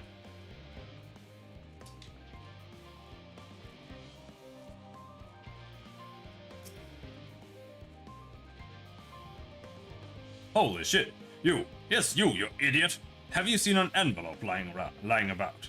This imbecile refuses to give me the alchemic I ordered without that bloody slip of parchment.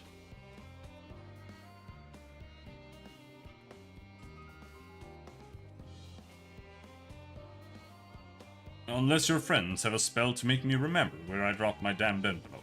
I doubt they'll be more help than you, and you've wasted enough of my time already. It would be unfortunate for all involved to inflict this man upon the Loporits.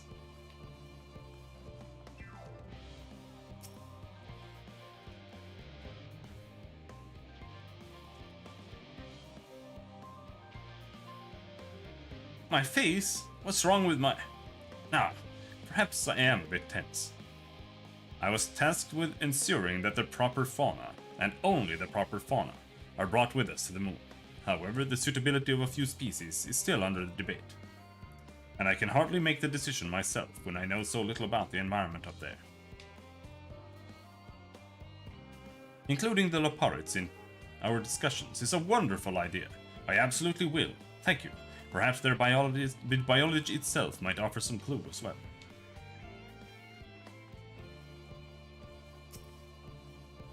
Aura. ... Huh?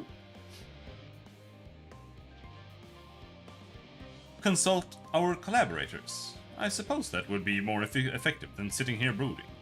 I'm attempting to calculate how much cargo we can consolidate into fewer trips. Should the ether burner make our original estimates unfeasible? But there are simply too many variables. I feel it as if my brow will turn inside out. But perhaps our lunar associates will have more insight into how much weight constitutes too much weight for our purposes. Thank you for letting me know.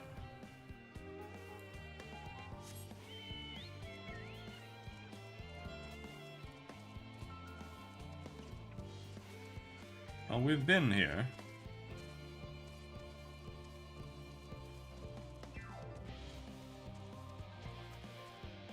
We've been there.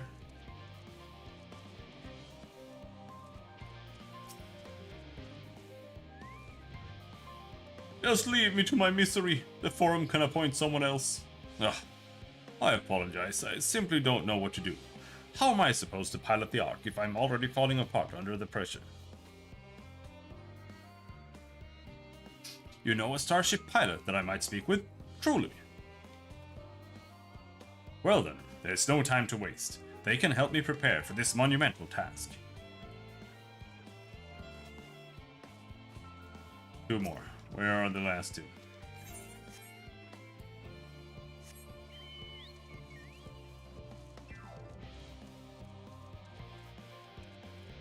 Come here, you scumbags!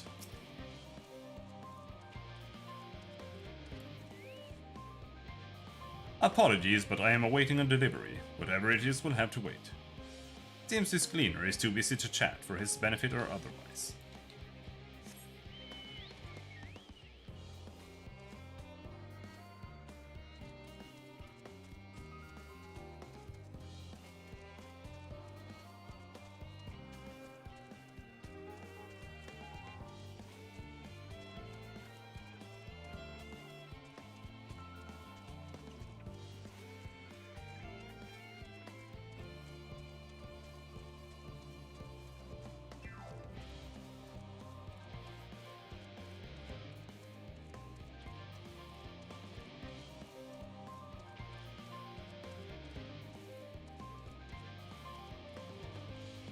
Should we've been here already?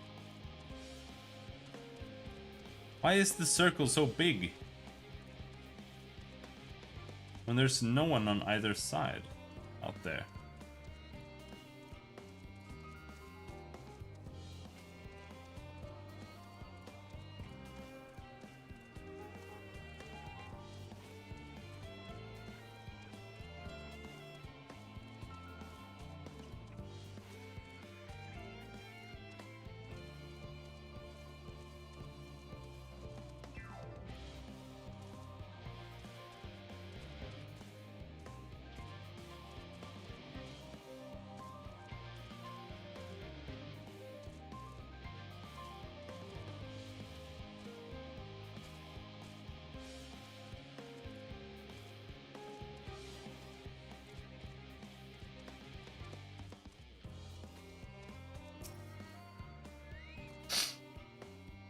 Is anything bothering me?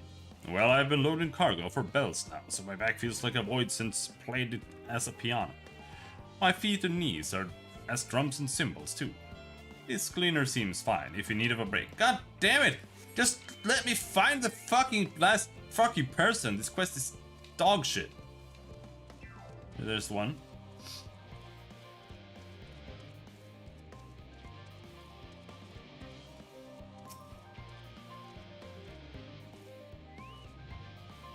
Blasted assistants! Where have they gone off to at a time like this? Beg pardon, but I have not the time for idle chit-chat. I need to reconfirm that ether levels are consistent throughout the vessel's machinery.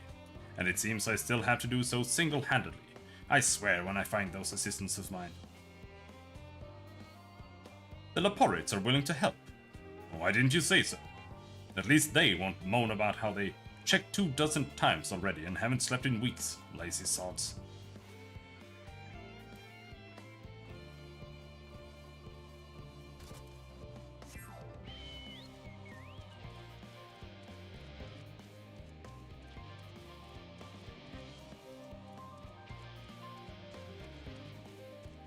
Hyperventilating engineer. Oh, please. By the gods, my chest is tight. Am I dying? Is this what dying feels like? Oh, do pardon me, I didn't see you there. There is no cause for concern, I assure you. No cause for concern, even though we may need to depart at any moment, and if the Holy Light design buckles under the strain, the entire vessel may explode on launch, claiming countless lives and dooming all mankind, but that is highly unlikely. Yes, highly unlikely, highly. Our visitors can help me triple check for structural flaws, you say? Why, that would be wonderful. I'm breathing more easily already.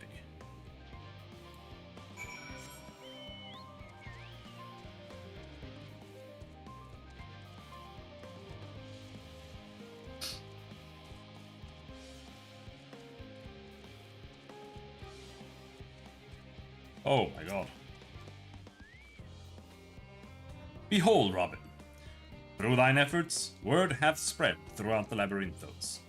Verily, to a far greater number than we anticipated, leaving way doth gather more Laporites as we speak.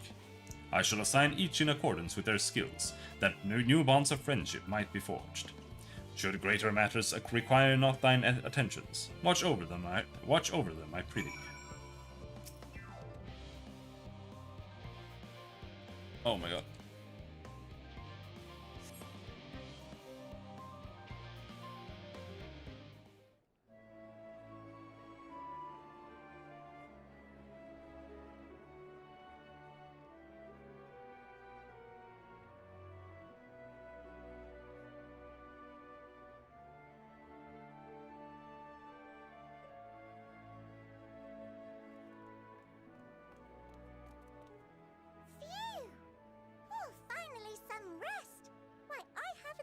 So much in, well, in forever.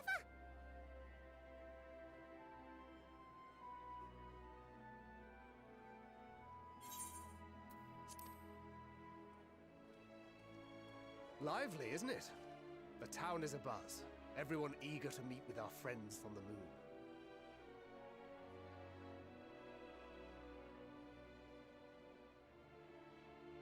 Twould behoove you to consult with Sleepingway. As our moon's pilot, his advice should be most pertinent. I'm impressed. Truth be told, I struggle to tell one from another.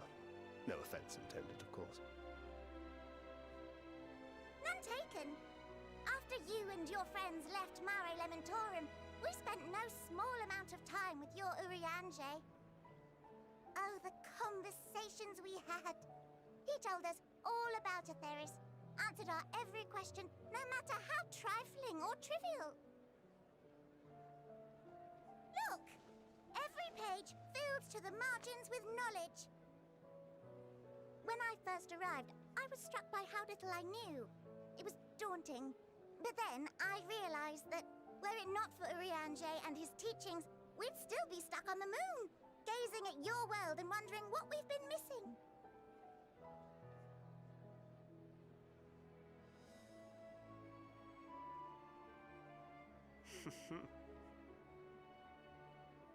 What would they think if they could see Urianger now?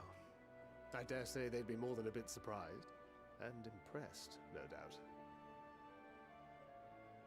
Master Louisoix, Minfilia, Papalimo, and not to forget...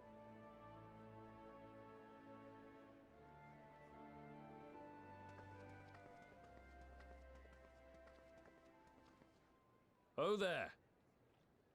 Heard there was a visiting expert who we might bother with a few questions. I take it you'd be the one.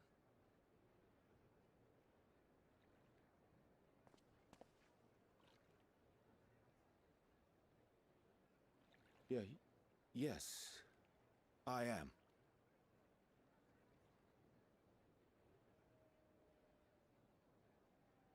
Wilson and Blovida, Sharlayan's foremost researchers in the field of teleportation magic, and Moonbreeder's parents.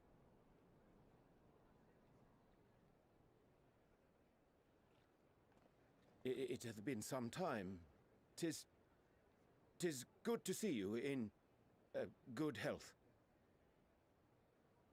Likewise, old friend. Blovida and I were most honored to answer the call. Never expected this reunion, though, did we, dear?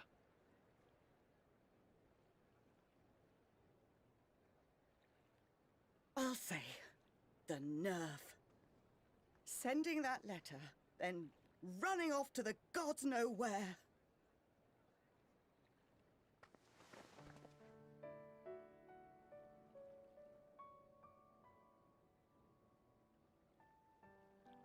Do you have any idea how worried we were? I'm sorry. 'Twas remiss of me not to deliver the news in person.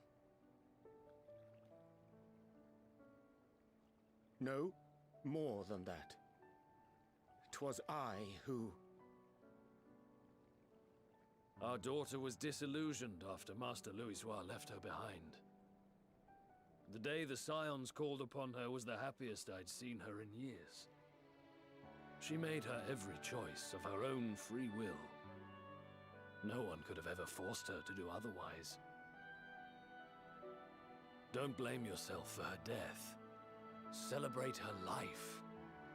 You know that's what she'd want. If there is one thing we resent you for, it was that we could not be there to mourn her with you. Reading the words you penned in that shaky hand, we must have cried as much for you as we did for her.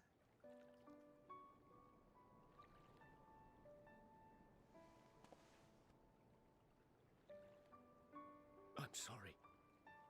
I truly, truly am. I knew not what to say. Knew not how to express my feelings. The poems and platitudes of wiser men, musings on sadness and loss, studied and memorized, and meaningless in the moment. Silly boy. We are all powerless before such grief. Even now, try as I might, the words escape me. But in our hearts, we know. We always know.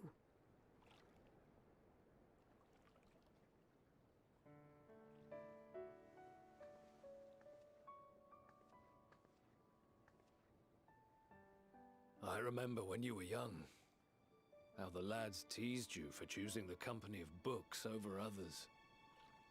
Our moon didn't take kindly to that. Be nice to Urianger, she'd shout, and give them a walloping. No matter how many times we scolded her. So we offered a suggestion. Rather than starting fights, why don't you be the bridge between Urianger and the others? She had to mull it over for a while, arms crossed, brow furrowed in intense thought. But from that day on, she never let you be alone. She'd drag you outside to play, pepper you with endless questions, read the same books you read, all to try and understand you that much better. I'm sure it was annoying and exhausting at the time, but she only ever had the best of intentions. And look at you now, at the center of the crowd. The reason there even is a crowd, having brought these people together. You've no idea how proud we are. To see the boy, our daughter, trusted and believed in more than anyone, grow into the man she always knew he could be. I can see her in you too. Feel her. She walks with you wheresoever you go. So thank you, Urianger, for being who you are.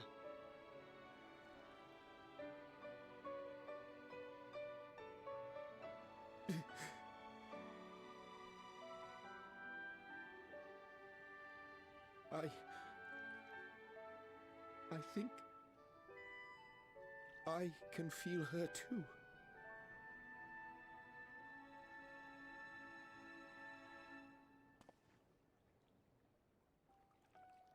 The truth of her life. Not sorrow, but hope and love.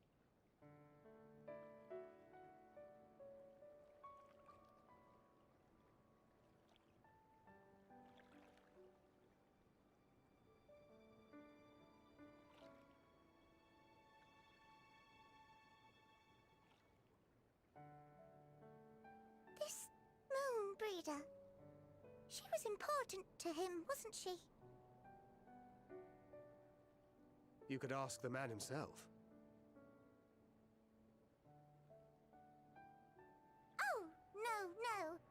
But watching this exchange reminds me how much I've yet to learn about your world. And its people. You can live here your entire life and hardly learn a thing. And that's why it's too soon for this to end.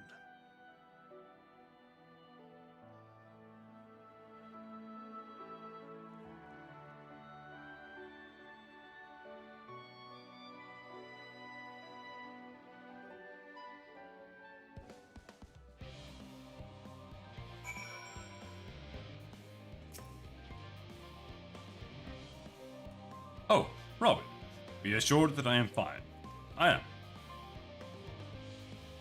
Well, glad to see them too, after so very long. Gladder still that it was in your company. As difficult as it was to accept their kindness, it would have been far harder had I faced them alone.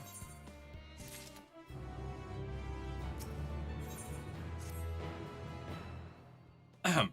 Thou hast my gratitude for lending courage to the Leporites. Not disposed to rest on their laurels, several of our guests have elected to accompany my countrymen to their stations. Some few may still come hither, seeking counsel. And so shall I remain to aid them as need be. If thou art needed elsewhere, do not let me detain thee. As a matter of fact, I was hoping you might check on Alice.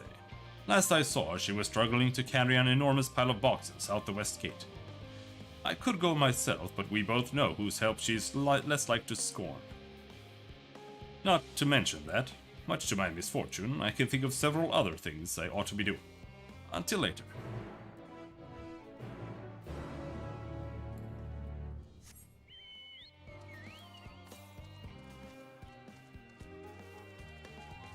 Now we go and grab this ether current that's here somewhere.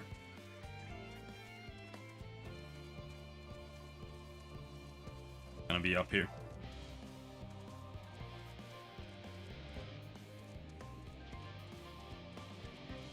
Oh, it's up there. Oh, what the fuck? I can't get out back here?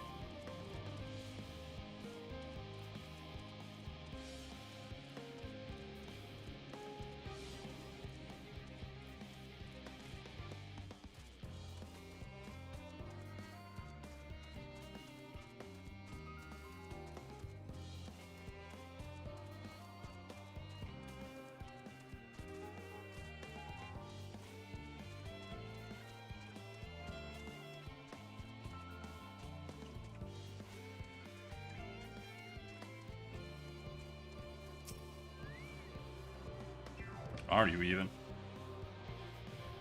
Like an angry, glowing harpy.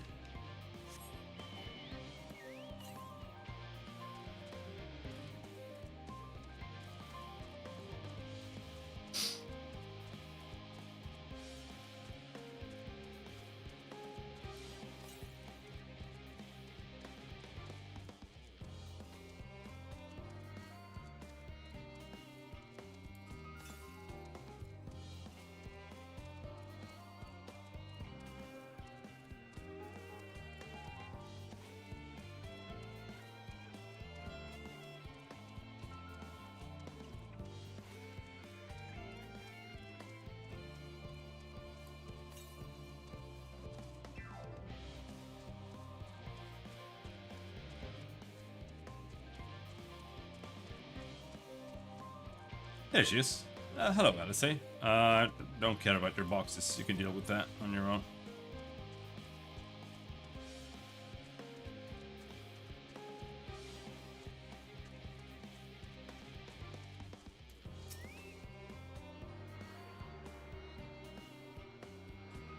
Oh, there are more anals. Center anal? Alright.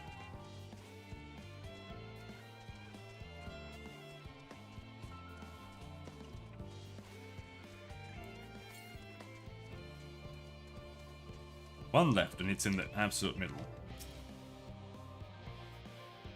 Robin, what are you doing out here? No, I don't mind if you help with these boxes, but it's far from the most exciting of tasks. Are you sure? Well, I appreciate the assistance. We need to get these to Aporia. Time is short, of course, but they're full of organic specimens and samples, so try not to be too rough with them. Alphino should be waiting for us when we arrive. I'll see you there.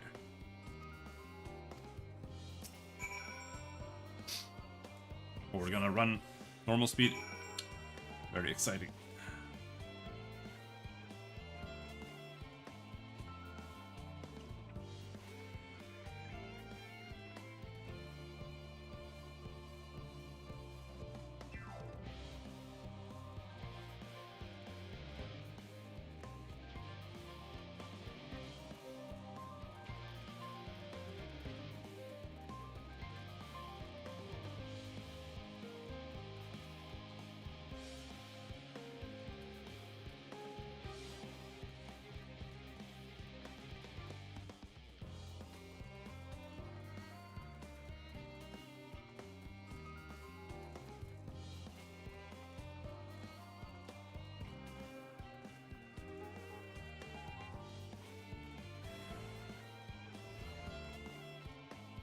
Leave me alone. Hello, Elfie. Here you go. Box. Oh, you're helping with the crates. Wonderful. You can put that there, where the others. Why are you carrying the crates? Don't you have a wagon? Okay, stupid. You have my gratitude, but how did you come to be involved in this? Ah, and I suppose I have Thancred to thank as well. If you're wondering why we were tasked with bringing these boxes to Aporia to begin with, so was I. It turns out that this is a base of operations of sorts. Those with final say as to what is included in the ship's manifest can be found here. Father included, I suspect.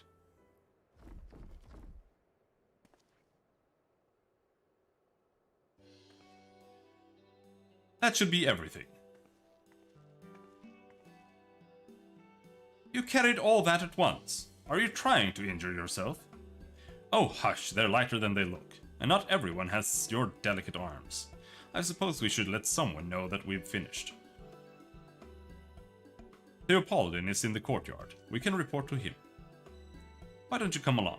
You could get credit for your assistance, at least. Considering where we are, we might even learn something interesting.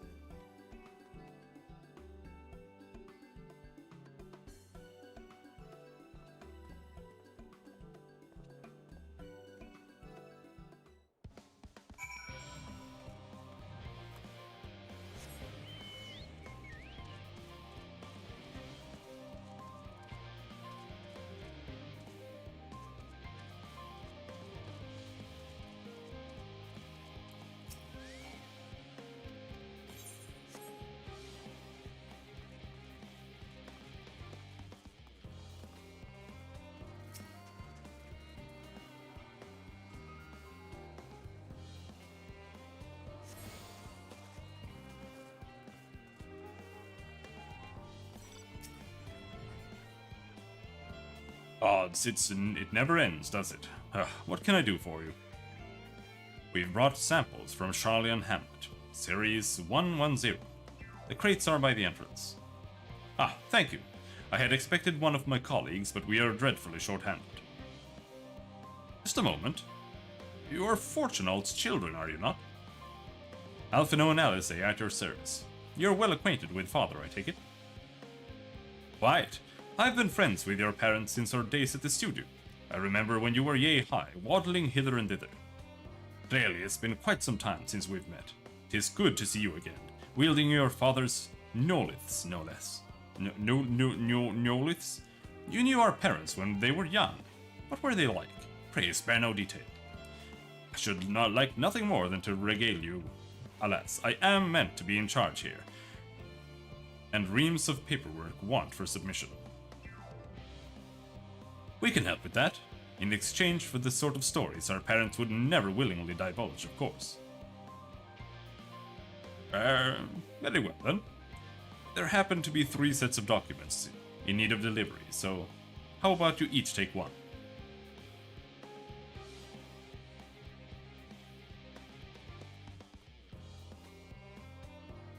Wait right there.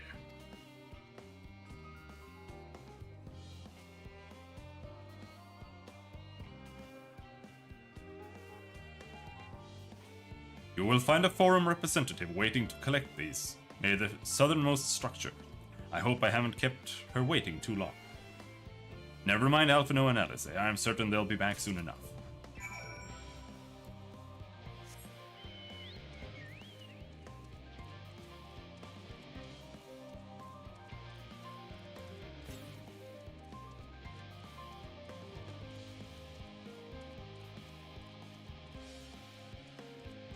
And who am I looking for where? There.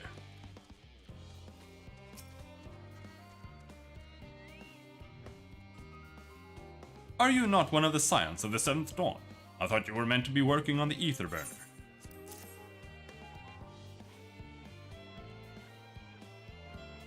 Paladin's paperwork. I was beginning to worry he had misplaced his quill. I appreciate your help in seeing these documents to my hands at last. As for your other task, pray keep this between us, but I sincerely hope you Scions succeed. The Exodus is without a doubt the most monumental undertaking in the history of the Forum, and so we must circumspect in all respects. Risk is a privilege we cannot afford ourselves. At its heart, however, Charlian has ever been a nation of the curious. 'Twould be a tragedy indeed if we were the ones to stymie your pursuit of truth.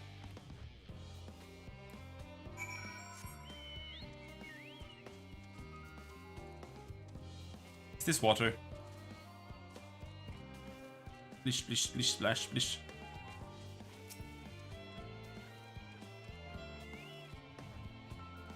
Quick and efficient. I dare say you have a talent for this work. The twins' paper only needed to be delivered to elsewhere in the facility, so they should be returning any moment.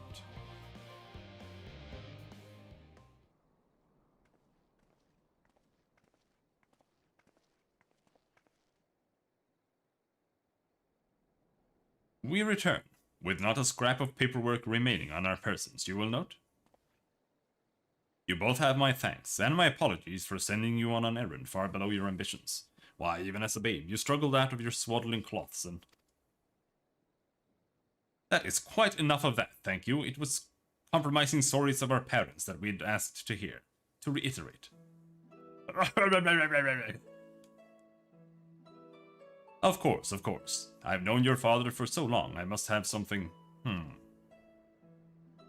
Well, as you know, part of why the Levier name garners such respect in Charlian is your family's storied history.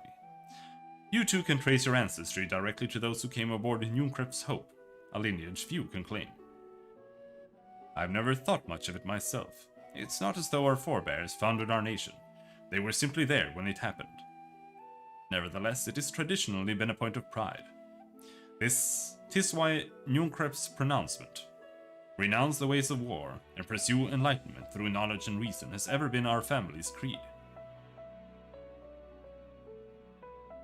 Until your grandfather's time, Archon Louisois looked not to Nunkrep's words, but his deeds. He asserted in defiance of his peers that choosing to save the great and the small from the rising tides was the true mark of our founder's virtue. Perhaps it was his expertise, his knowledge of ancient prophecy and the fall of our civilization that led him to conclude that to ensue conflict at every turn was to consign mankind to his doom.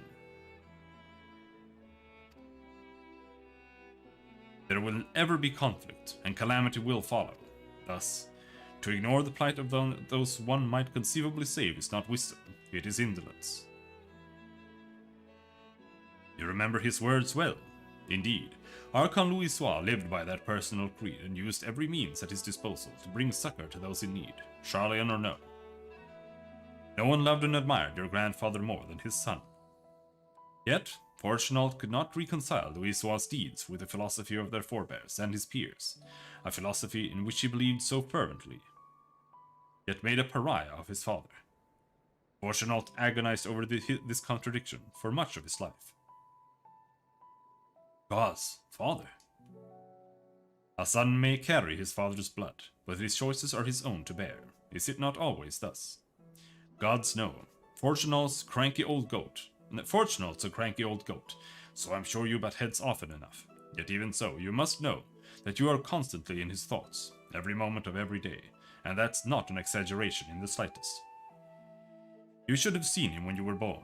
Barely recognizable he was, with a kind of dumbfounded grin I'd not seen since he first took a fancy to your mother.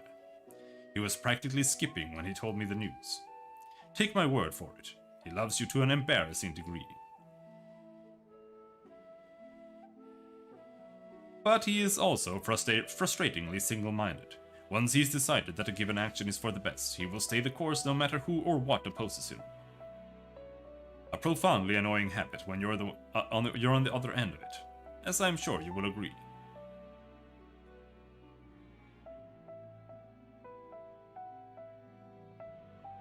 I'll say.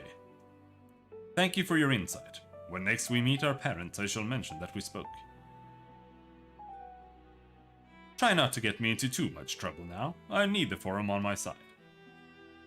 Speaking of which, I ought to be getting back to work. I have to make sure those specimens you brought make it to their proper places, or the cranky old goat will have my hide. We can speak again later.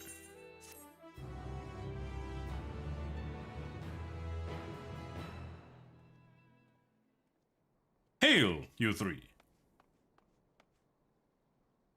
Graha, surely Kokol hasn't driven you out of the forge already. For better or for worse, no. However, he has set me a task that requires more than my single pair of hands. And here you are. I could use at least one of you, but I won't object to more. Unfortunately, Alice and I have prior commitments, and we have delayed too long as it is. What about you, Robin? Can you spare the time? I don't have anything to do. Perfect. This shouldn't take long.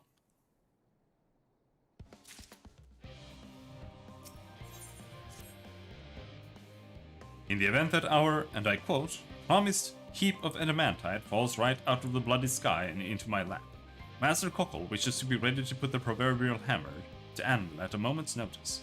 To fabricate these parts, however, he needs the flames in Kokol's forge to burn hotter. He sent me to increase the amount of ether being funneled to his furnaces. The flow of fire-aspected ether in Labyrinthos is regulated by an elemental reactor south of here, to which I have borrowed the key. The adjustment will require 2 people to carry out safely, but I can explain the process when we arrive. This is where we part then. We'll see you in Charlian Hamlet once the adamantite arrives, if not before. This way then.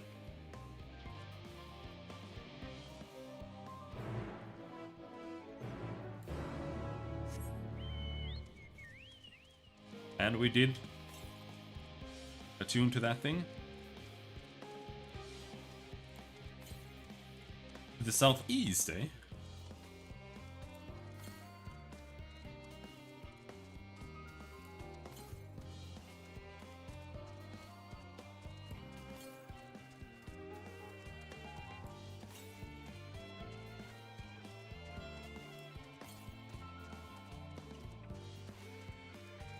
So why am I going to the southwest? Yes, because I am very confused.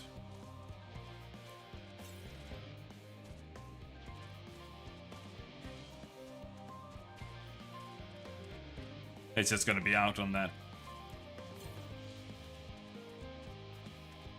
As usual, I assume.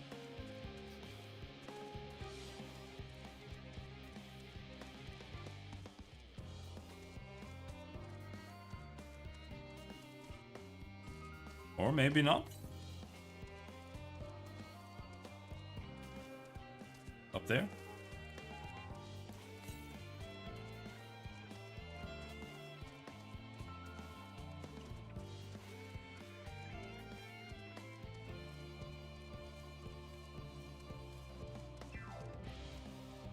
No?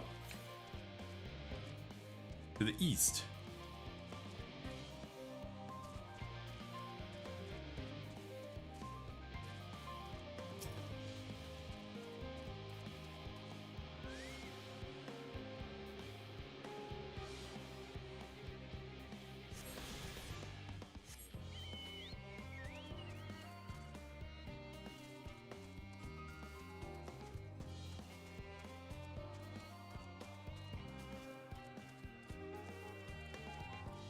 But before we talk to Graha, I am going to go to the bathroom.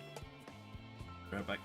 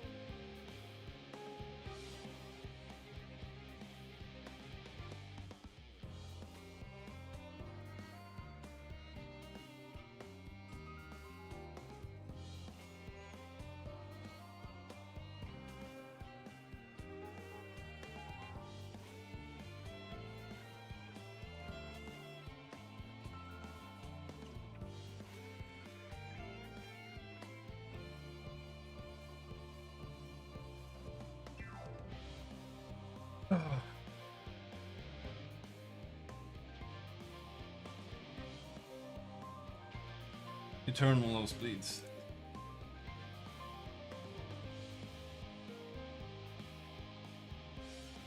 Oh, tiresome.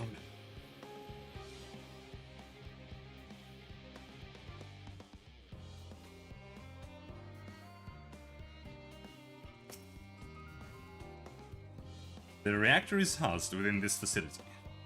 I'll be the one to go inside and adjust the fire ether output.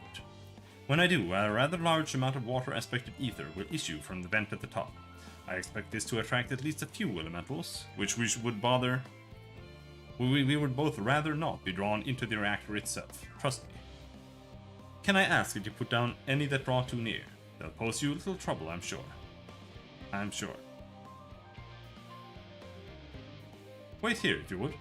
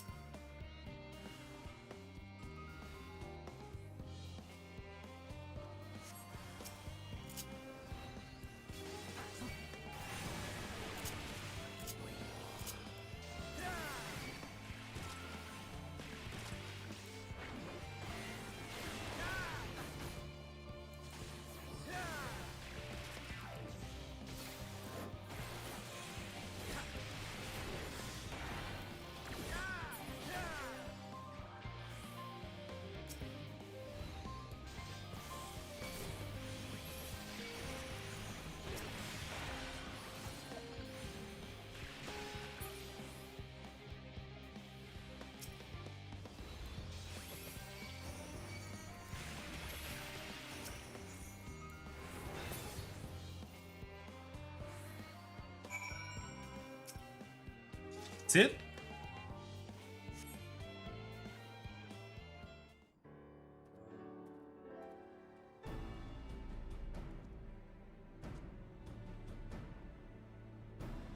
Did everything go smoothly out there? Out here? Yes. I thought as much. No major complications to speak of inside either. And the water ether appears to be venting properly. I expect Kokol will have seen a difference in his forge flames by the time I return.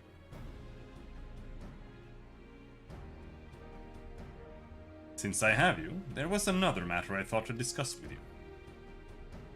Nothing terribly important, merely something I've been considering.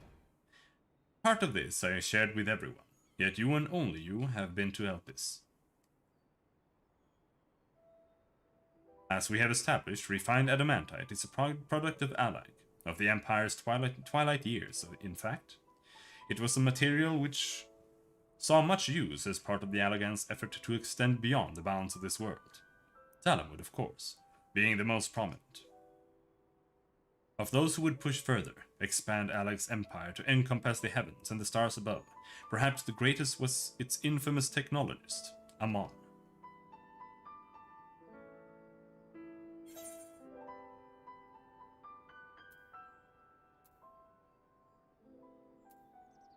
Did he remember his life as Hermes?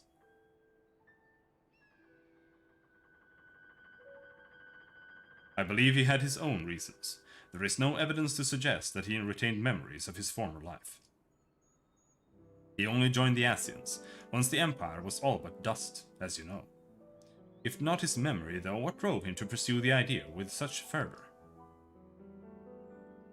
This may seem far-fetched, but what if souls, like minds, have a personality, so to speak, a natural disposition towards which they are inclined?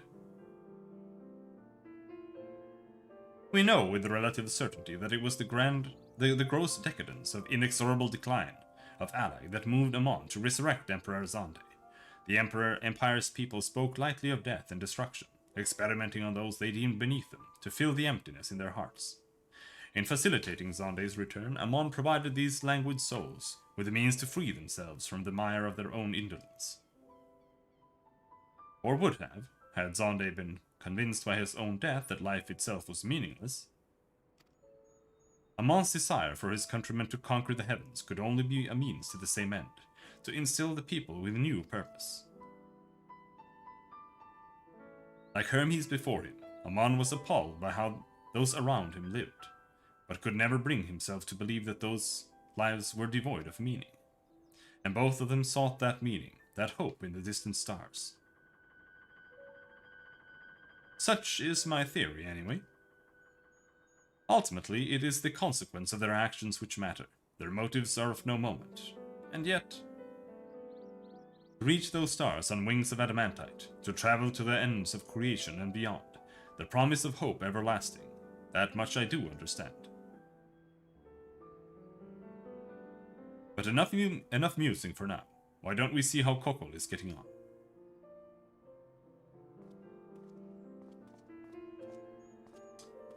Graha and his damned Kingdom Hearts boots. Do I have all the currents now?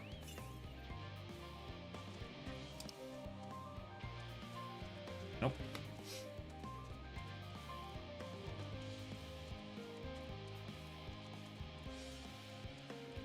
It's in this direction.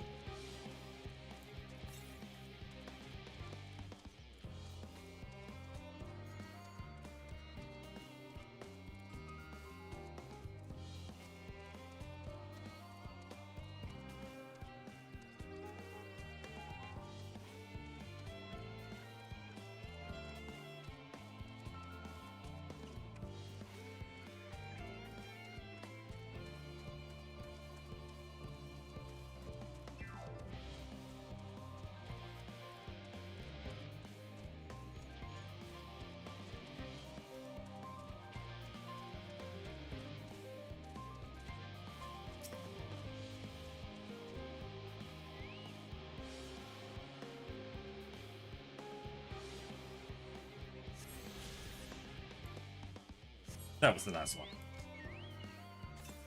Yep. But we're still missing 2-3 quests. Plus probably the main quest here.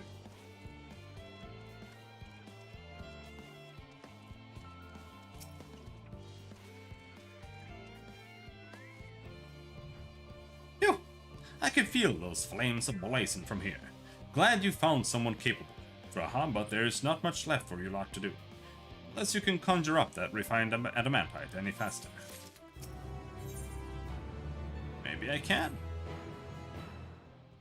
I do trust you to deliver on your promise, I do, only... I hate waiting! I want that adamantite and I want it now! We, share your impatience, I assure you. Is there truly nothing else we can assist with in the meantime? I wish. This sitting about's unbearable. Pity the Forum frowns on recreational explosions. Well, so long as they can't prove it was premeditated. Get you gone. Get you gone, I've mistakes to make. In that case, I suppose I should go and return the key to the reactor. I'll have one more look to make sure that nothing has gone wrong. Unintentionally or otherwise. I'm certain there are better uses for your time, however. I will join you in Charlie and Hamlet anon.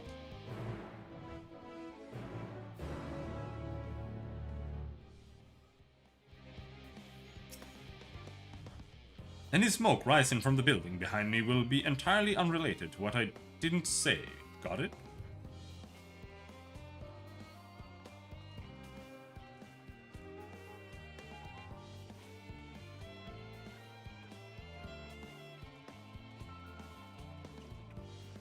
Junkmonger. There.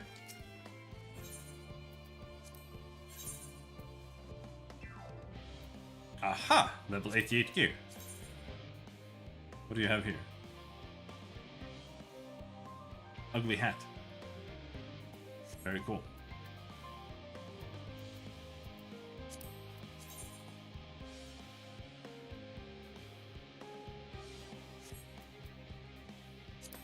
Frondrite top offending.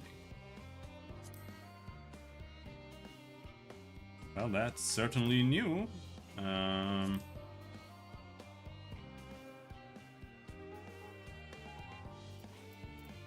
What if we dye it? Then what? Still think it loses out to our current one.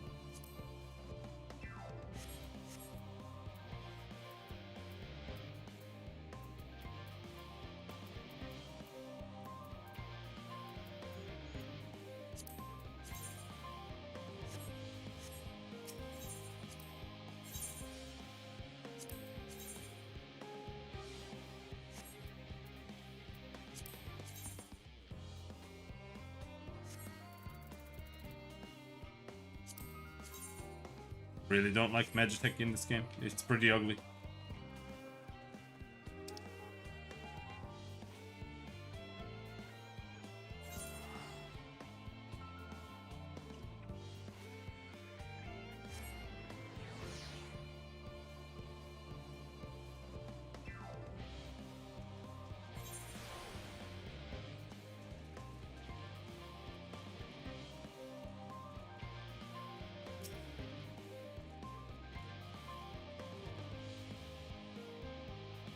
I see. I was unable to find the specimen either. However, I did meet someone who claimed to have seen it in Mornvale Forest. Let us head there and see if we can track it down. Aww. And why did you run that way?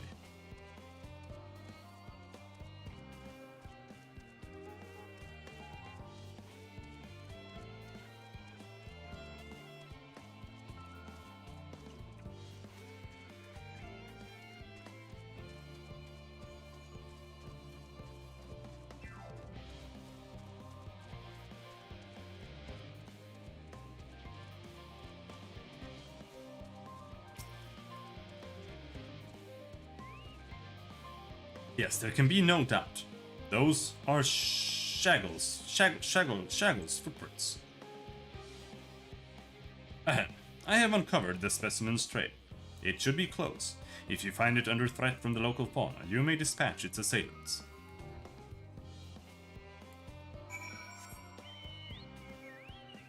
Oh.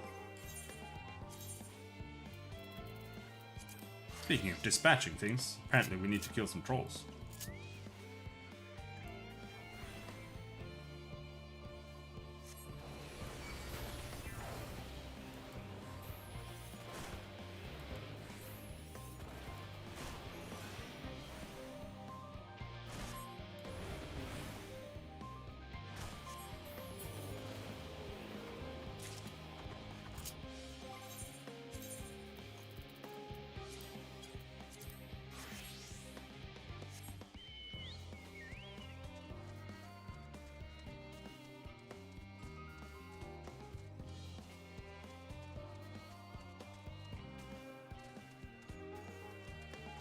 Oh, Shaggles? What is a Shaggles anyway? That's like a very, very tiny troll.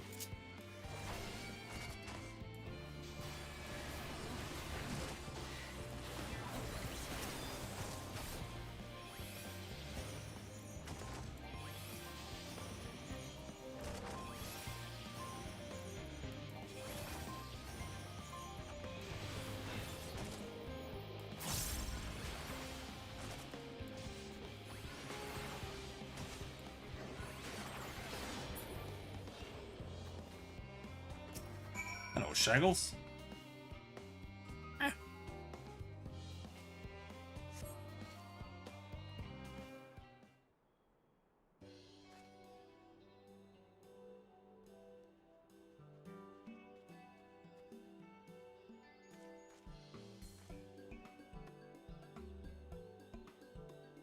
Oh, I'm so glad you're unharmed. You're all safe now. Come on, let's go home, sweetie. Berlins, buffoon. The Archaeon is under threat. I must do something. What is this threat?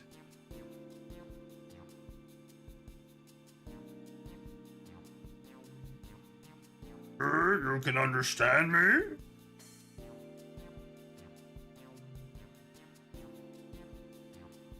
Wait, are you able to communicate with him? You're not?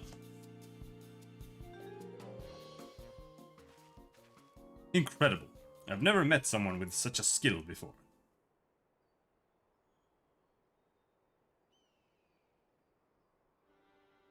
This bundle of joy was born in Labyrinthos. However, he was abandoned by his mother and in quite the state by the time we found him. He possesses remarkable intelligence for one of his kind.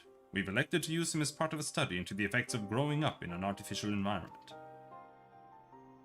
I had seen him making gestures that indicated he'd been reading in tomes here, but I thought he was just copying those around him. to think he actually understands speech. Though I do wonder exactly why you are able to understand him and I am not. I'm sort of special.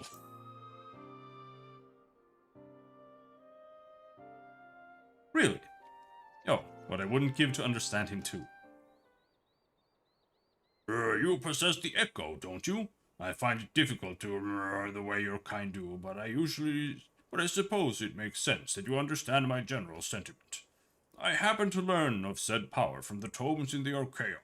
Honestly, that buffoon over there is surrounded by a sea of knowledge, and he makes no effort to engage with it.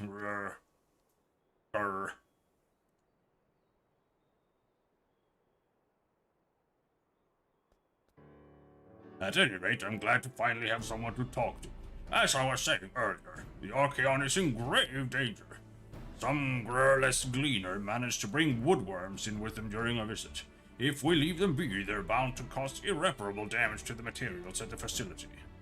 I tried my best to tell that buffoon, but it was no use. That's why I took a chance and went in search of some of my own kind, to see if they would help. But you saw how that turned out. Well, what is he saying?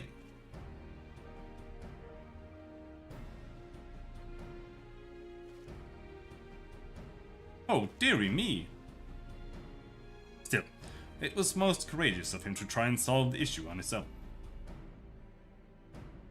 Now that we're aware of it, we need to sort out this pest problem at once. Would you mind helping out a little longer? You're the only one who can understand him, after all, and he seems miles ahead of us with regards to the situation at hand. Hell no!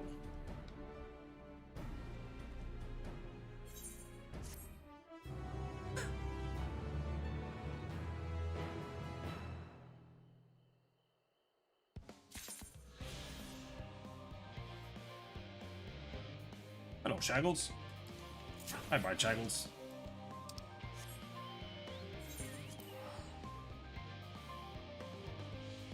What are we missing? How many Aetherites? Or how many Aetherites?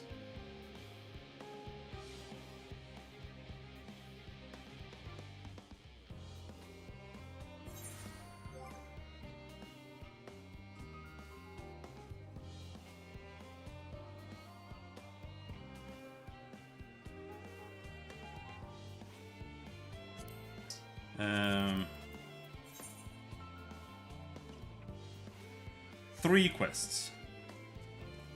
So we have these two quests, and then there's gonna be main quests probably. Yes, right there. Oh, what am I to do? Ah, you're that adventurer who helped out the students of Baldessian, aren't you? I suppose it matters not to you, but my son seems to have run away. Why was there a child here in the first place? Ah, yes. Simply put, my wife and I work at Aporia, and she happened to conceive whilst we were living here in Charlian Hamlet. I assure you we had many sleepless nights wondering if we should quit our jobs and leave Labyrinthos, or entrust the child to a friend of ours who dwelt somewhere more suitable. Ultimately, we decided to continue our work whilst raising the child here. After all, our research is focused on the very future of our offspring will inhabit. The issue is, however, that the magic that prevents us from revealing anything confidential is too potent to be used on children. Of course, we can't allow the little one to roam freely. There's no telling what he might impart onto others, so he has spent his entire life thus far within the confines of Charlian Hamlet. We recently had a slight spat with him and, well, he decided to flee. I imagine me going after him would only make things worse. Could I ask you to talk to him in my stead? I'm sure he'd be much more willing to listen to, anyone other than his parents at this point. Thank you. For Pauline, my boy, is most likely... Did you name your son Pauline? No, it's Pauline. Pauline, my boy, is most likely in the plaza to the east. I cannot imagine he's struck out any further on his own.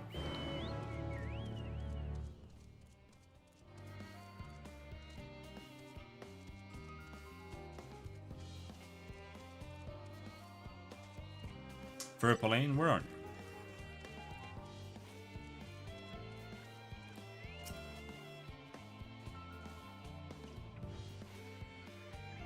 What?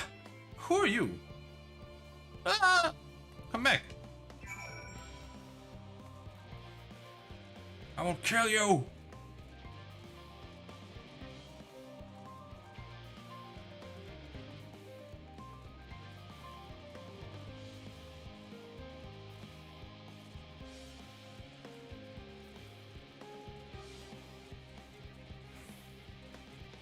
Is there an indoors in here or what? Is someone upstairs? Has to be upstairs then. There.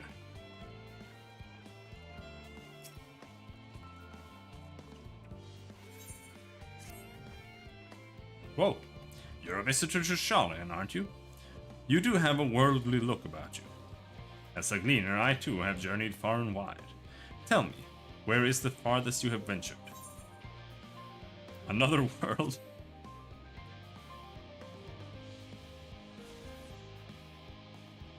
Is that meant to be in jest? The look on your face tells me you're serious. Aye, you should do nicely. You see, I need a more experienced traveler to say a prayer for me before I leave for Girabania.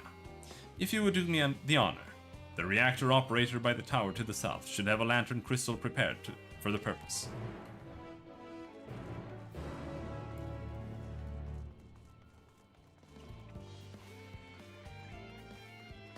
Kid, where are you?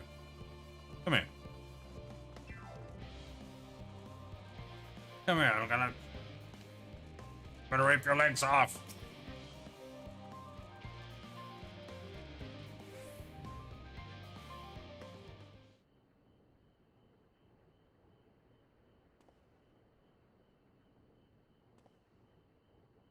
I am not going to go home so easily. You probably won't believe me either, but I noticed that all is not right in Labyrinthos. Why don't you try telling me first?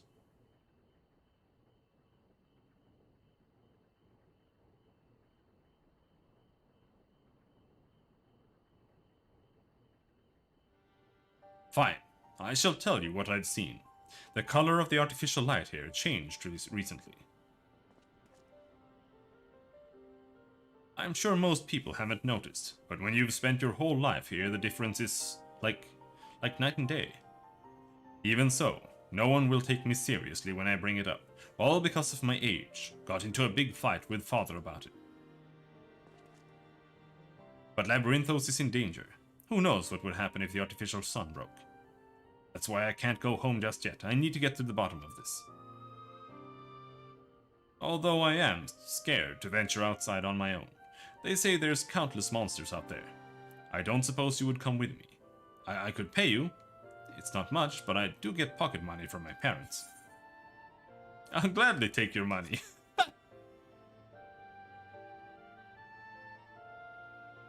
Then it's settled.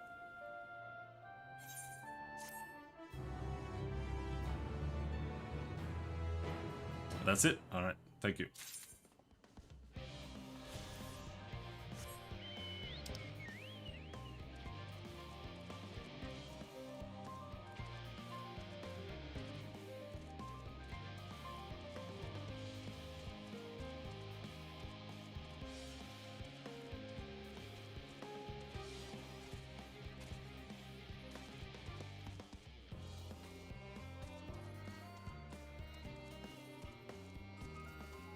Shit, I want that. Give me that. Osmo mount.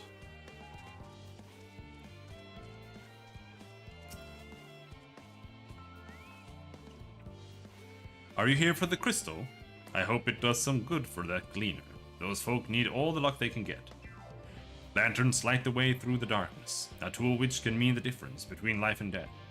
They are synonymous with safe passage, and as such it has become custom in recent days to imbue the crystals inside with the prayers of a more seasoned traveler. And today that traveler is you. Simply face the crystal and pray for the safety of the traveler to be, if you will.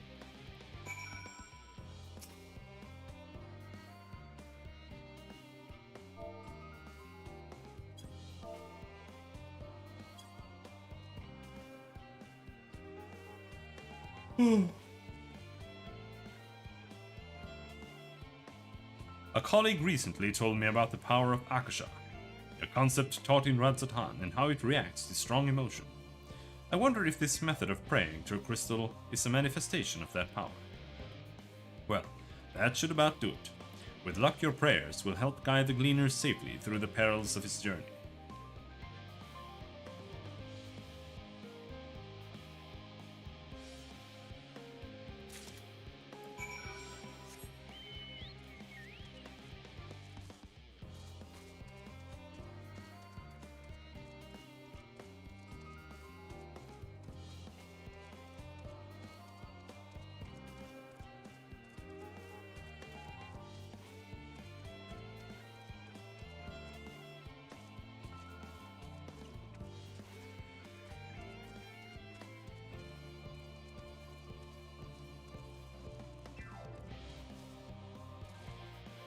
Ah.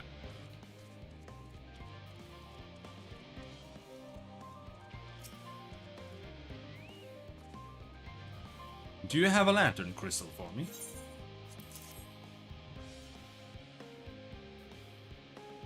You have my thanks. With your prayer fueling its light, I have faith that it will keep me safe until my return. And now I depart for Girabania. I hope your travels are successful, as well as mine.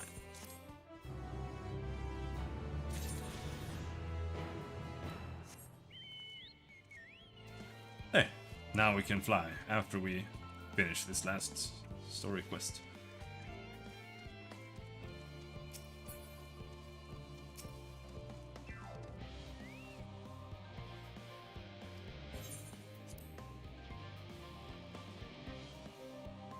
And so we wait.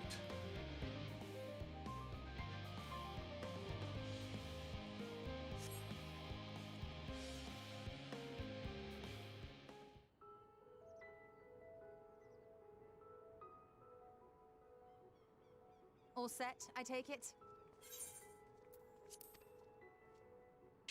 We finished what we could. Delivered supplies, tracked down escaped animals. Trivial tasks as they may be.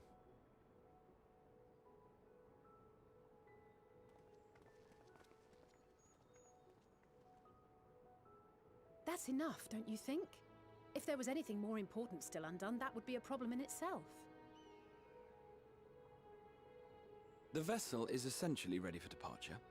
All that remains is to load the final batch of supplies and see everyone on board.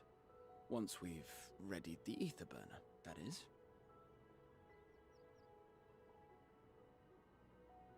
Ah, had a feeling we might find you all here. Our consultations with the Loperites, too, have run their course. Pleased I am to say that our researchers' concerns have, for the most part, been allayed, though some insist on making adjustments to the very end. For their part, Livingway and her peers have graciously offered to stay and keep the people company, lest any lingering queries go unanswered. All that remains is to wait for the refined adamantite. Alphino, are you there? It's me, Cryle. Your special delivery has arrived. Round up everyone and come to the harbor at once.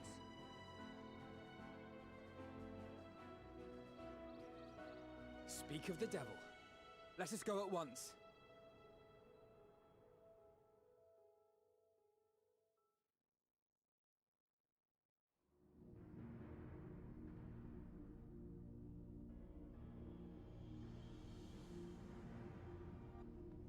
Forgive the intrusion, Master Fortuner.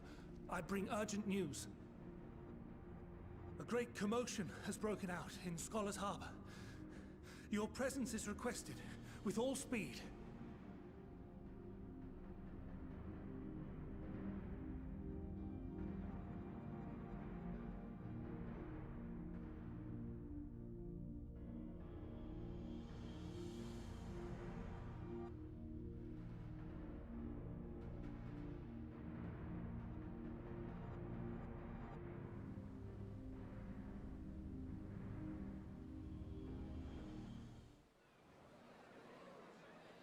Now, where might this delivery be?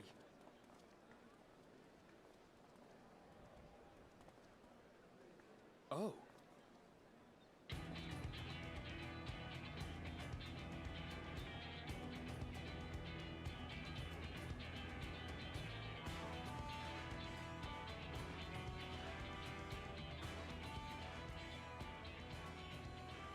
I'm sure it's very important, but we cannot accept these without the proper permits. By the 12! Surely, these can't all be...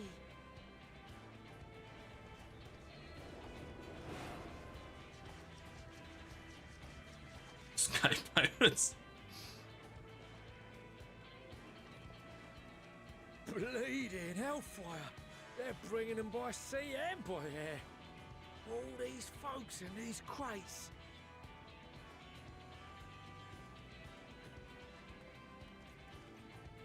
And more on the way. Got your adamantite right here. A bigger haul than any of these sorry bastards brought, and that's no lie.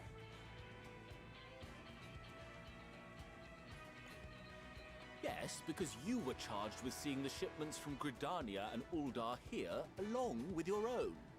Give credit where credit is due. Sounds like the sorry whinging of a sore loser. An hypocrite to boot. Ain't no way a scrawny whelp like you took a dozen steps inside a Dalamon shard. I'll have you know I went all the way to the entrance. Furthermore, 'twas my contacts that enabled us to enlist the cooperation of the Sky Pirates. Left you outside so you wouldn't get anyone killed, did they? Well then, credit where credit's due, you did a right fine job sitting on your ass. Take that back. Make me. I will not stoop to your level.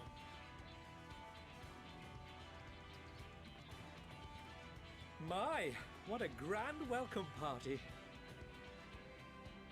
Hancock and Saraban. We come bearing relics both sacred and Allegan, as well as a few other gifts that may be of help, to be presented with best wishes from the Eastern Alliance.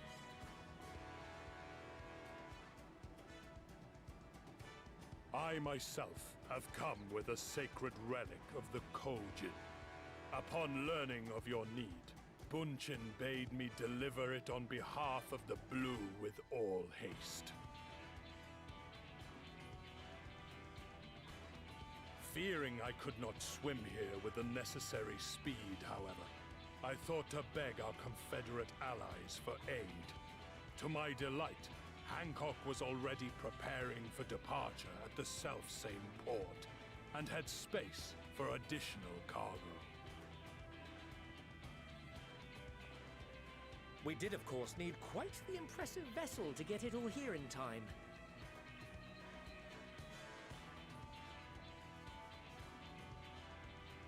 That is all wonderful to hear, but what of the extraordinary cost? I shudder to think of the ransom we must pay for such a bounty. Fret not for your coin purse, young Alphino.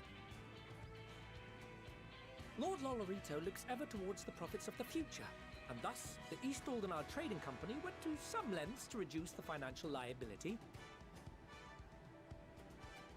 And since the Scions funded the entire venture, not a gill need be rendered up in compensation. Everything is already yours. We funded the venture? When? Don't let the name fool you. This coinkeeper knows a thing or two about spending.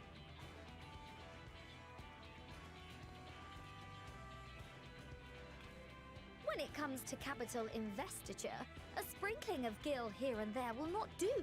You need enough savings to make waves when it really counts, which is why frugality is paramount. We also have the benefit of a generous patron. Generous being rather an understatement.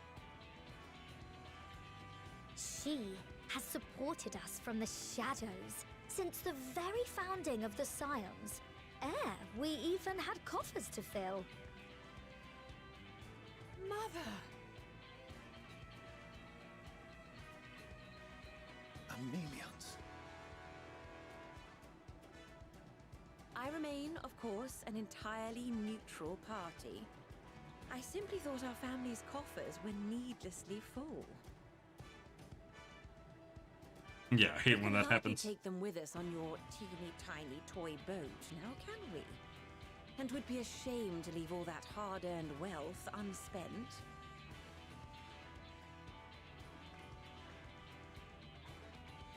Waste not.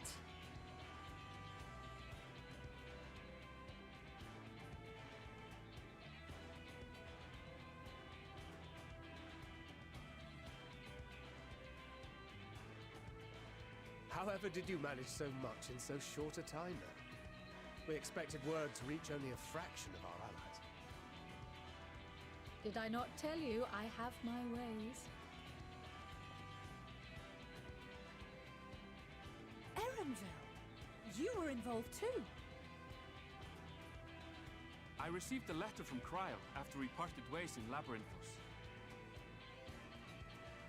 She explained what the Scions were trying to accomplish, and why you might soon require the services of the Gleaners, spread across the world as we are. I pray you do not interpret this as a betrayal of Charlie. I accept that the Forum's aim in pushing us to our limits was to preserve what knowledge we have, and I bear you no ill will for it. Yet, in collecting that knowledge, what I came to appreciate most about our star is that there remains so much we do not know. That is why I chose to help the Scions, to combat the obliteration of those countless, undiscovered wonders. I held no illusions that they would be less demanding taskmasters. Though, rest assured, if I had, I would have been sorely disappointed. That is very saddening. And To funny. make a long story short, the whole of the guildship cooperated to ensure your call was heard far and wide.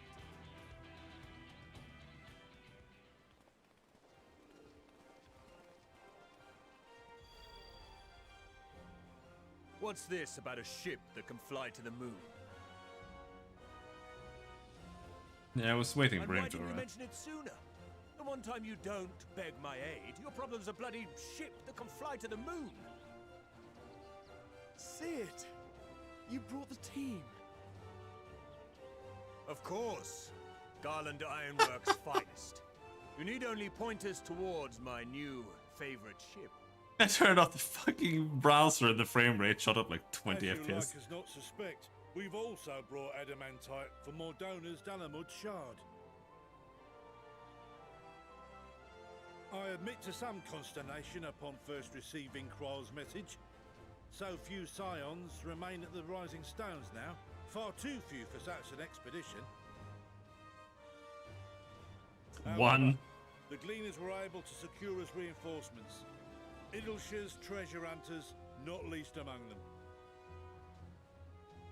I know. How the Gobbyfrop fought. Yeah. Slavix's gratitude for the safe return of his daughter has not waned, and he gathered his kin to our side with an astounding quickness. You're also not playing an MMO while The streaming. clash between their machina and the Allagan defences was a sight to behold. I wager even you would have been impressed by the magnitude of the gobby booms.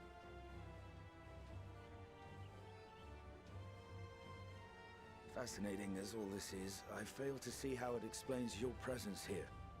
Does Razat-Han not have more pressing concerns?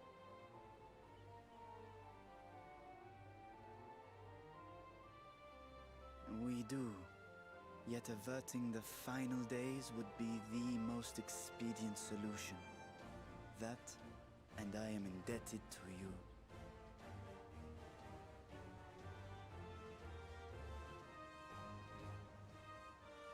Though they chose to take their leave of Thavnair, those you saved in Galimund remain my people. My gratitude is beyond words. 'Tis appropriate that I aid you in kind. If in the doing we bring salvation to others of this star, so much the better. You will recall that I spoke of my father, Midgard Summer, and his journey across the great expanse. As he traveled betwixt the stars, his resplendent scales drank of the ether in those nigh empty surrounds, and imparted to him the strength to persevere. Thinking they might further your cause, I called out to my kin for consent. Ajdaya's answer was silence, as ever. Tiamat and Chris-Velgre, however, responded favorably to the suggestion. My sire, too, gave his assent. Thus have I brought you his own worm scales.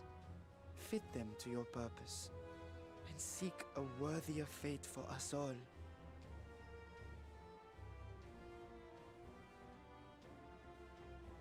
You'd be hard-pressed to find someone else so familiar with the unique properties of dragon scales. So I invited myself along.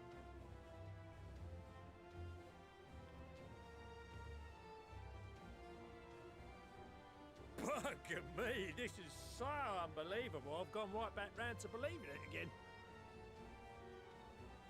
Forget a 6% gain in efficiency. With all these goodies, we could get 7, no?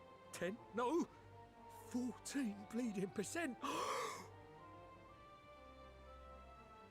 Think of how far we could go. What we could do with that much power. What we could blow up. If Kokol is duly convinced, then it must be true. In which case, the science end of the bargain has been fulfilled. Would you not agree?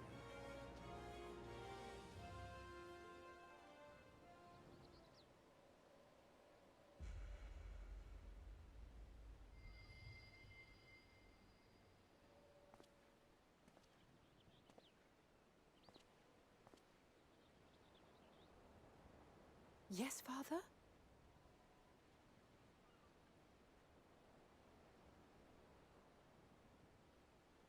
I know not what you seek of Hydaelyn, nor for what purpose you would take command of our ship. Yet this much is certain. To do so will be to dictate the fate of this star and the lives upon it. The lives of each and every creature, in their magnitude and their fragility.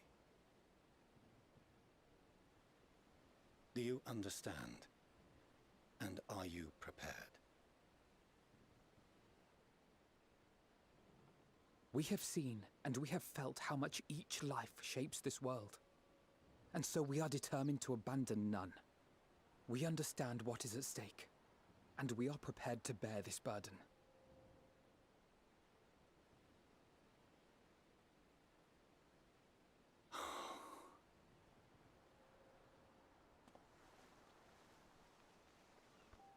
Then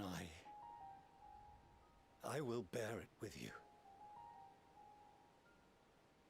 I beg you, share your struggles with me, as family.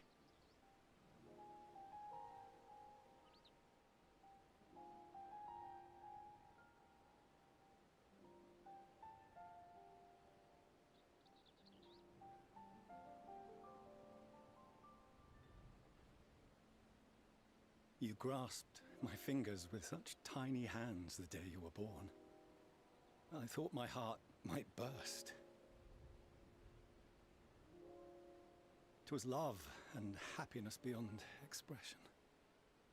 Overwhelming, and a conviction so powerful that I trembled with something close to rage. I had heard the final days foretold. I swore to myself then and there that I would not let them steal your futures.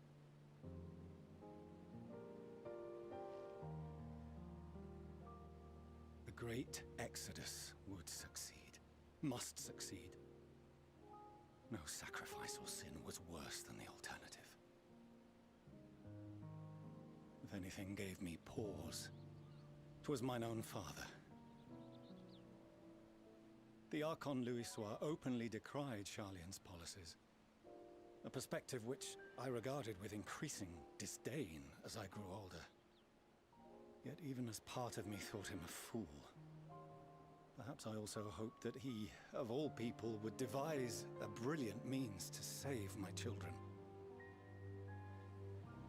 A naive hope, but stubborn enough that I could never bring myself to keep you apart.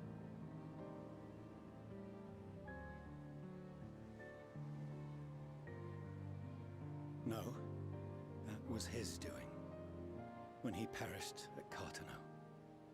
As we pulled that twisted slab of Dalamud from the sea, I remembered the warmth of your newborn touch. Chastened, I vowed never again to suffer any interference in my mission to protect you. No matter that you yourselves wished otherwise. Detest me, fight me tooth and nail, I would suffer it, and more. And be satisfied so long as I could force you onto the ship.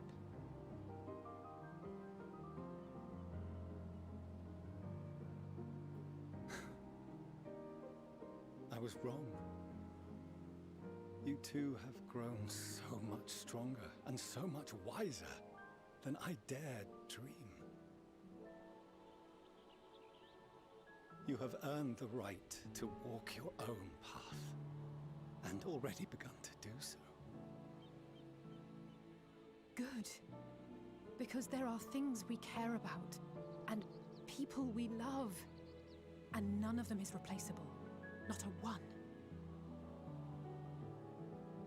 It cannot have been an easy journey for you to have come so far. We shall be glad to acquaint you with the finer details someday, once this danger has passed. All that we have seen and heard, that we have felt and learned in our travels. Ours is not a kind world, but it is beautiful. Always. Oh no. Are you quite sure that's wise? After all, someone turns pale and flees the room when he sees so much as an envelope containing word of your adventures. Whatever will happen if he learns what you were really up to? Amelians.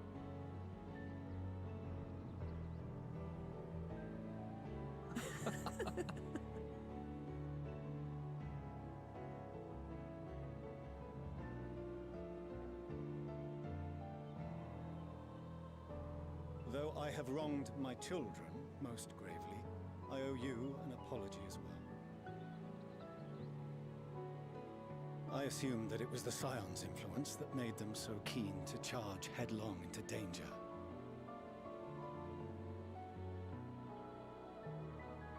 Yours, in particular. I see now that said influence instead brought them together with the many fine people gathered here today. In which case, I hope you continue to guide them.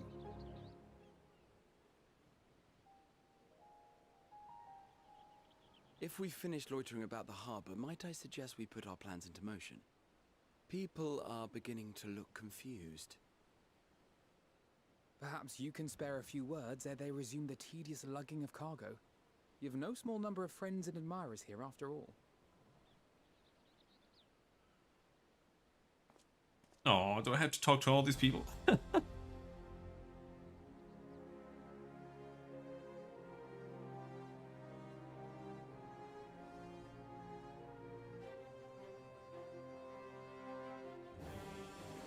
Dot dot dot.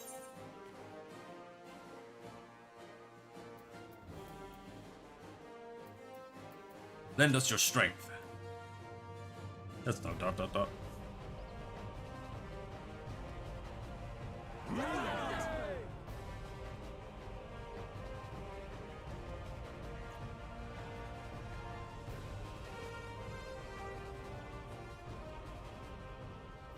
Your assistance is appreciated. Now, in an orderly fashion, if you please.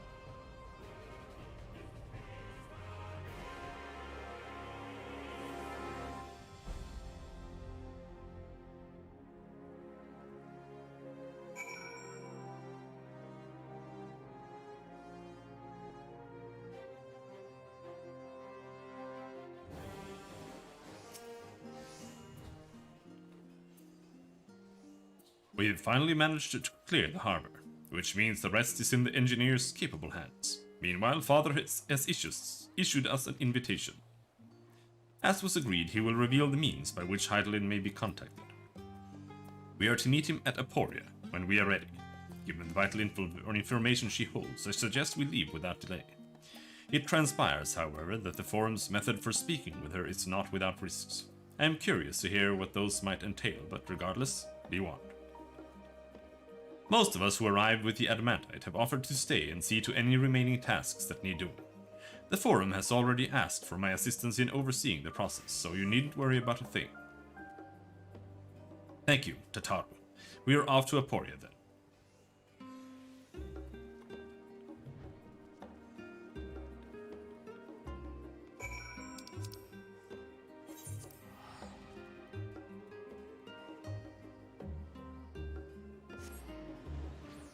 I wonder if they have given me a shitload of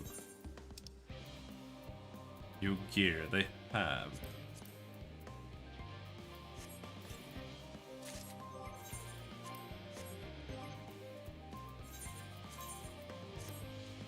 Can equip one of them.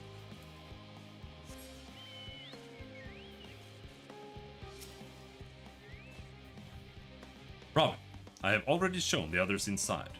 You will want to speak with Clarilane. She has the key to the lift and can send you down after me.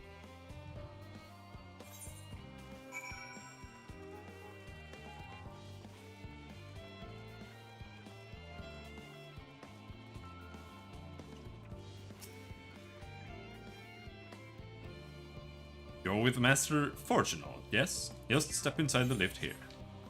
First, did I see right? Kona Catapu. You're a cat and your name is Catpoo. Alright.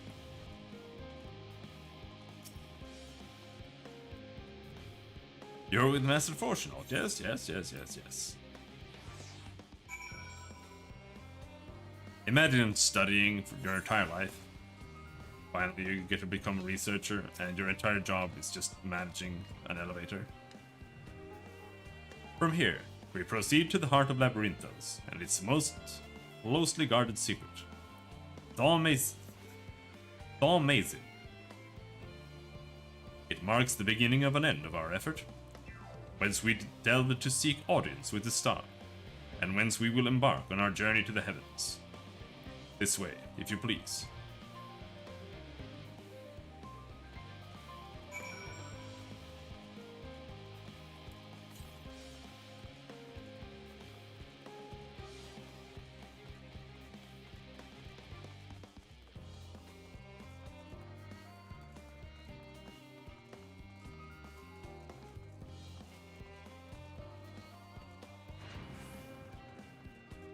Oh shit.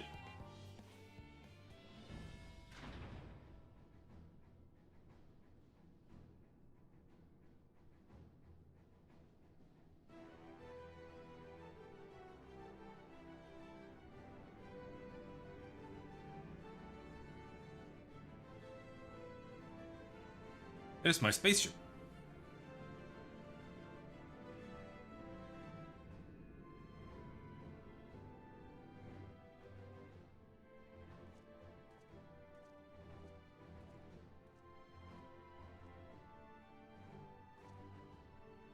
I bid you welcome to Thomazine.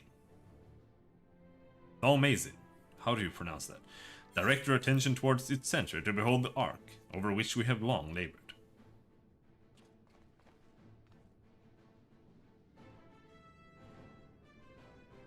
As you can see, it was designed as a medium-sized craft, the better to reduce fuel consumption. Miniaturizing magics have been applied to its interior to ensure that the thrust-to-weight ratio does not place too great a limitation on its freight capacity.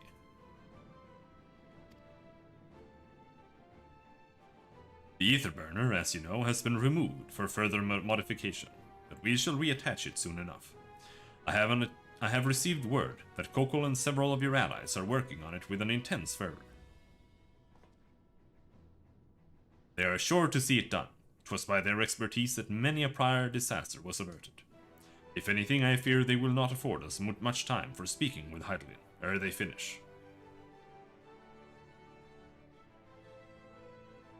Point taken. Let us move on. I must warn you again, however, that even with the benefit of our device, to treat with her is not a simple feat.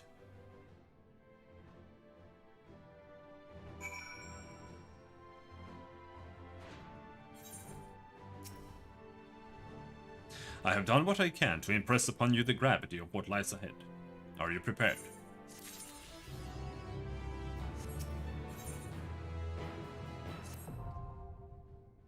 We make for the lift at the center of this chamber. Come.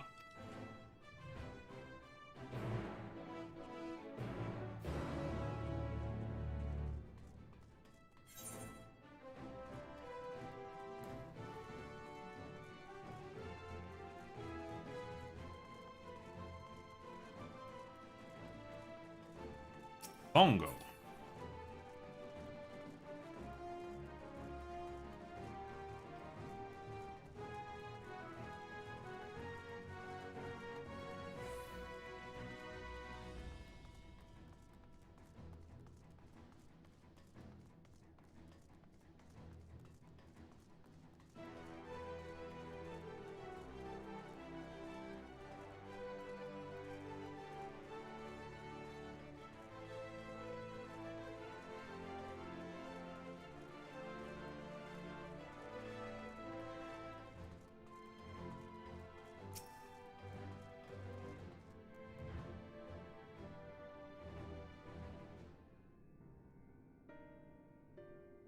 As you all know, alongside our physical world exists an ethereal plane, what we refer to as the ethereal sea.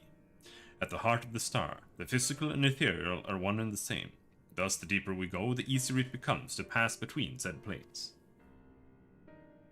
We utilized this principle in constructing the Anti-Tower, and once more here in Thomsey. No sooner did the Forum decide to withdraw from Eorzea than we began work on this facility.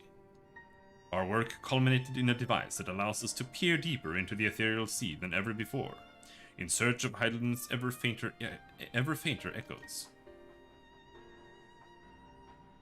The Itioscope. And you communicate with her through this device. For a time, yes, but since the 7th Umbral Calamity, it has been rare to hear even a whisper. As you wish to reach her, you must journey closer to the center of the star than we have ever dared, beyond the Altioscope. Even so, I make no guarantee that you will find her, nor for your safety, not so deep in the ethereal sea. We understand, but if we are to deliver this star, we have no choice but to try.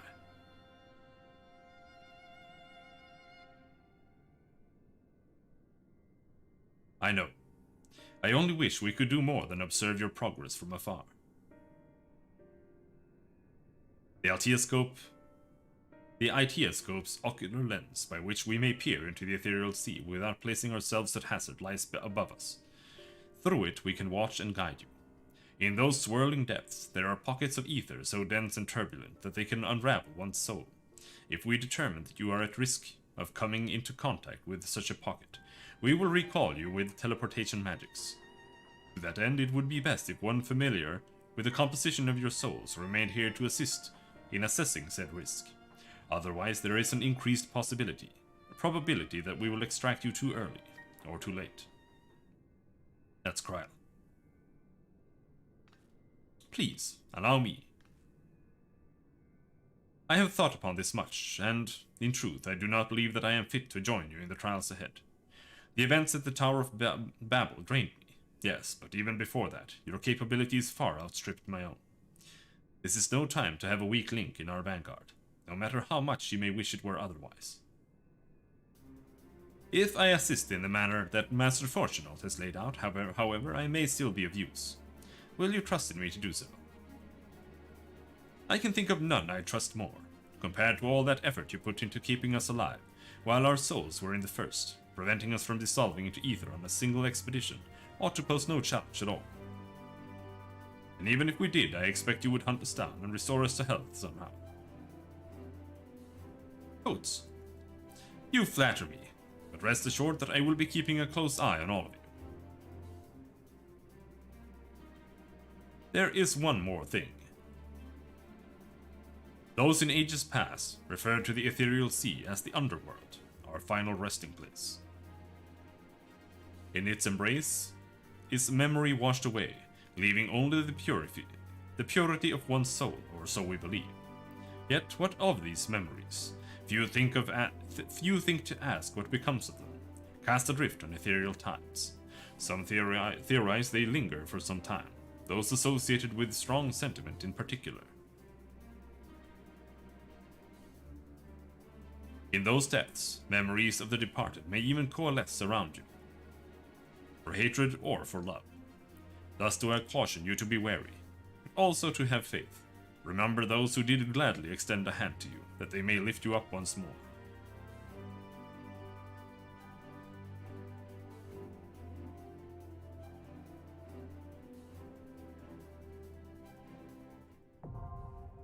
The Itioscope. This is the last dungeon. No, not necessarily. There might be another one. I cannot help but think of those who were transformed into beasts. Their ether dissolved into nothingness, their souls lost forever. Yet I dare say Fandaniel still wanders the ethereal sea, as do ancients who gave rise to Zodiacs, setting in motion so many cataclysmic events. If there is a justice or morality at work that governs our fates, I do not know it, nor do I think any man ever will. If Hydaelyn be unwilling to, or unable to divulge Meteon's location, I shall see our comrades delivered to the moon one and all. I pray, however, that this eventuality doth not come to pass. While even a sliver of hope remaineth, we must needs fight on. I've seen more than enough death in my time. Friends, enemies, far too many to count. Once revenge was all I lived for. All that hate, all that anger. What good did it do? None, that's what. Way I see it, there's no point living for the past. It's the present that needs protecting. If some part of them remains in the ethereal sea, do you think... Forgive me, that's not why we're here, and no matter what happens, she'll always be with us. With Reed, most of all. She tells us to live for the here and now, to do what must be done, and we will.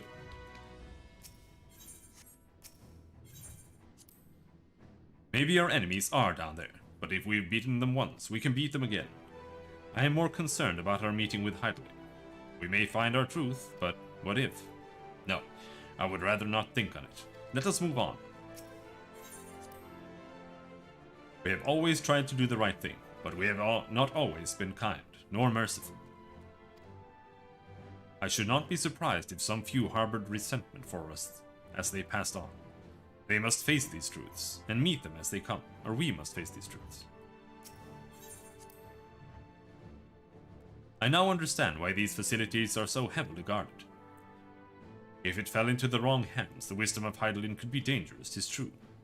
However, the danger is not compared to what would result should the common folk en masse venture into the ethereal sea unprepared. Which they most certainly would if they thought it would allow them to speak to the dead. Once that secret got out, no rational argument could dissuade people from wanting to see their loved ones, no matter how ephemeral the meeting. I hope to guide you via link pearl while you're inside, but given the density of the ether, I'm not sure how long the connection will hold. Even if you can't hear me, however, be assured that I am watching over you. Once you are below, you should proceed through the Altioscope to the central observatory. That is where the objective lens is located. We can manipulate it to direct an ethereal current deeper into the sea. Though I shall assist you in every way possible, this is your journey to make. When you are ready, I bid you step forth.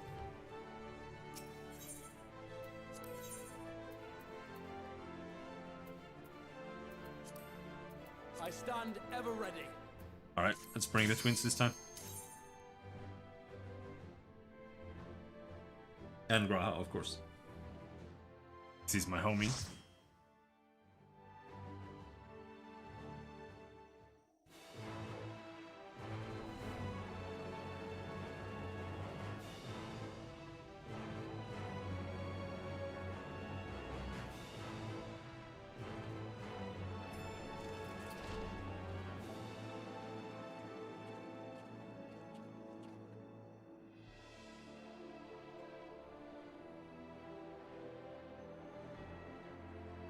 What the fuck is an ITIA?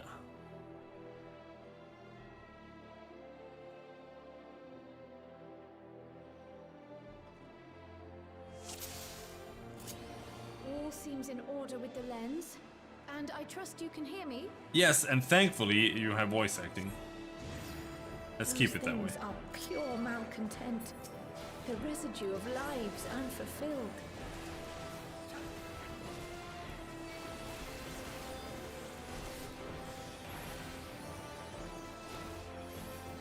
Oh, we're finally level 90 in a dungeon.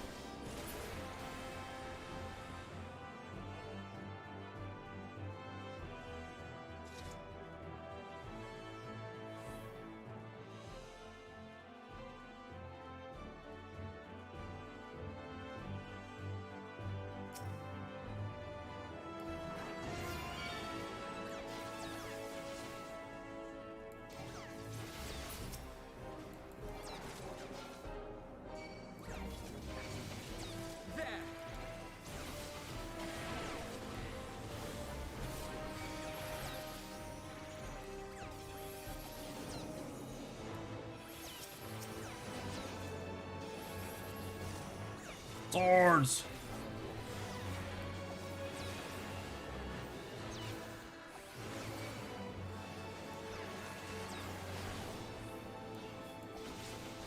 I have you now.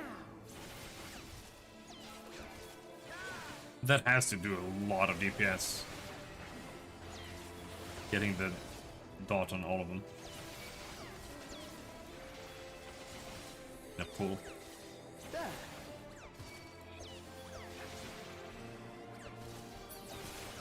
You cannot stop us!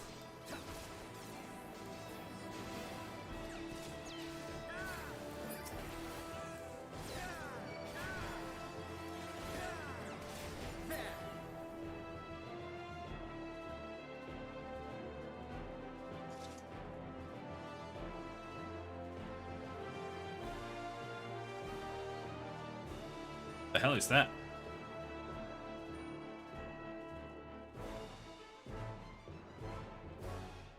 That Paladin?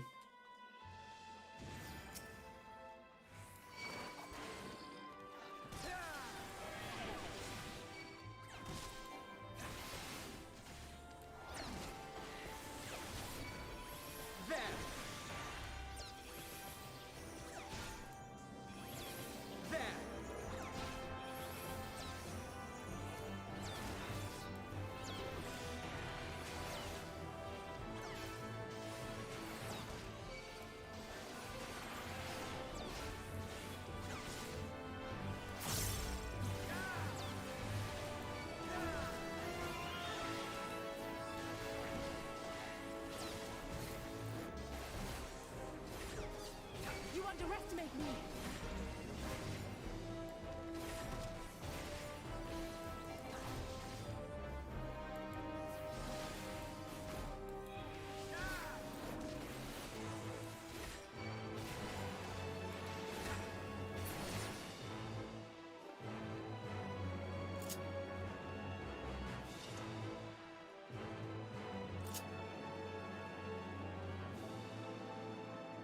It's a yellow one. Gilbert? Hey dude, I know you.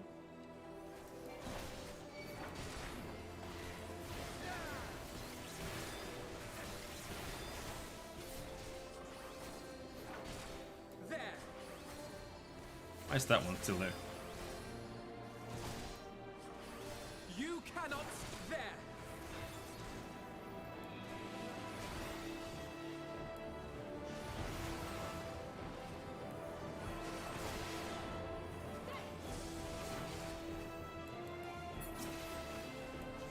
Existential dread. Okay. In the rush of familiar wisdom, the memory of a principled scion takes form.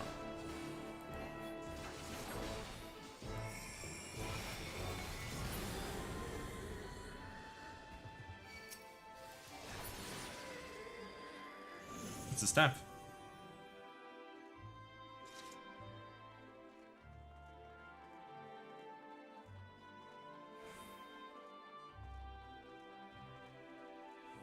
It's probably Louis Soir.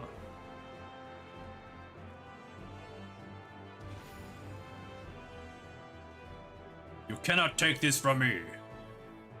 Never will I surrender my devotion, my love. The resentment is bigger than she was. Olivia, that is the Power Ranger girl in the Realm Reborn.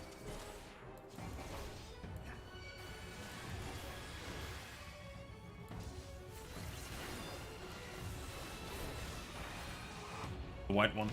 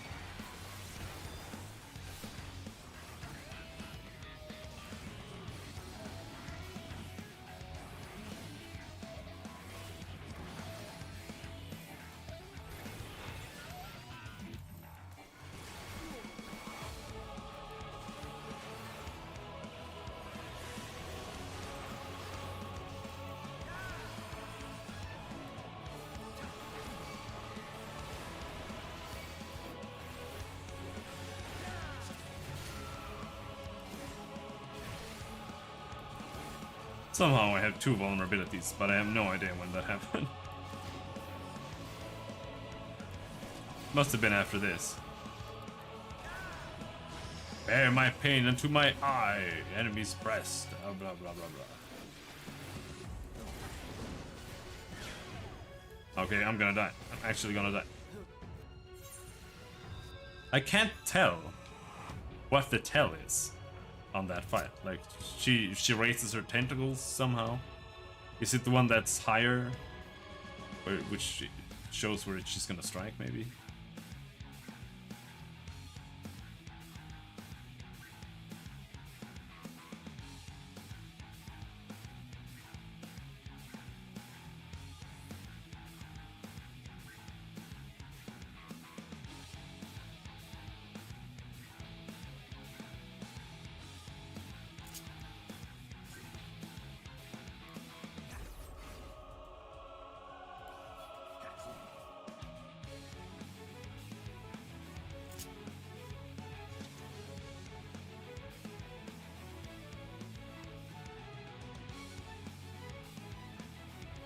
And the other one, you just have to be aware of where the things are when she shoots those things out, because they're gonna return in the exact same place.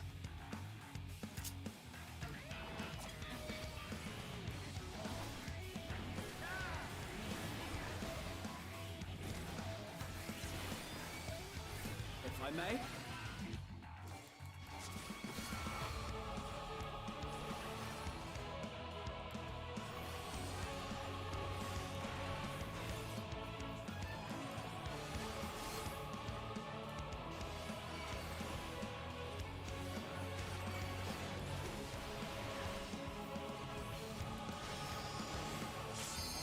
So they're on the left now.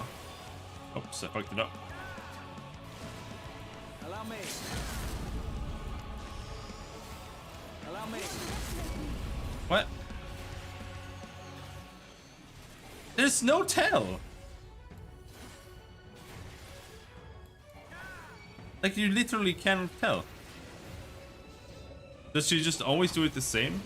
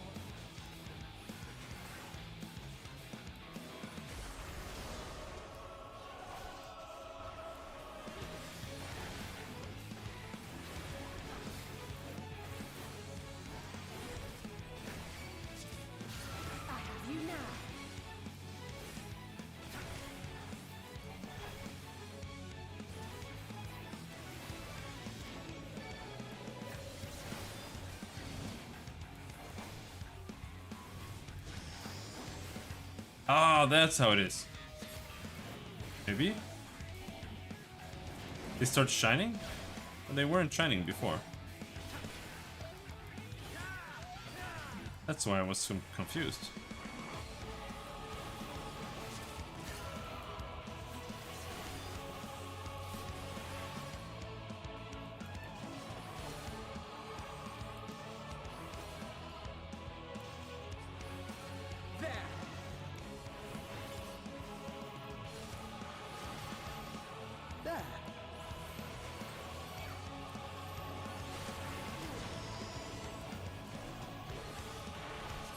Okay.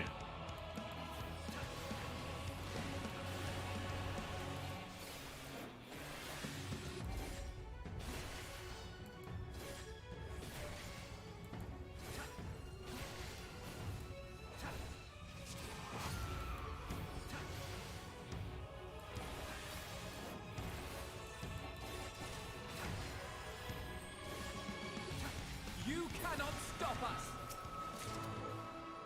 Earrings of Sling! Follow the flow of ether. Oh. It will guide you.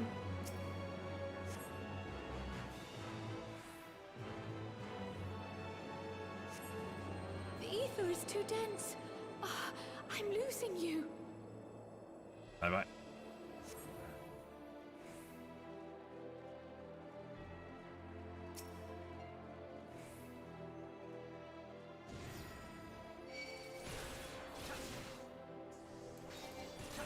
Dissension. What's dissension?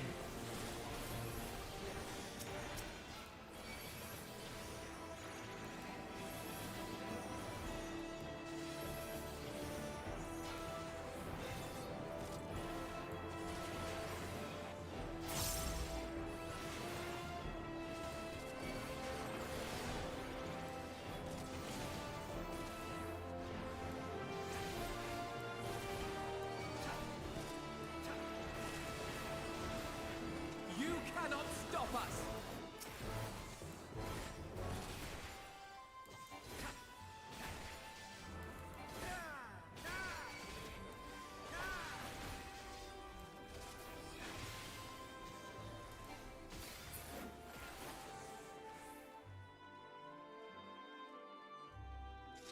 At least they have treasure chests down in the ethereal sea.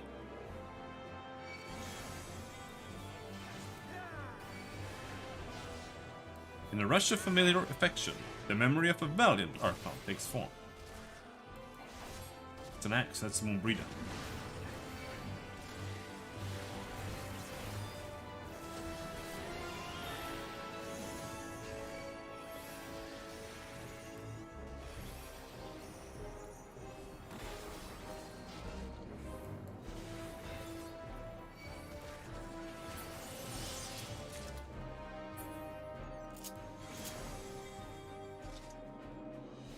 In a rush of a familiar delight, the memory of a kind-hearted knight takes form.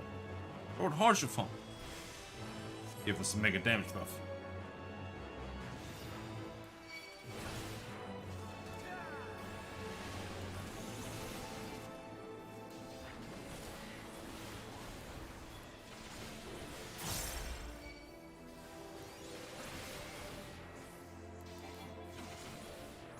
The damage buff was terrible.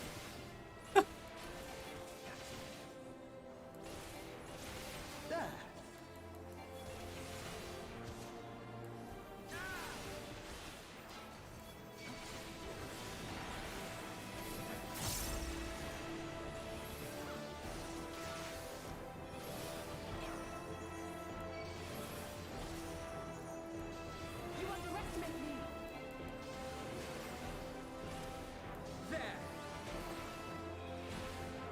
Let's see if I can manage to...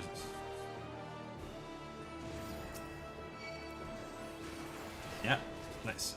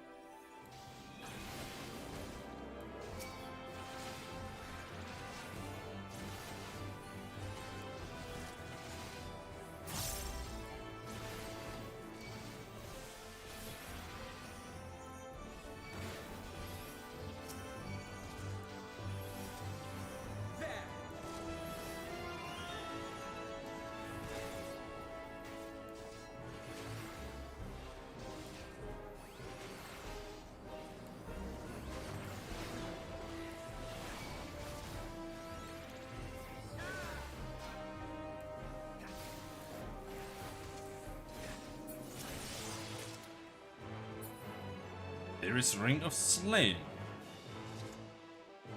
Should say Fending.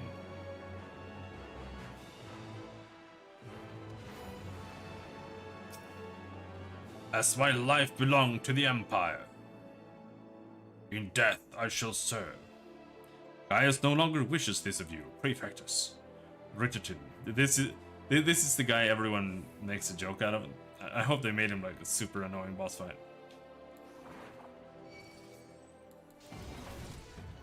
Because everyone's been bullying him for years. So the fight is so easy.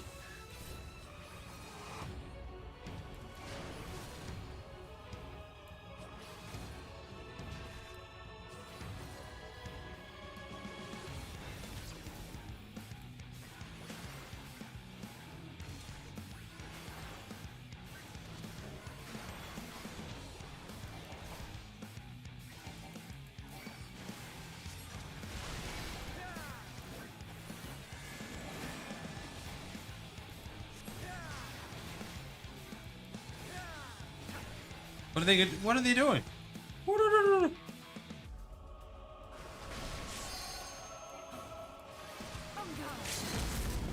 You missed! Fucking scrub!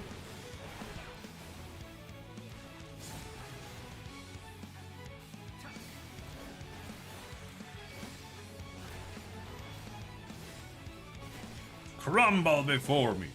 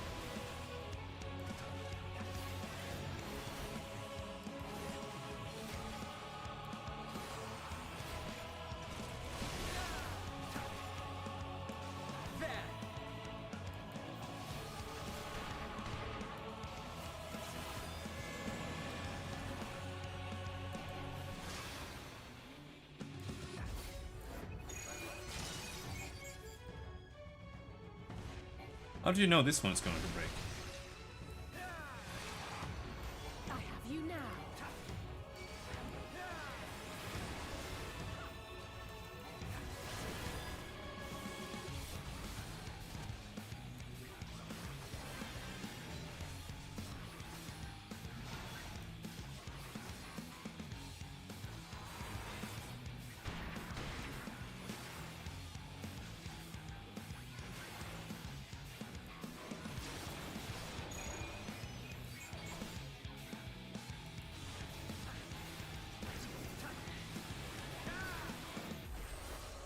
This particular section seems really whatever. You underestimate me.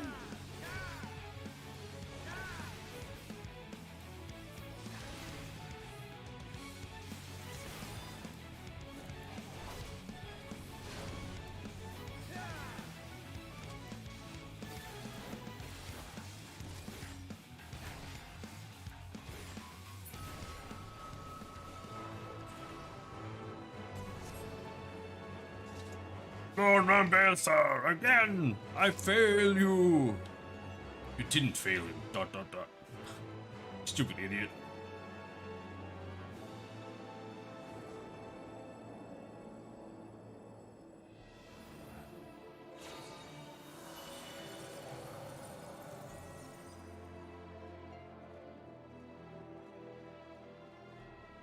Yep, that's for idling this.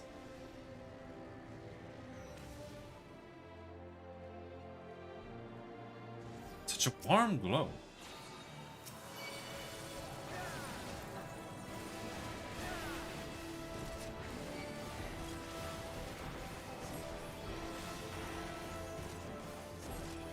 Now what the hell?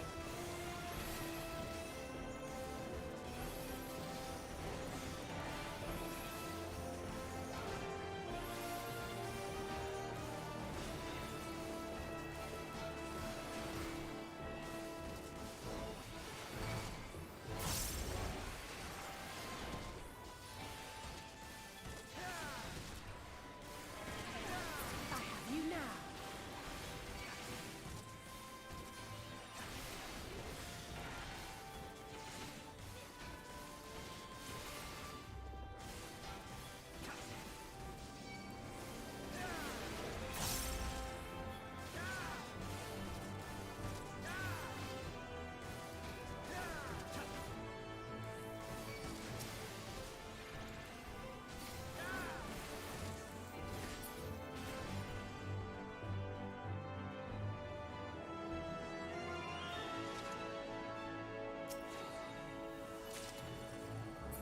Materia. Come on.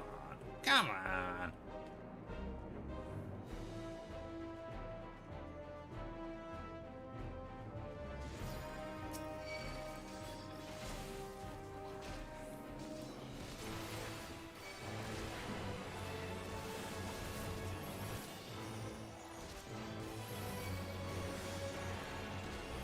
If I may.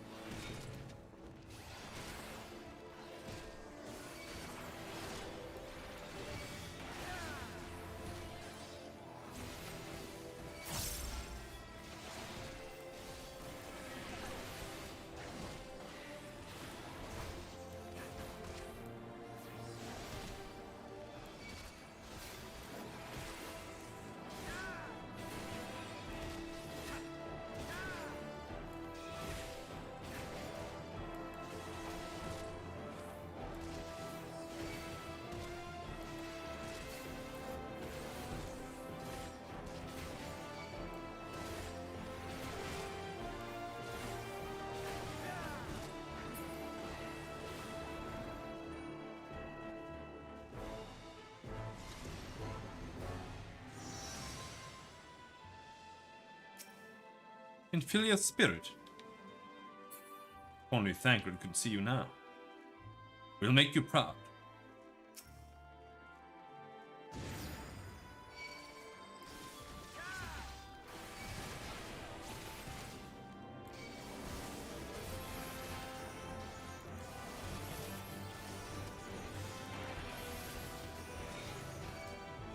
You cannot stop us!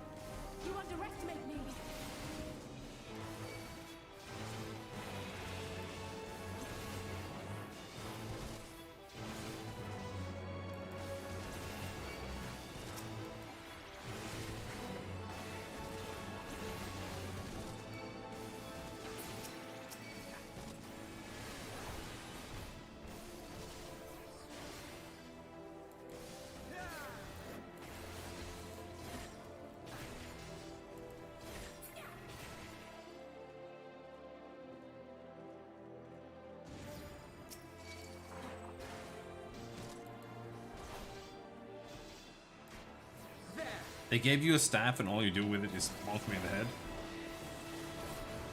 Aren't you supposed to cast some spells?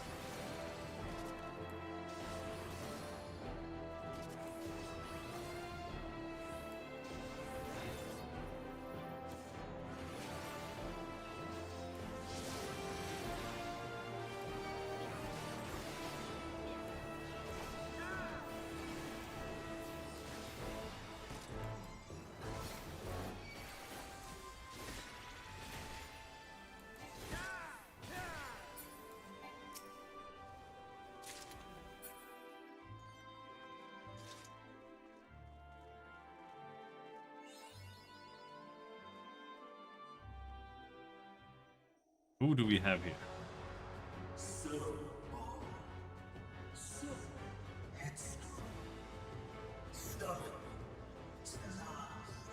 Ben Daniel?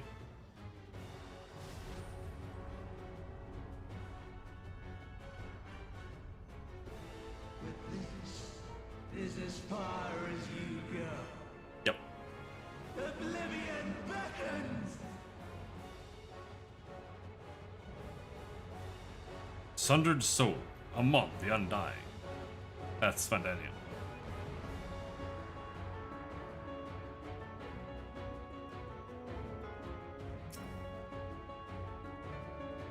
That mask. That of Alex's greatest mind. It will take more than a bit of theater to frighten me. Many faces have I worn, but this is my favorite by far.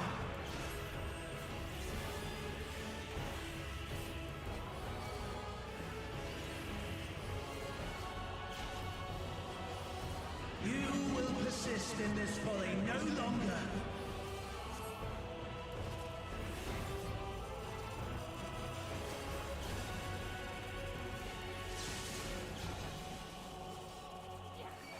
Oh, okay.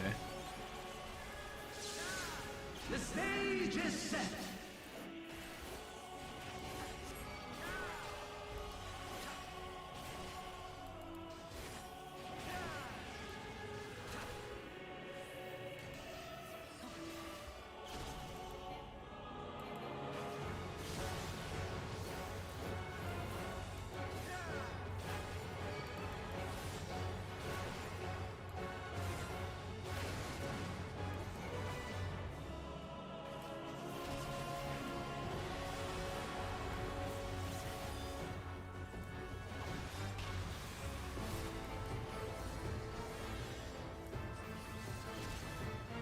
Let the curtains rise for the main attraction.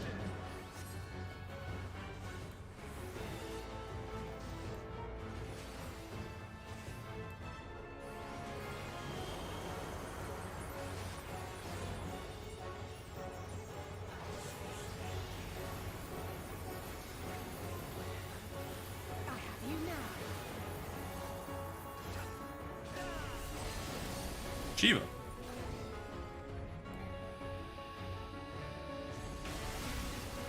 Or rather,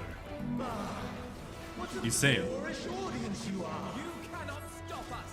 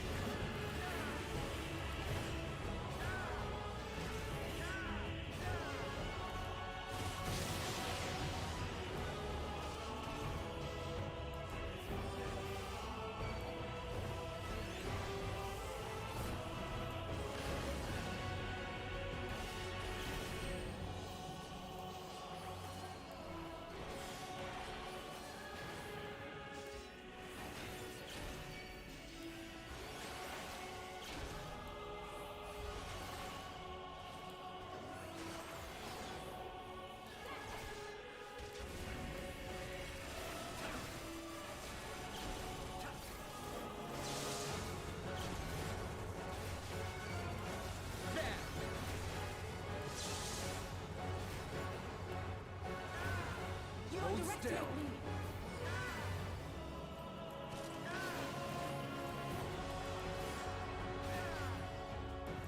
Interact. Interact.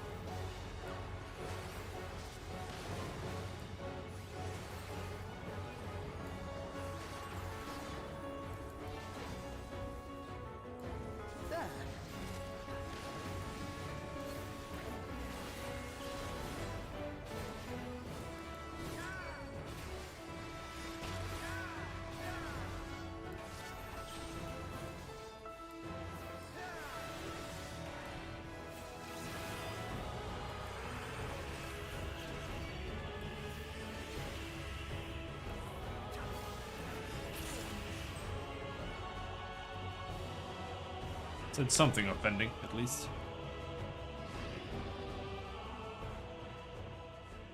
Lies! All lies! Your dreams, your hopes, your futures, delusions and lies!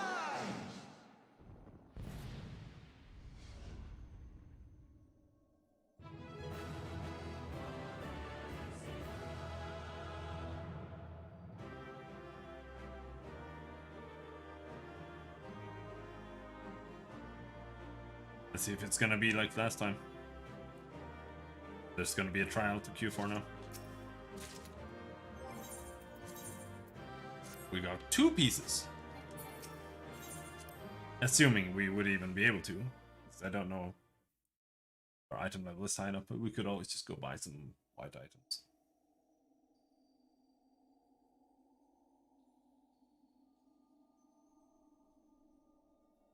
Did everyone have to go down?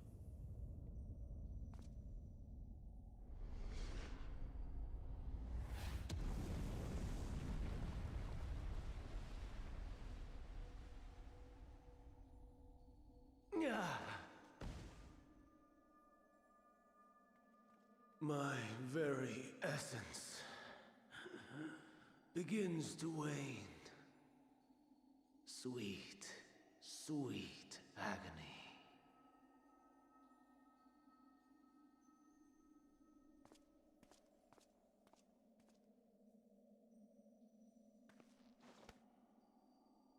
Leave this to him.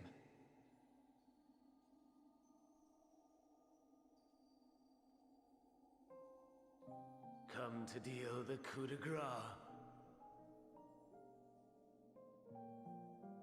Good.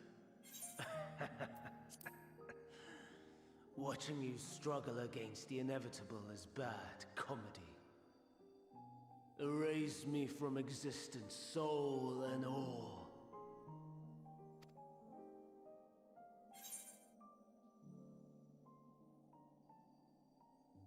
Do you recall your days as Hermes?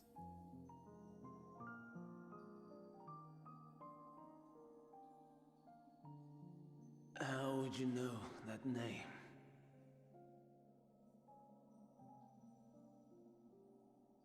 Blah blah blah blah blah blah blah blah. We met, and I punched you in the head. And then you literally destroyed the entire universe.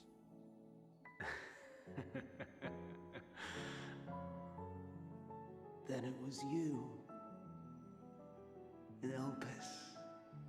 With Emmett Silk. The final pieces fall into place.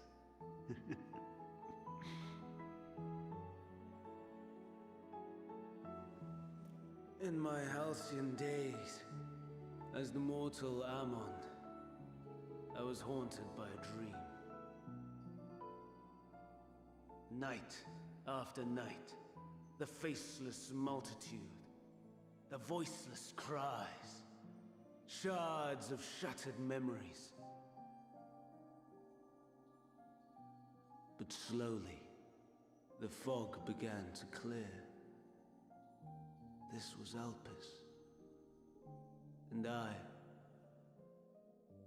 was Hermes. Recurring though it was, I paid this dream little heed. It was only when I was granted the seat and memories of Fandaniel that I knew these visions to be true.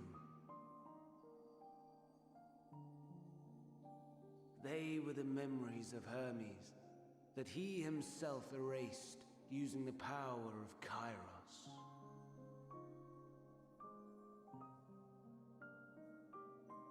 Or so he thought. In his attempt to burn away the events of that fateful day, he succeeded only in searing them more deeply into his soul. My soul. Death failed to expunge them, no matter how many times it came. Rebirth after rebirth, from one Fandaniel to the next. I wonder Is Emet-Selch adrift somewhere in this ethereal sea? In defeat, finally remembering your time together in Elpis? How it must gall him to be entrusted with knowledge of the final days, only to be rendered powerless to act upon it. So many lifetimes dedicated to restoring his beloved Amarok in blissful ignorance. Oh, folly!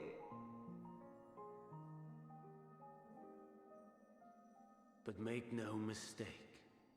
My life as Hermes is not the reason I invited the world's end.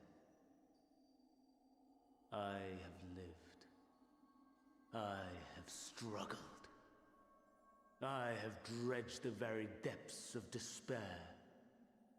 And in the detritus of existence, I found the truth. I served a great ruler, powerful beyond measure. The world his dominion. Yet even he and his vast empire were destined to fall, to become one with oblivion. At the end of life's journey lies only death.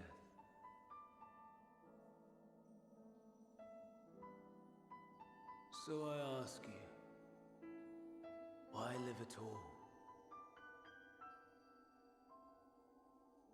We betray, we torment, we murder. We are wicked, spiteful creatures, without exception. If life is so sacred, so precious, why fill it with such misery? Man wallows in a hell of his own making without purpose or meaning. To live is to suffer, and I would end that suffering by my own hand. It matters not if it flies in the face of all believed right and just. Death is the only solution!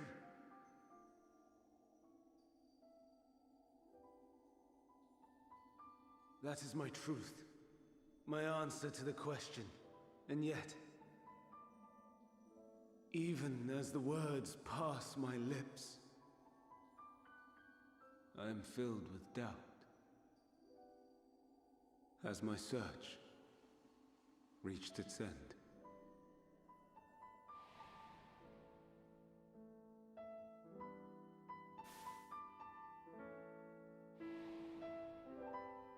Was this the only way?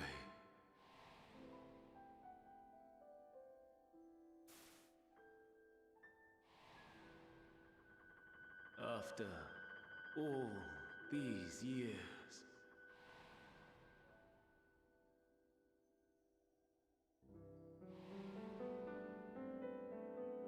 is this the answer I was hoping for?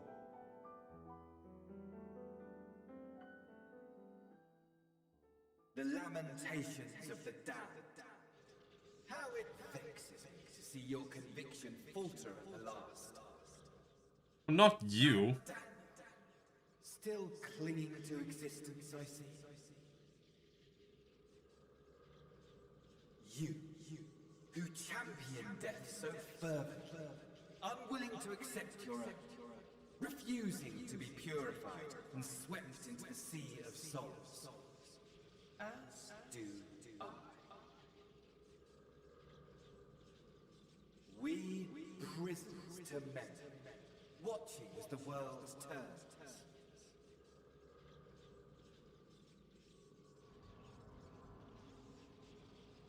Though unlike me, you will be spared the ignominy of having your corpse made a puppet, dancing to another's tune.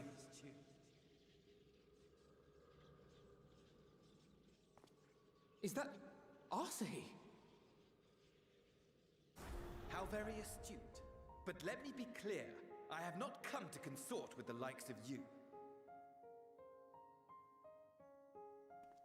Nor have I come to bemoan the state of the world following my untimely demise.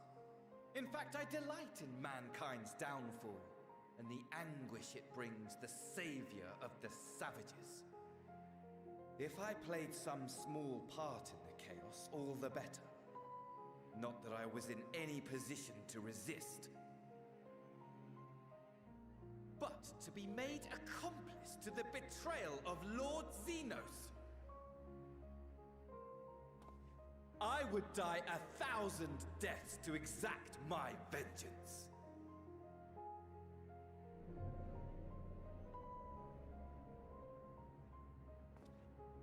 Now you are at my mercy. I shall drag us both into oblivion, and you will never see the fulfillment of your magnum opus. Even should you be reborn, your desperate search for answers must start again.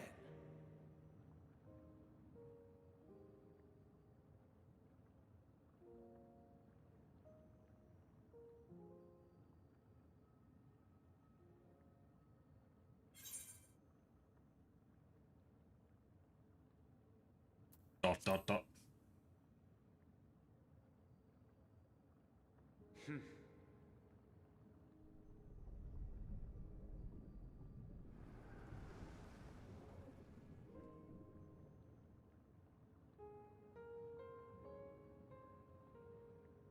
Don't try to follow me. I had more of you people than I could stomach in life.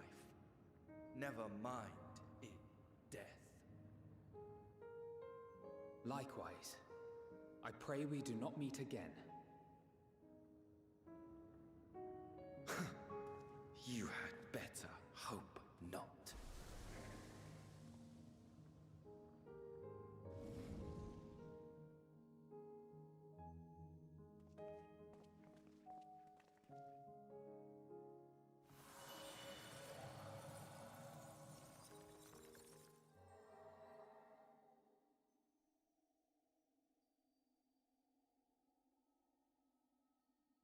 Come.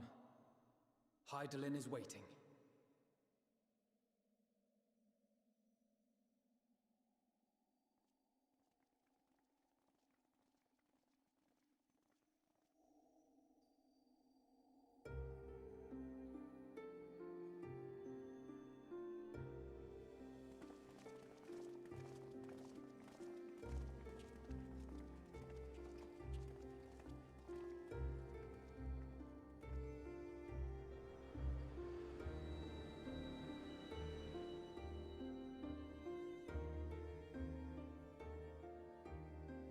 Brave travelers, I welcome you.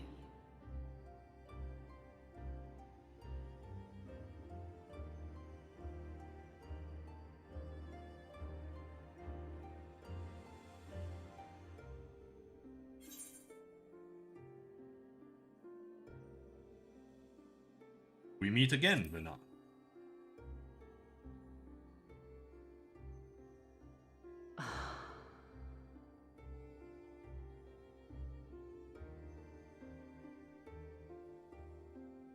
I see. Thou didst journey under Elpis.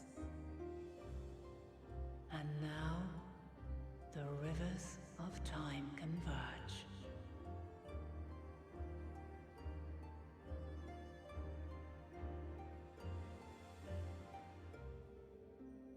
I know why you have come. Yet I would hear you speak your reasons all the same.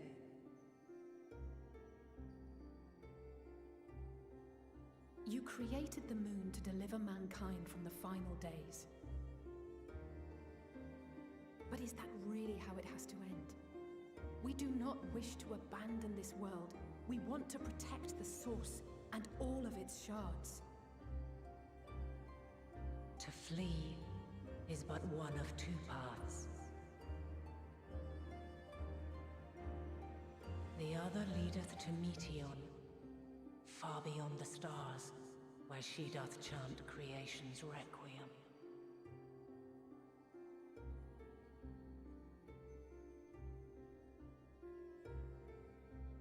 Her domain is formed of dynamis, pure absolute. Where emotion and memory govern all, ether will avail you naught. Meteon hath gathered the pain and despair of countless stars, and to go unprepared is to go unto your doom. We'll beat her. We'll win. I swear it. Is what I might have said once. After everything I've seen, all the times I've succumbed to my own anger and fear. I can no longer pretend that courage and faith will be enough. But are we truly so powerless? That our only choice is to flee? Far from it, my child.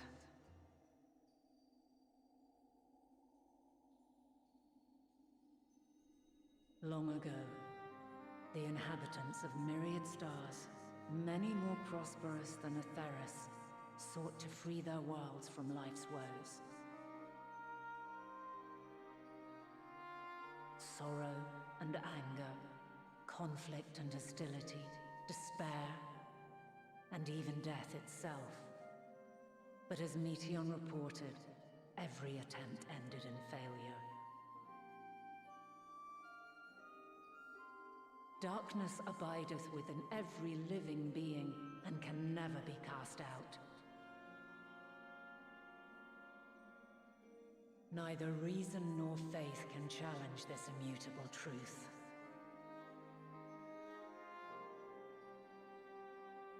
To live is to suffer. And in suffering, find strength and purpose and hope.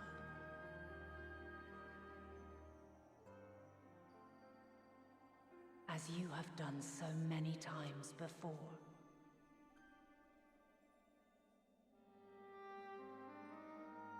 Thou dost pursue an impossible dream, yet knowing this, you pursue it nevertheless. And thou hast learned to depend on others as they do thee.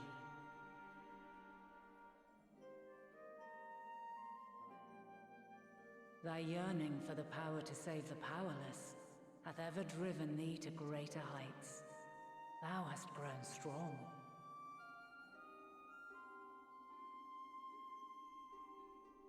Though those closest to thee no longer walketh by thy side, their love remaineth thy guiding light. For duty's sake, thou hast been bound by truths unutterable time and time again. Yet thy heart hath never wavered, as thy companions will attest. In thy pursuit of mysteries great, all thou believest is brought into question. Undaunted, thy thirst for knowledge remaineth unquenched.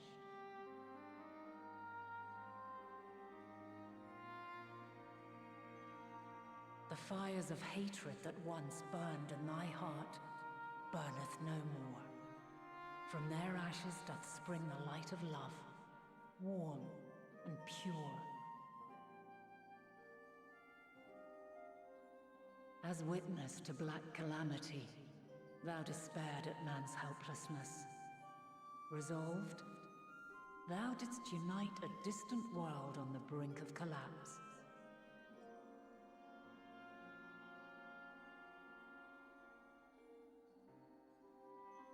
And thou, my champion, when all did seem lost, thou never abandoned hope. For every trial and every foe that did bar thy way, thou hast proven equal to the challenge, drawing courage from the many bonds forged on thy journey. You have all known despair, and though the end approacheth, you walk on, heads held high. Therein lieth your power The strength to silence the song of oblivion.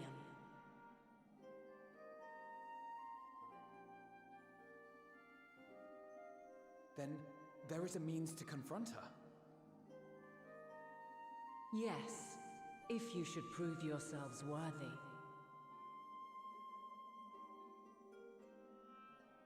Hark!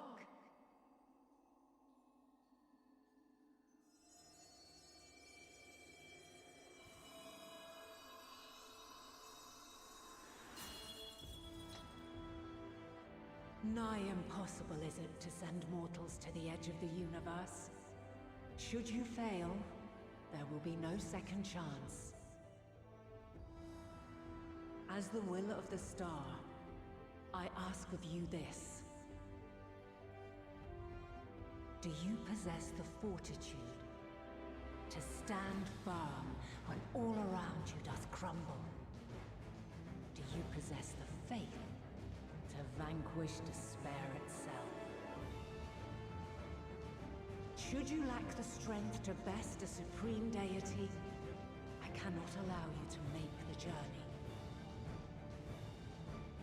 You must leave this star and never return.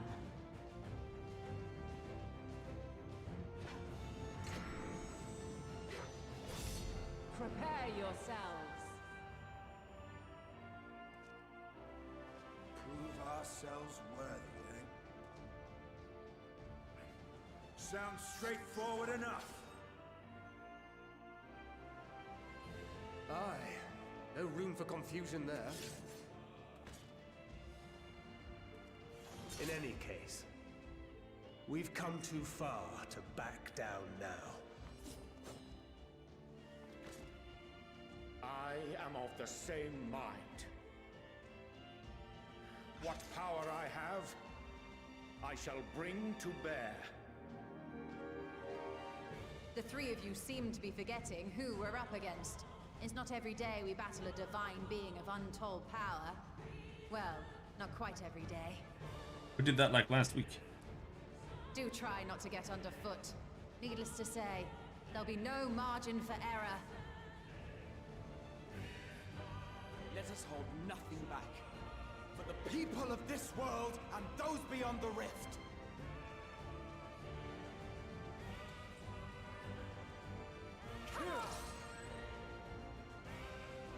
Oh, thank God. They didn't say anything.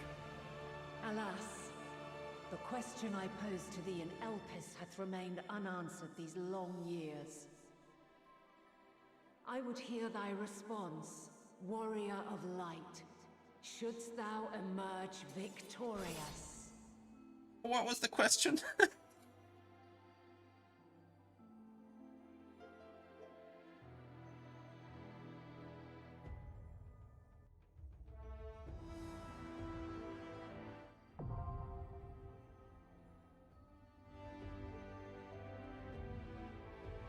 During this quest and when using the Trust System scenario mode, you have the opportunity to undertake this trial with a party of Scions. Some of these allies' roles will differ from those you are normally able to select. Yep, whatever.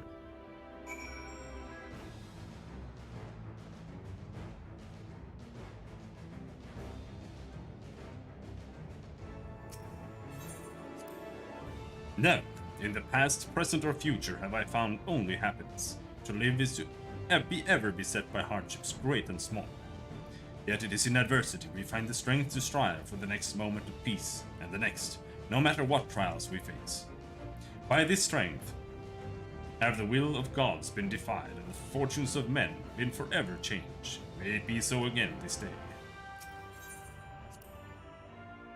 What? Surprised to hear me and love mentioned in the same breath. I'm not a heart of stone. Even in my darkest hour, there were people I cared for. Mentors, comrades, that mad woman who gave her life for us. Then you and Alphino threw my eyes off a bridge, and I've never known peace since.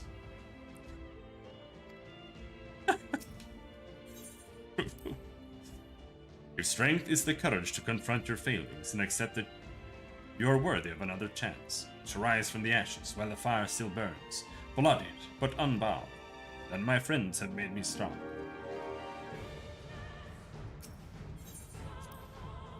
Emmett Selk called us incomplete, pitiful creatures, he said, and maybe we are. Pain, grief, fear. They walk with us, wherever we go. But we proved to him that we deserve to live, and we'll prove it to Hydaelyn, Nithyan, to the universe itself if we must. Should we bring our singular talents to bear as one, even gods may fall. Nevertheless, I pray thee throw thyself not into peril, lest our curative resources be spent. From the ruins of a sundered paradise did she rise, to grant this star new form. As its will, long has she labored to guide her children. Make no mistake, this trial puts proof to Hydaelyn's own faith. Pain and despair. Aye, we're old friends. I've lost count of the times I've cursed my own powerlessness. But it's the blessed moments in between that I choose to hold in my heart. Memories and possibilities, I fight to keep those things alive. Winfilia and Reen, to say nothing of you a lot, I know. Would never settle for less. Alright.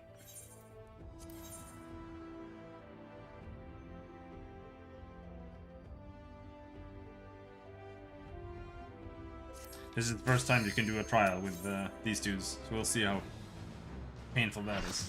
Because they do a really bad DPS. So it might take like half an hour to kill it. But at least they'll show me the strats, right?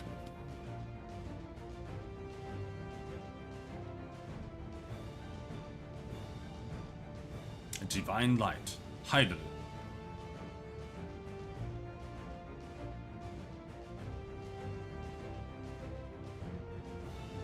I, the last of my kind, shall test thee. Come, prove thy worth.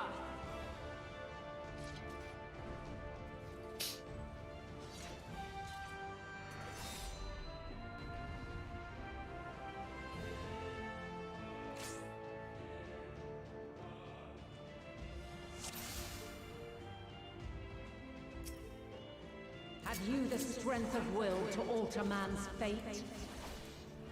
You're mine!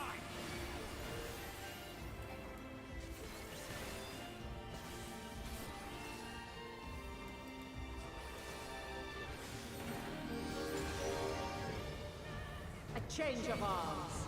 May the test continue. Did she switch to? Prepare yourself!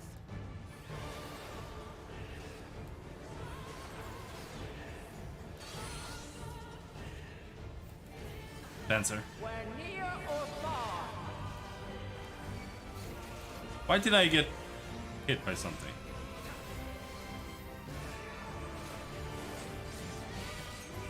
Why did I have two balls?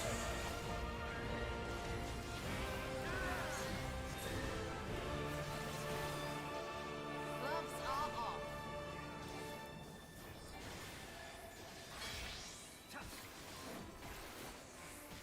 Light unyielding.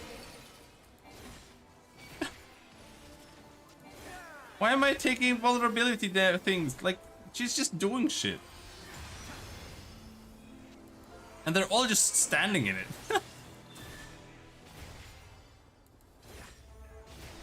Elemental, okay.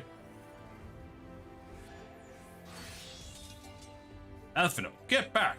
What? By blade. What?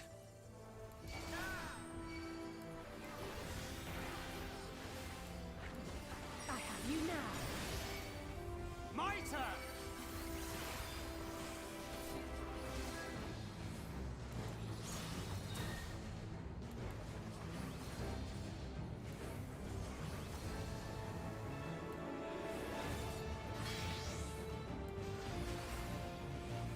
Light unyielding. Okay, so she switches.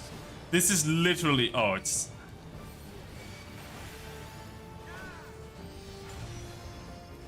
It's actually terrible.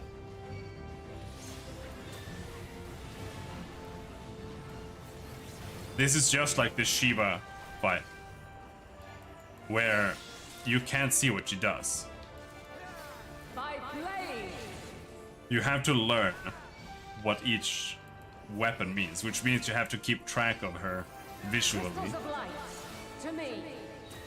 instead of being able to like read it on the ground, as you always can normally. Such a high concentration of ether.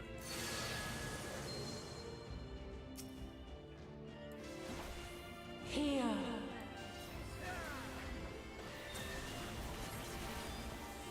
The song of creation's end. Feel.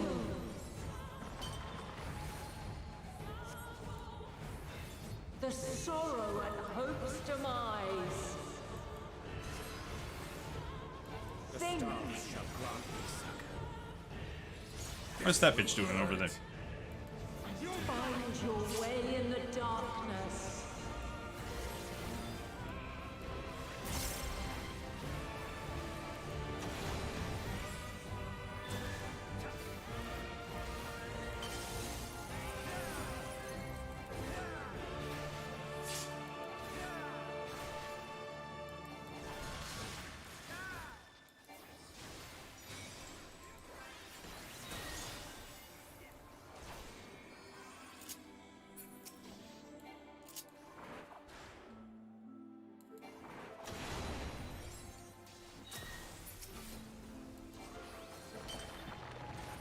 Together we shall overcome this.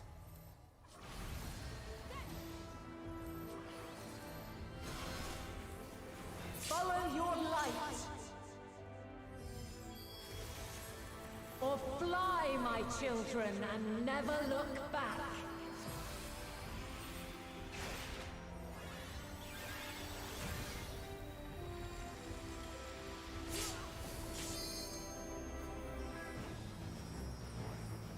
Then you are resolved. With heart and speed. But this test is far from over. Alistair is always the one who wastes the limit break. You underestimate me.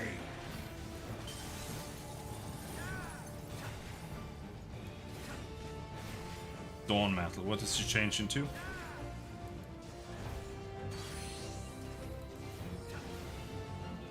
We're near or far. Okay, so when she switches to Dancer, you have to hug her.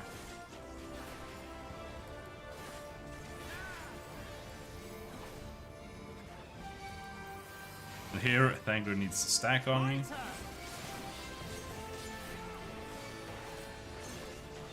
We're high or low.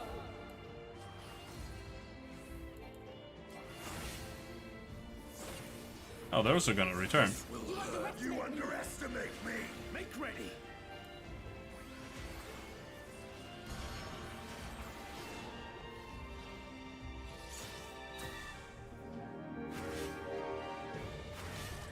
Oh.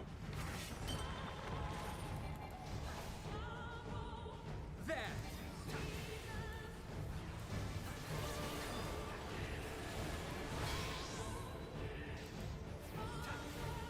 Light unyielding.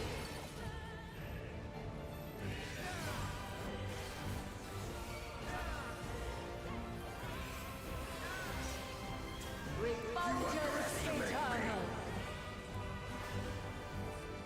Now, what are you guys doing?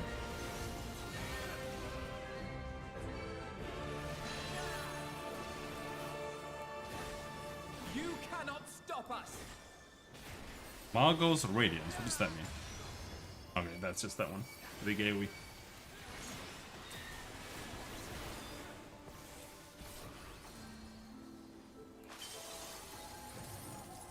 There.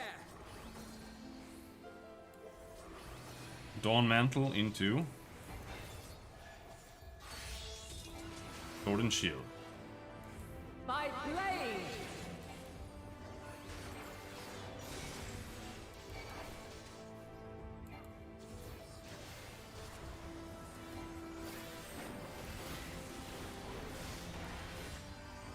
You're mine.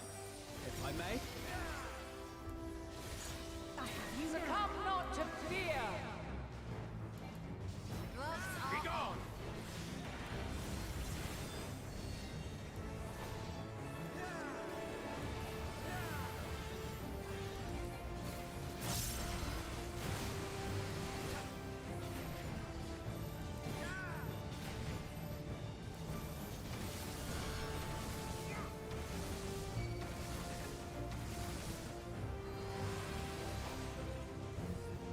Oh, hello there.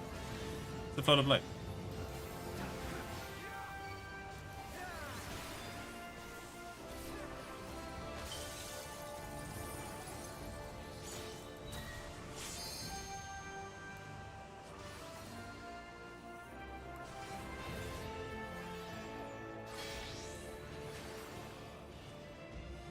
Light unyielding.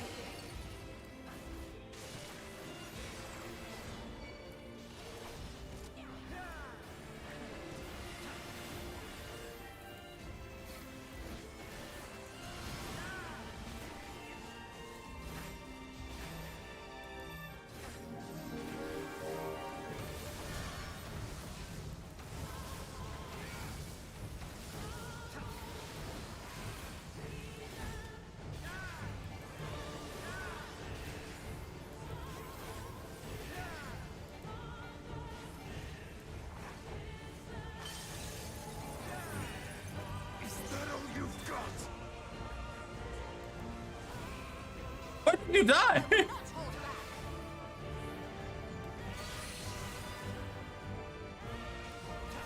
We're near or far. I didn't do anything wrong.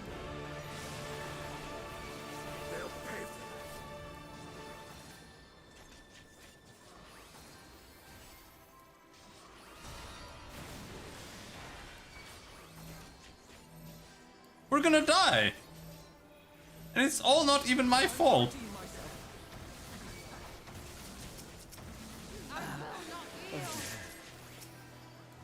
Or are they meant to die there? They're gonna fuck up and then we have to like figure it out.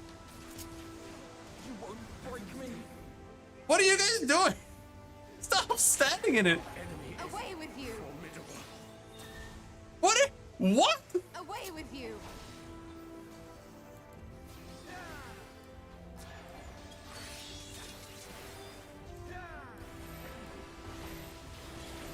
That's a wipe. You wiped us. Why did they wipe me? That's retarded. What? Why did I transcend? What's happening?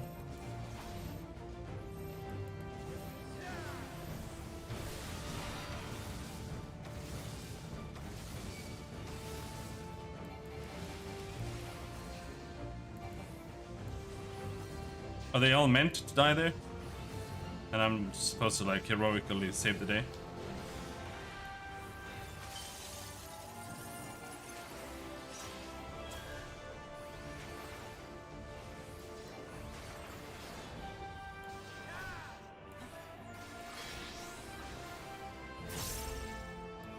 Light unyielding.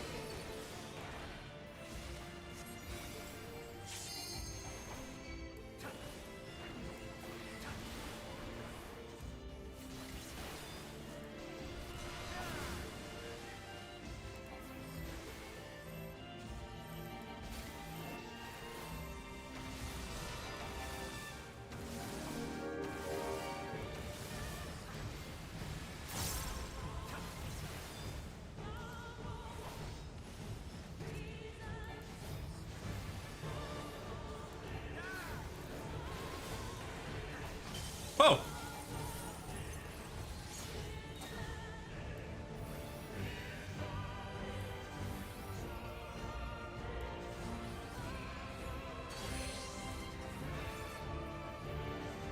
We're near or far.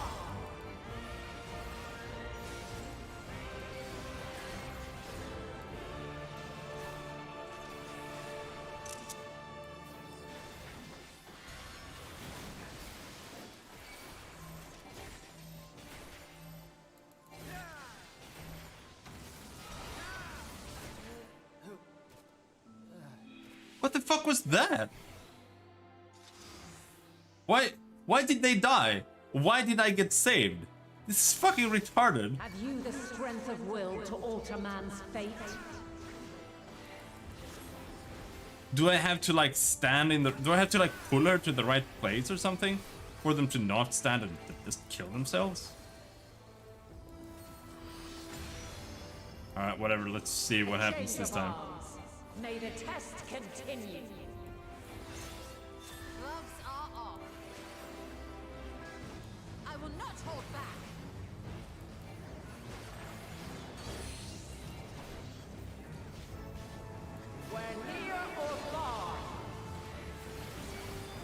Oh, they're supposed to get hit the first time because they haven't figured it out yet.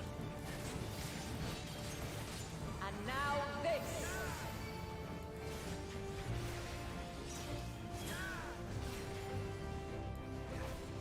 There.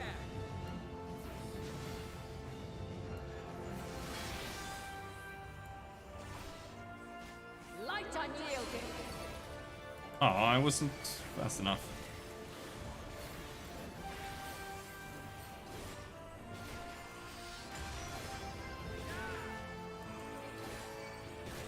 If I may.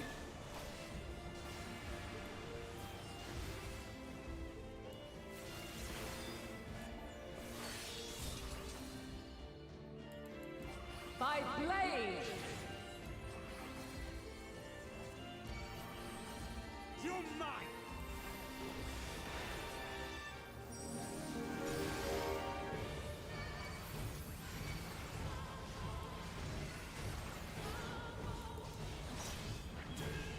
Prepare yourself. You're mine. This will hurt. Light unyielding. Stop standing in it! Away with you!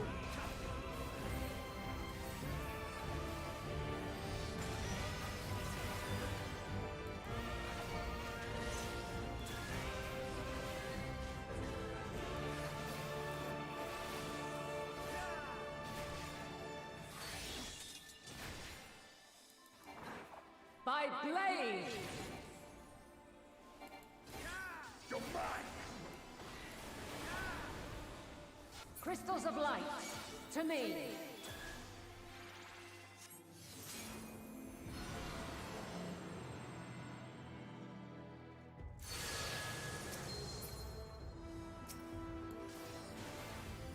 Here. That. Why this one? The song of creation's end. Feel.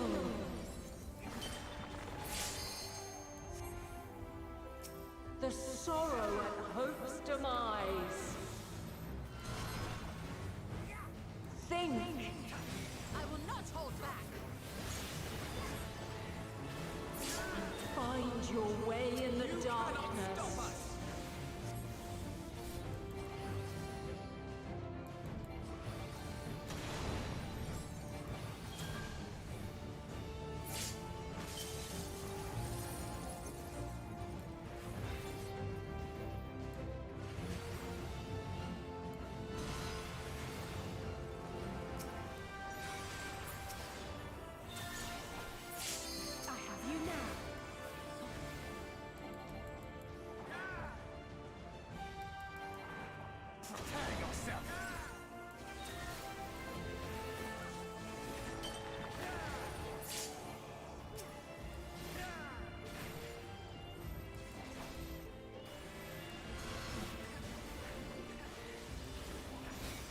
Follow your light.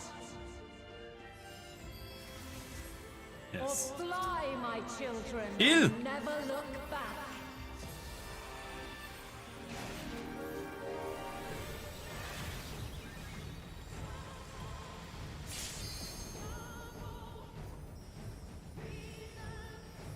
Then you are resolved. Try and stop. Hold still. But this test is far from over. By crystal light. Stop us.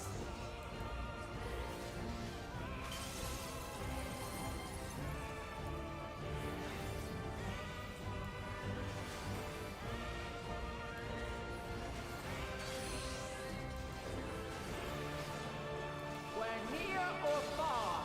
If I may. You cannot stop us. Together we shall overcome this.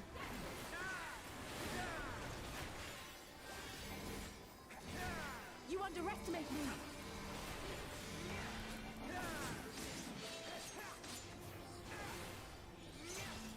We're high or low. Be gone! Make ready!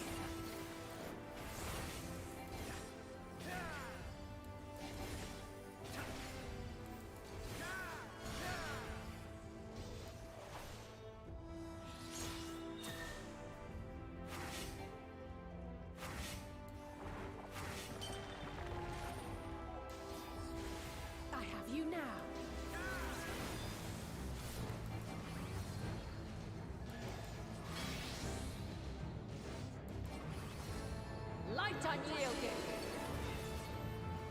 Be gone! I will not hold back. Refulgence eternal. I don't really get this one.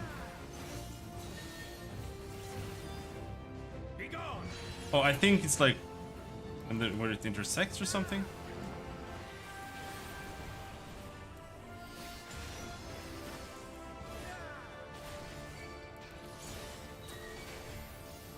But now is where we're gonna wipe again. And if we do, then I'm just gonna queue with the normal party.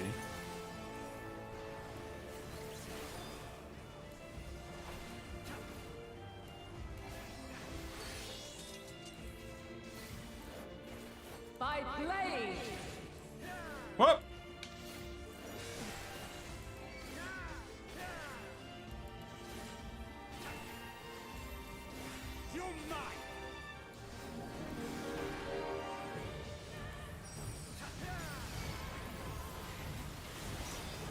Succumb not to fear.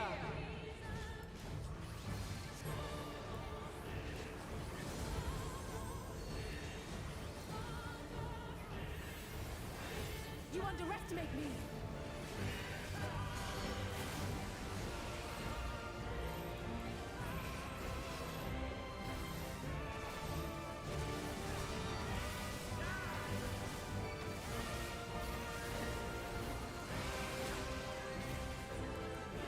Okay, so half of the party follows Thancred, and the other half follows me.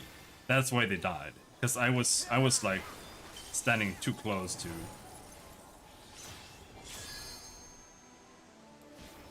the edge of the thing. My turn. So let's just follow Thancred when he runs away. Light unyielding.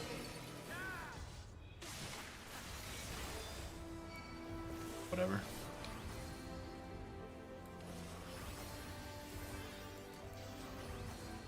Speaking of Thancred, where is he? It's back there. I will not hold back.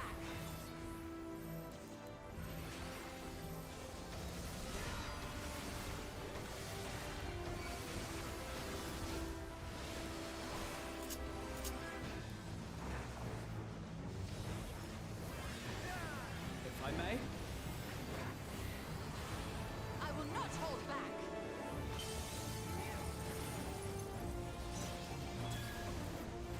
Stop running through it, you fucking morons!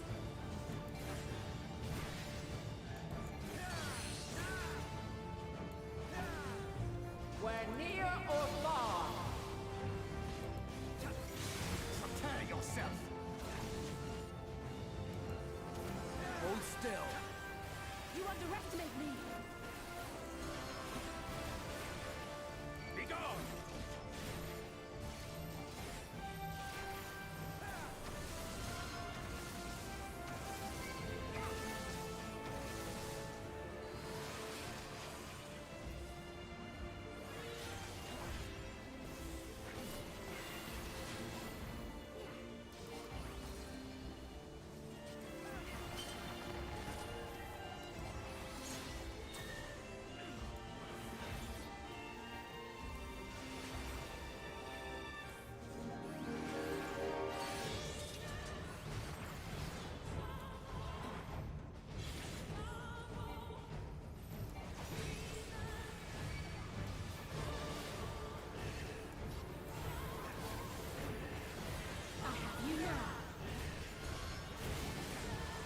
Together we shall overcome this.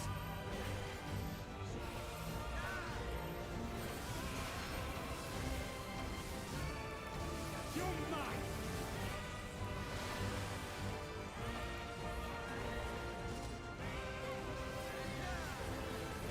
You're mine! I will not hold back.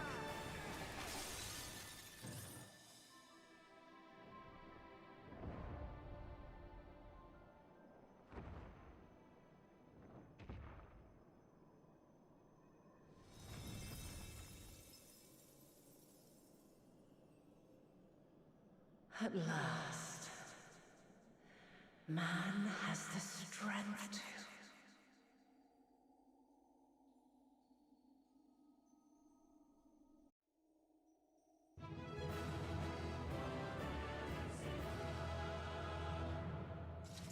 Battle that would go down in history, whether anyone but us to witness it. Blah blah blah blah, whatever.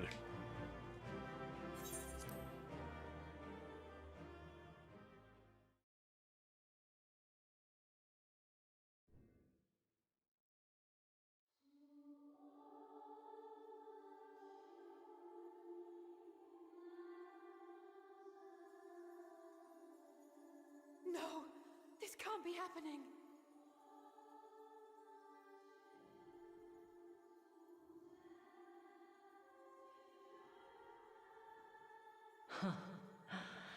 Though my power is in constant flux, I have always kept a reserve for this very moment.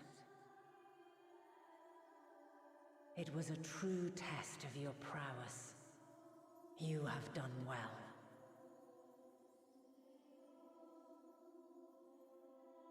There is one thing I must ask.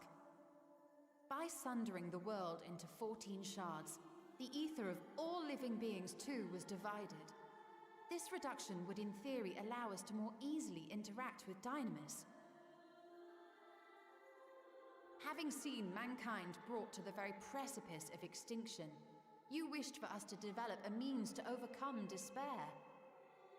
You believed we had the potential, and sundered all creation to see it fulfilled, to deliver us to that swirling maelstrom of Dynamis in which our foe hides, and grant us the power to defeat her once and for all. Is this not true? It is as thou sayest. 'Twas the trial to which I subjected mankind, and it hath led to untold bloodshed and suffering. There was no kindness, nor justice in the tragedy I wrought. When confronted with the almighty Zodiac, my only recourse was rend him and the world asunder, that his power be diminished for a time.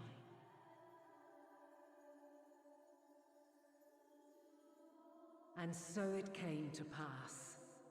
Now you, my chosen, have surpassed my expectations, surpassed me. I entrust the fate of the universe unto you.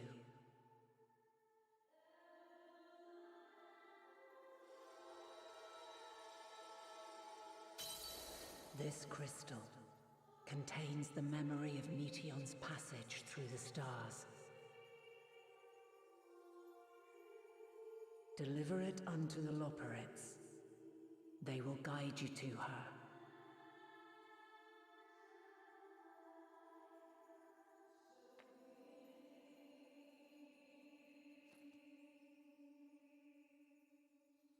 Though they may be capable of crossing great distances, there is a vast difference between traveling to the moon and the furthermost reaches of the great expanse.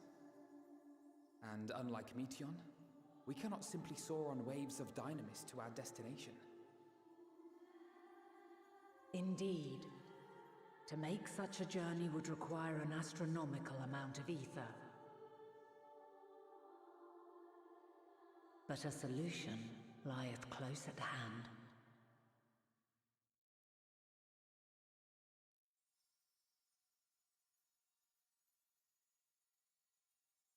Of course. Yes, my child.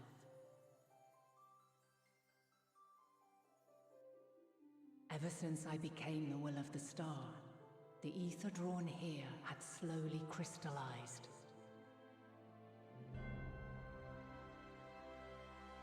They who have answered my call know it well. While I have remained hidden, it hath become the embodiment of the planet's will in my place. A faceless, omnipotent force of nature.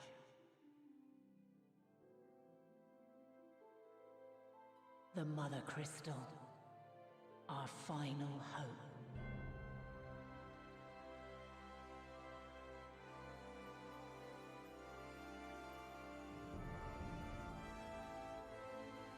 Alas, I can do no more.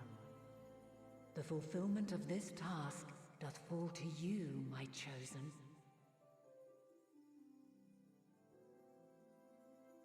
Now, heed these words. Darkness and light, despair and hope. As goeth one, so goeth the other.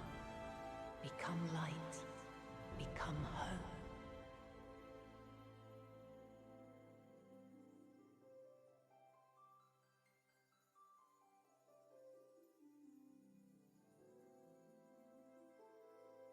I have a gift for thee. Come closer.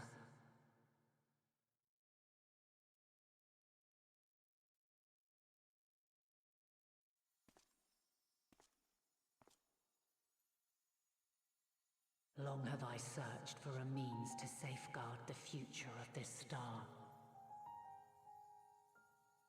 Though I knew failure after failure, by recalling thy tales and my promise to thee, I found the strength to carry on. Though the world is ever changing, thy thirst for adventure hath never waned. Thine unshakable resolve never ceases to amaze, to inspire. As a mark of my gratitude, I bestow this final gift. Thou dost possess the crystal of Azum, yes?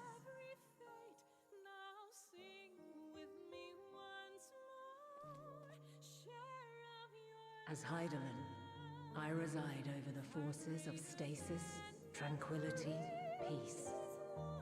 The laws which impart stability to existence itself. I will weave this self-same power into the crystal, granting thee mastery over matter, to give form to the formless. Use it wisely, or it will not last indefinitely. As thou hast seen on thy journey through the ethereal sea, souls are drawn to thee. Mayhap this trait will prove to be a boon rather than a hindrance.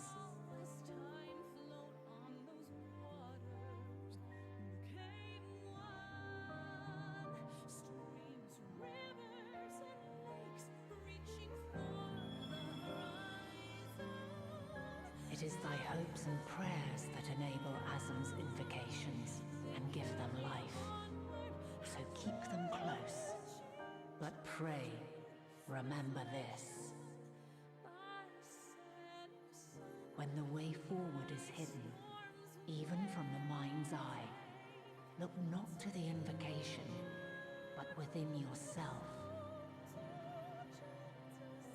These were the words of the crystal's original bearer.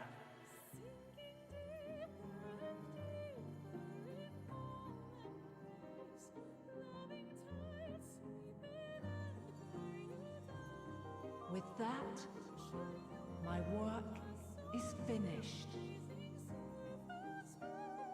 Fulfill our promise.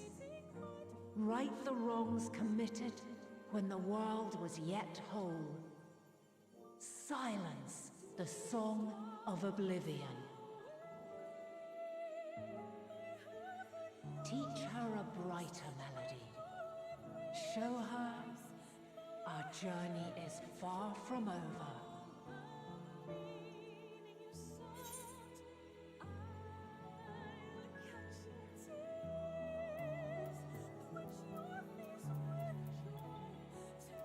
We will find our way, but not.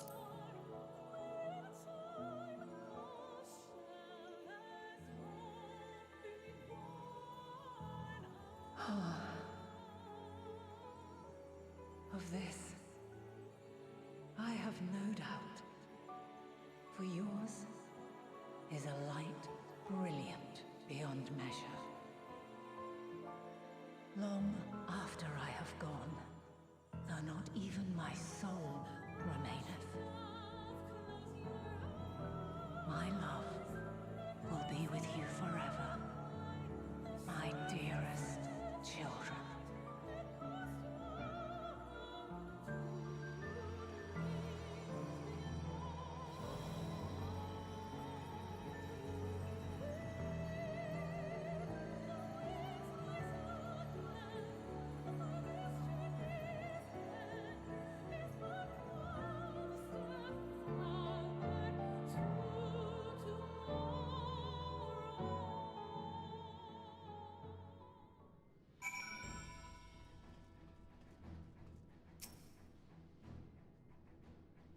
We're just back. We're back.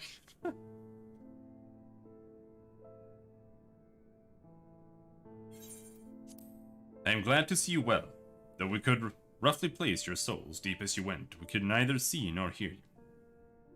The fluctuations in your ether near the end gave me quite a fright. What in the world happened? We killed Heidelin.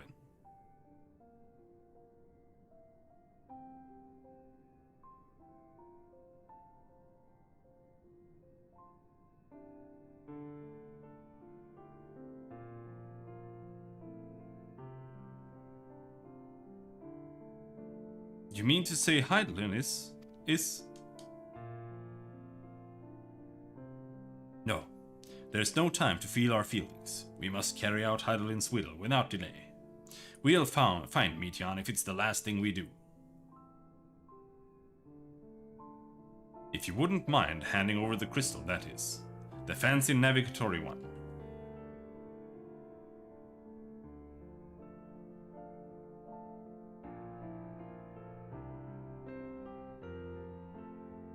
To the edge of the universe, where congregates the despair of countless stars, you are determined to see this through. We are. Should words fail us, we will fight to the bitter end. I know that it pains you to accept this, but that I need to ask nothing more of you. Yet we have only two means to travel the great expanse, the moon and Sharlayan's Ark. I am all too aware that without both of them, there will be no exodus, but I nevertheless beg you to honor the agreement we made.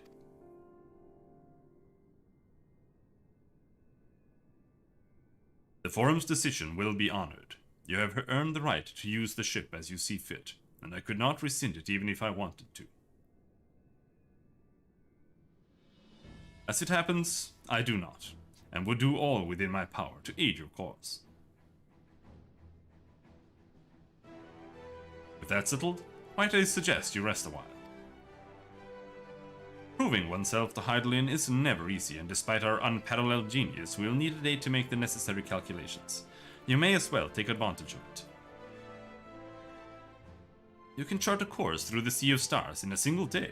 Ye gods.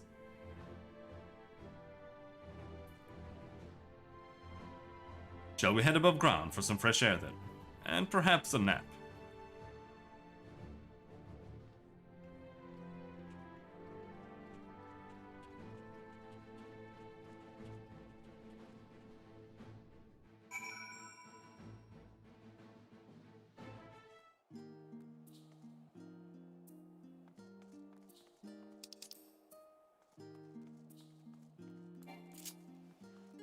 Back to the annex.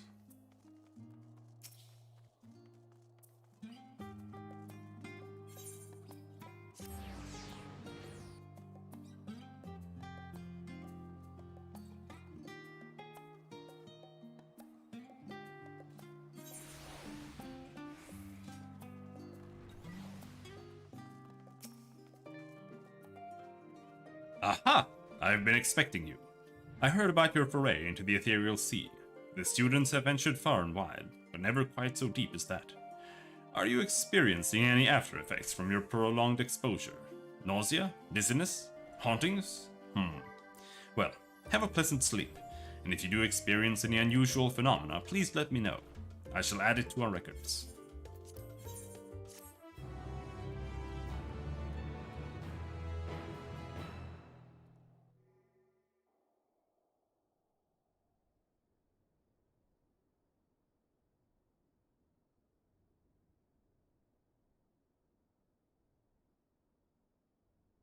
And I am sleeping in full armor as always.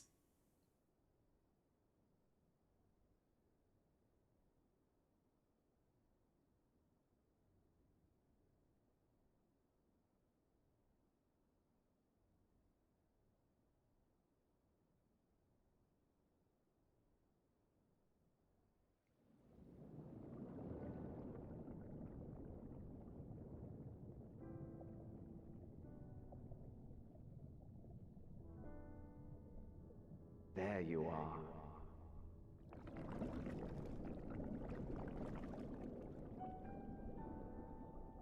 Some time, indeed, yes. For you, at least.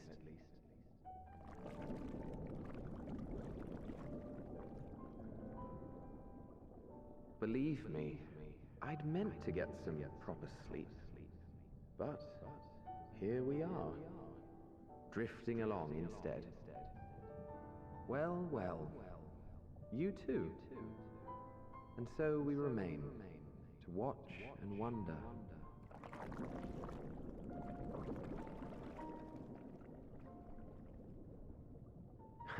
Yes, indeed. To begin, we first must see the end.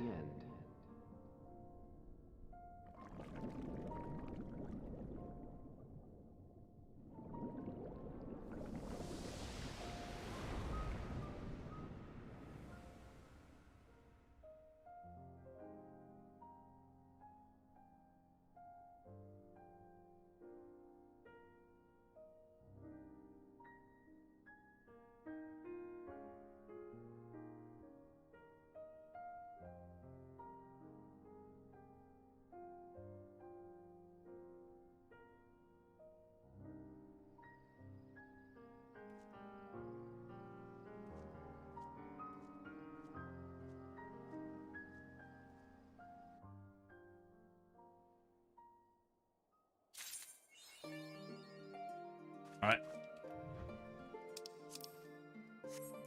Next quest is again level 89.